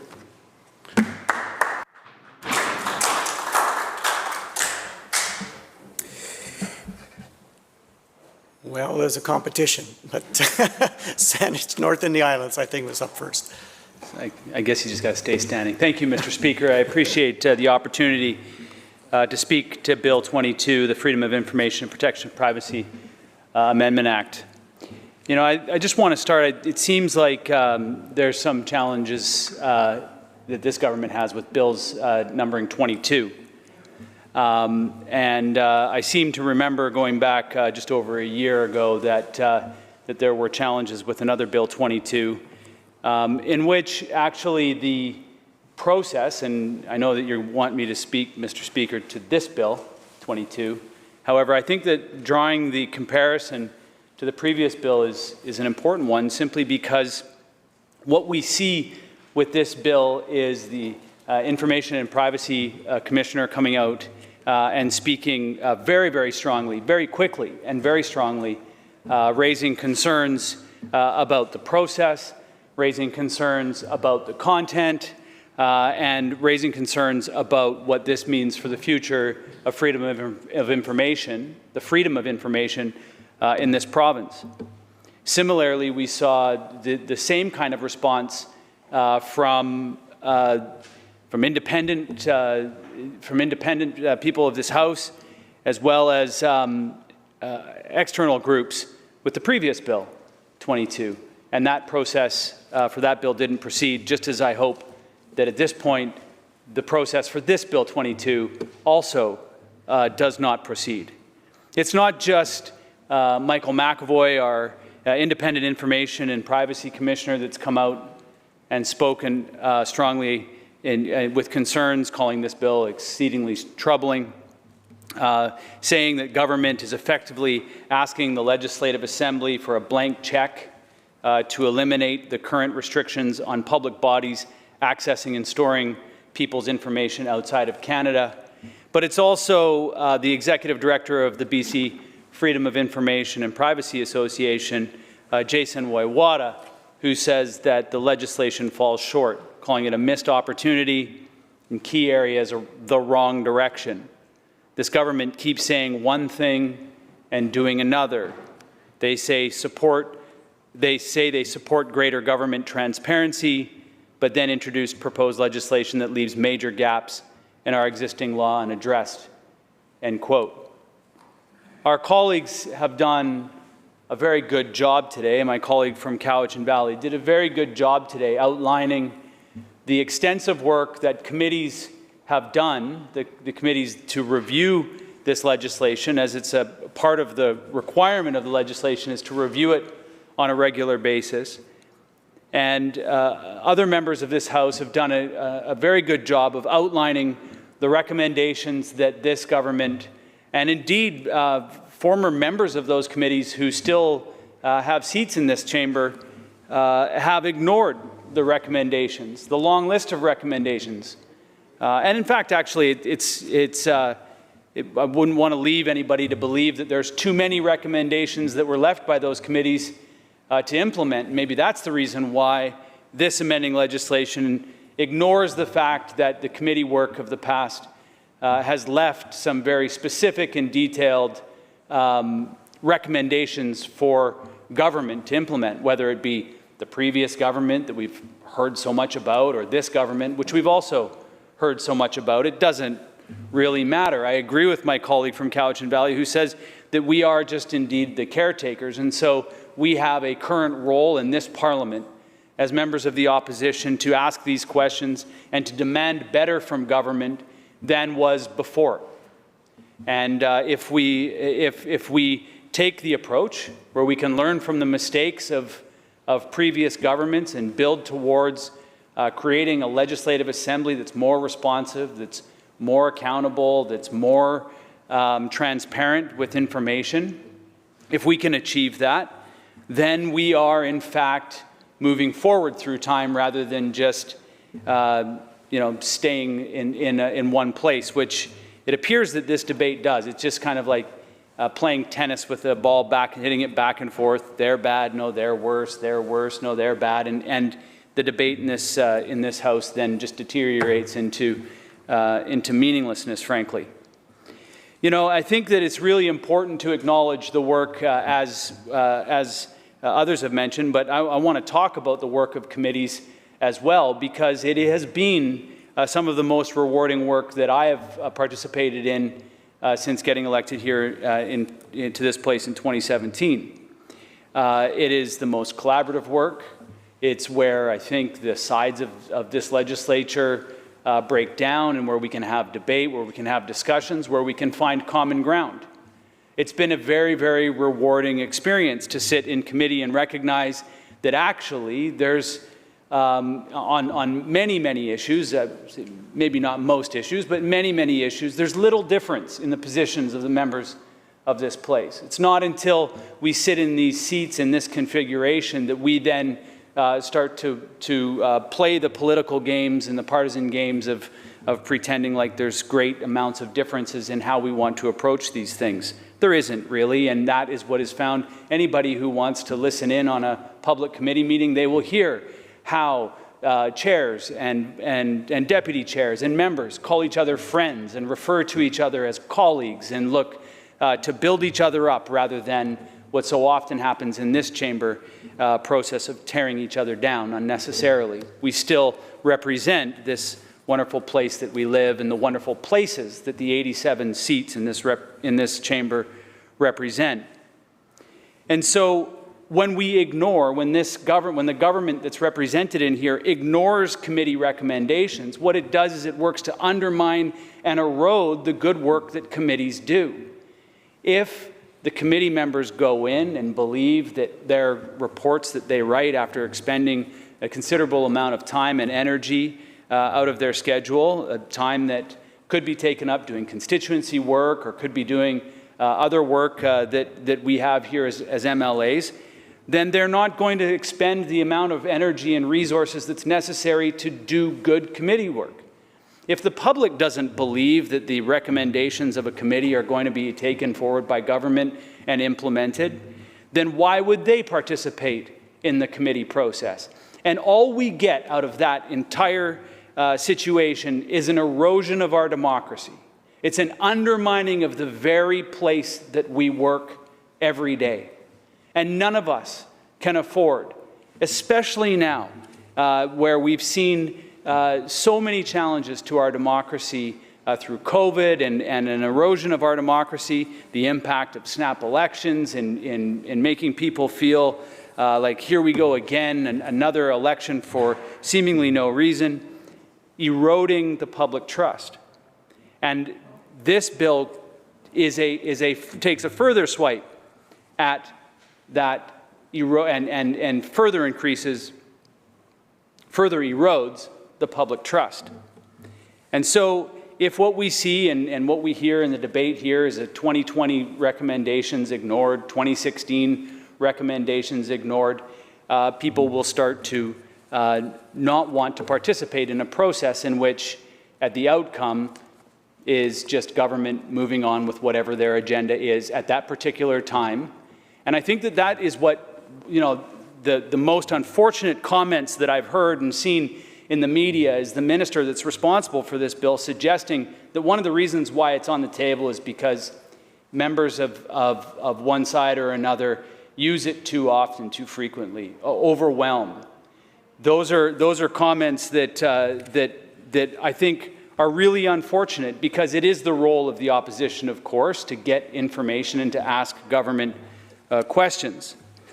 So we want to make sure that we are in this place building up the confidence of the work that we do in here, not undermining and eroding it, and making sure that everything we do is toward that. And so, what my worry is because I'm on a couple of other committees here that we've spent a considerable amount of time working towards what I believe will be comprehensive, thoughtful, engaging recommendations on two very important pieces of legislation that deeply impact British Columbians.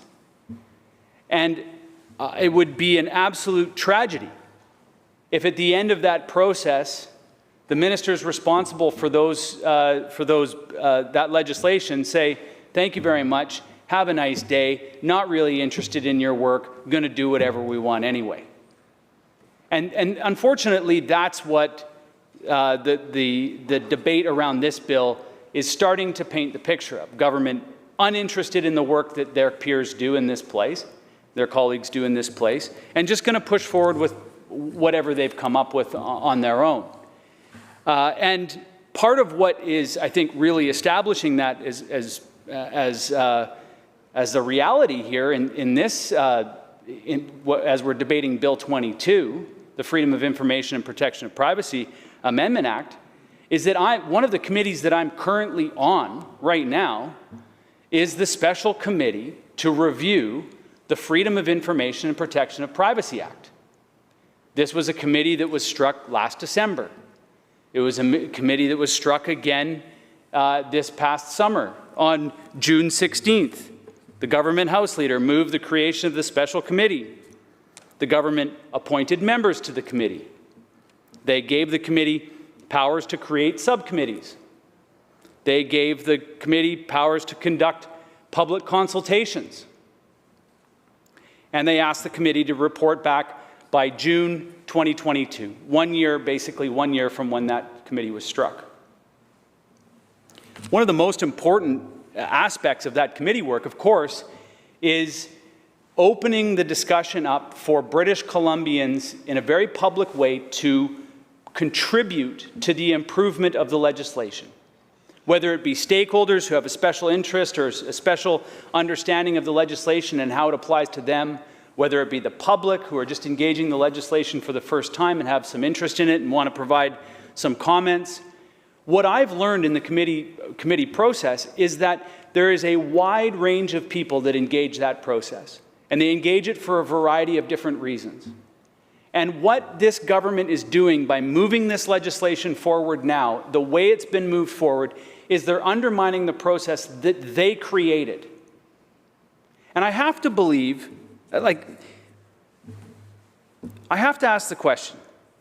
Either it was a move to disrespect that process, or it was just simply one part of government not talking to another part of government. We have a process in which the government House Leader strikes a committee, and then a minister in a ministry just moving ahead with legislation on their own. The picture that it paints for British Columbians is that this government is clumsy and uncoordinated. Because what are we to debate or to discuss now in this committee? How are we to believe that this government is going to open this legislation up in any major way other than maybe minor amendments through miscellaneous amendments bills in the future? So we're going to get through a process where we have to report back, and frankly, we've already burned a quarter of a year without getting into the meat of it. But that makes no difference. The committee is sitting. The members we've met. And yet, here we are debating legislation, much of which is, as my colleagues in here have pointed out, much of which is very controversial. Aspects of this which we could get thorough public input and comment on, and give good quality direction, nonpartisan direction from this whole House to government. Instead, now we have to maybe have a discussion about information that has just been amended. If this government has its way and uses its majority to just push this legislation through, despite all of this effort that we're putting into it. This is really a test for those backbenchers of the government side of this House, really, when it comes down to it. Maybe they will take the opportunity that is afforded by this lengthy second reading debate to actually go through and understand the implications of this legislation that they're being asked to stand in support of. I hope they do, because the reality of the impact of this legislation is not minor, just like the work of the committees is not minor. And it's not just the members of this legislature that have to meet on a regular basis to do the work. It's not just the members of the public who have to prepare their comments to the committee, but it's all the other parts of the apparatus of this place that also have to ramp up their support for that committee work. So it's not just disrespectful to the members that have been appointed to the committee, but it's disrespectful to the staff of this legislative assembly. It's disrespectful to the clerk's office, who have to put research staff and clerk staff on that committee. It's disrespectful to our friends at Hansard, because they also have to put people and find a way that when government calls a committee, everybody else has to find a way to make it happen for us. And I deeply appreciate the fact that when government calls a committee, the staff of this legislative assembly make it happen. And nothing could be clearer than when COVID hit and we had to make it happen, and they had to make it happen, and they did. But it's not something that we should just take for granted, and it's not something that we should think is light work.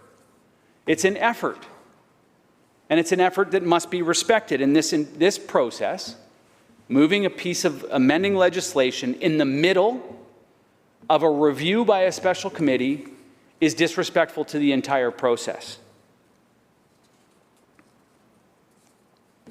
So, I think I want to make some comments with respect to arguments about one party using this more, or one individual using this more. And I just want to really, I think, agree and emphasize the comments that my colleague from Cowichan Valley made. The reality of proactive disclosure, the reality of putting the information out and being transparent at the front end, really, I think, allows for us on the opposition benches, and allows for the media and allows for the public to be able to do the job of holding their government accountable. It's a democracy.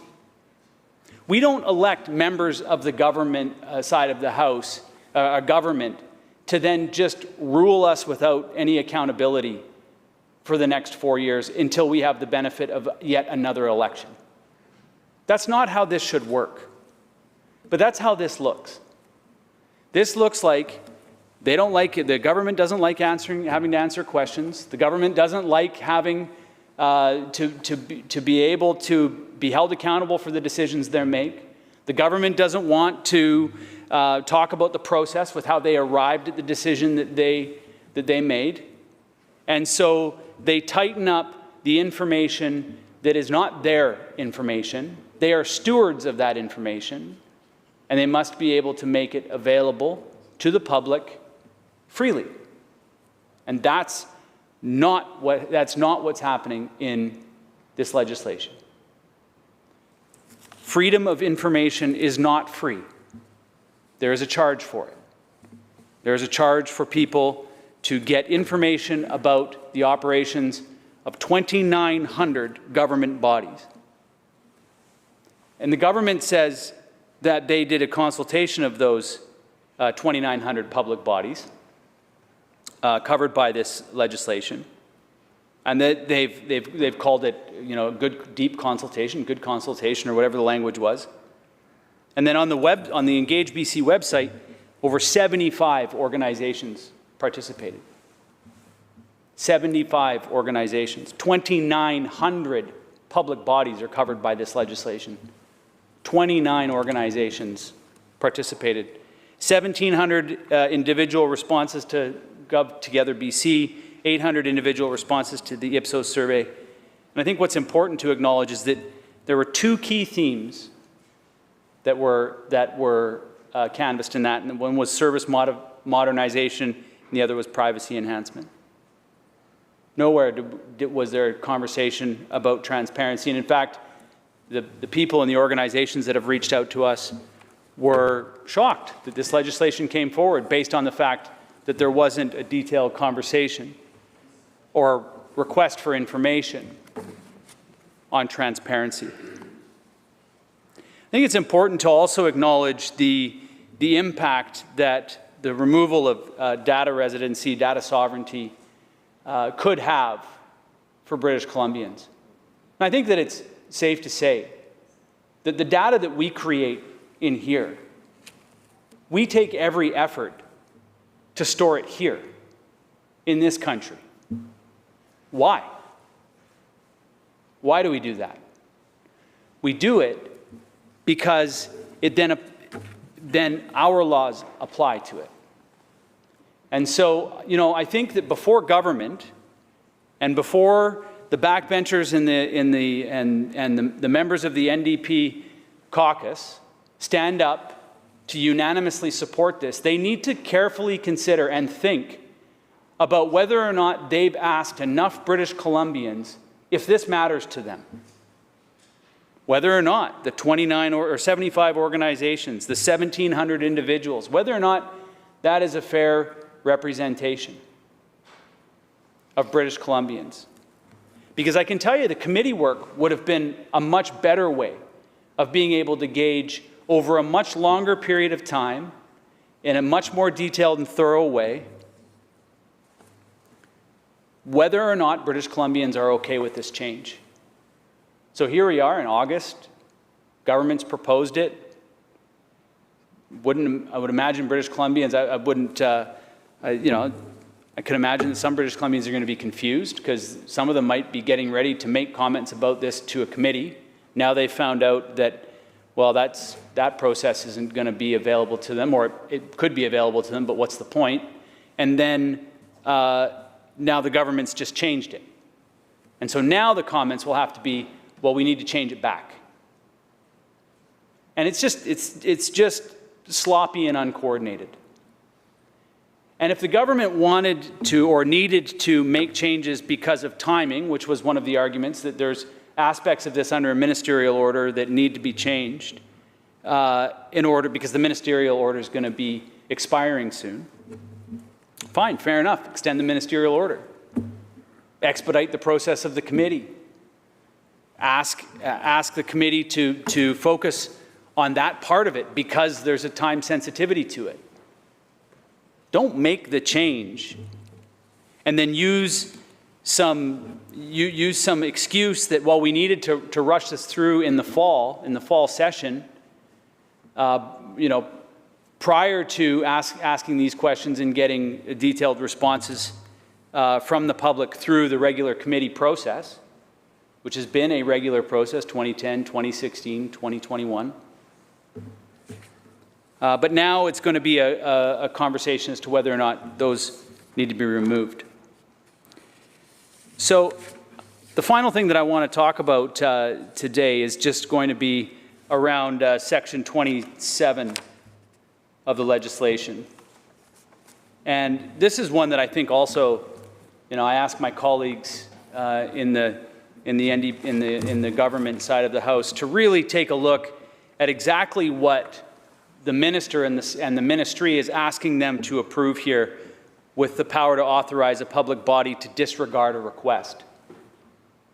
And, I've asked some questions about this, but I'm very, very concerned that the expansion of this power, the commissioner already can authorize a public body to disregard a request. But what this legislation is doing is expanding the scope under which that commissioner may consider that request.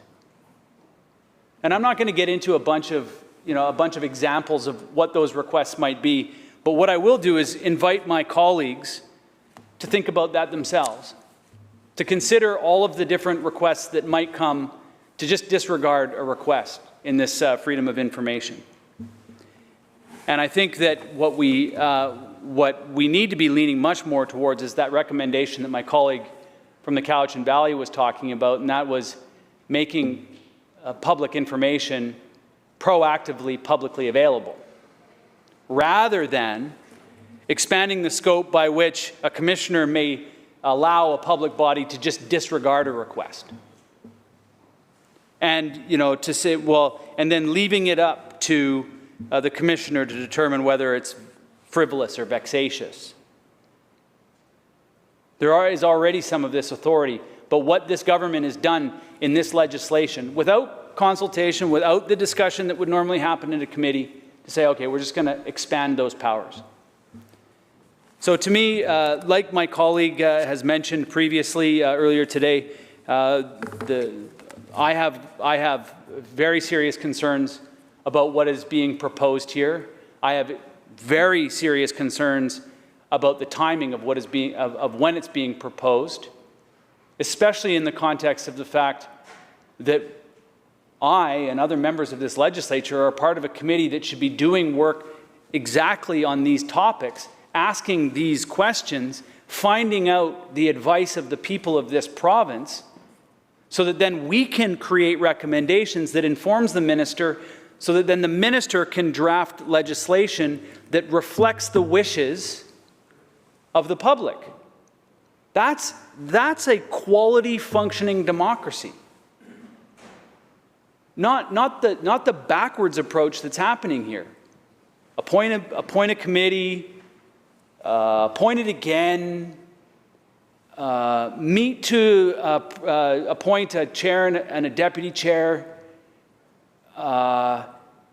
then bring major amending legislation in the middle of that process. Right in the middle of that process, we have until June 22nd of 2022 to bring those recommendations back. Not only do you undermine the work of that committee, but you undermine the confidence of people that their government is functioning in a way that makes sense. Because none of that process makes any sense at all. What it does is it indicates that the component parts of this government are simply not communicating very well with each other. And that's just embarrassing, really. So with that, Mr. Speaker, I thank you for the opportunity to speak to Bill 22. We've got a lot of questions coming in the committee stage of this debate. And with that, I'll take my seat. Thank you.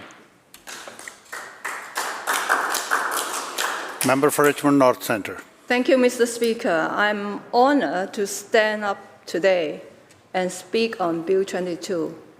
But at the same time, I feel really sad, and I'm so disappointed at this socialist government who introduced this bill to trample upon democracy. We are in a critical time in British Columbia's history. The challenges of COVID are still all around us. Our businesses continue to struggle to keep their doors open, while this government struggles to get vital grants and supports out the door. And people and British Columbians are anxiously awaiting vital COVID data and support from government to keep their families safe. There are countless issues that this government could address right now in these crucial weeks of the fall session. My colleague who spoke earlier has suggested that they call her landmark equal pay bill so we can help finally move the dial on this important issue for women in this province. But unfortunately, what has this government decided is the most pressing matter for them at this moment? What have they decided to table? A bill to strip away even more transparency and accountability. A bill, this is designed to make it more costly and more difficult for media, for opposition, and for all MLAs to access the government documents and information that is there and our inherent right to. The state of FOI has already been an issue of great concern under this government's administration. British Columbians, media, and members of the opposition are currently waiting for months, sometimes even years, for documents requested through FOI. And let's not forget, when the government wrote themselves a blank check in the supply bill from last spring, with no accountability on how the money was to be spent. And over the last 20 months, we have seen government distort and withhold vital COVID data from public throughout the pandemic, much to the concern and dismay of British Columbians, trying to keep their workplaces, their homes, and their families safe. The Premier keeps dismissing questions from the opposition, from us, and other groups about his government withholding critical data related to the management of COVID-19.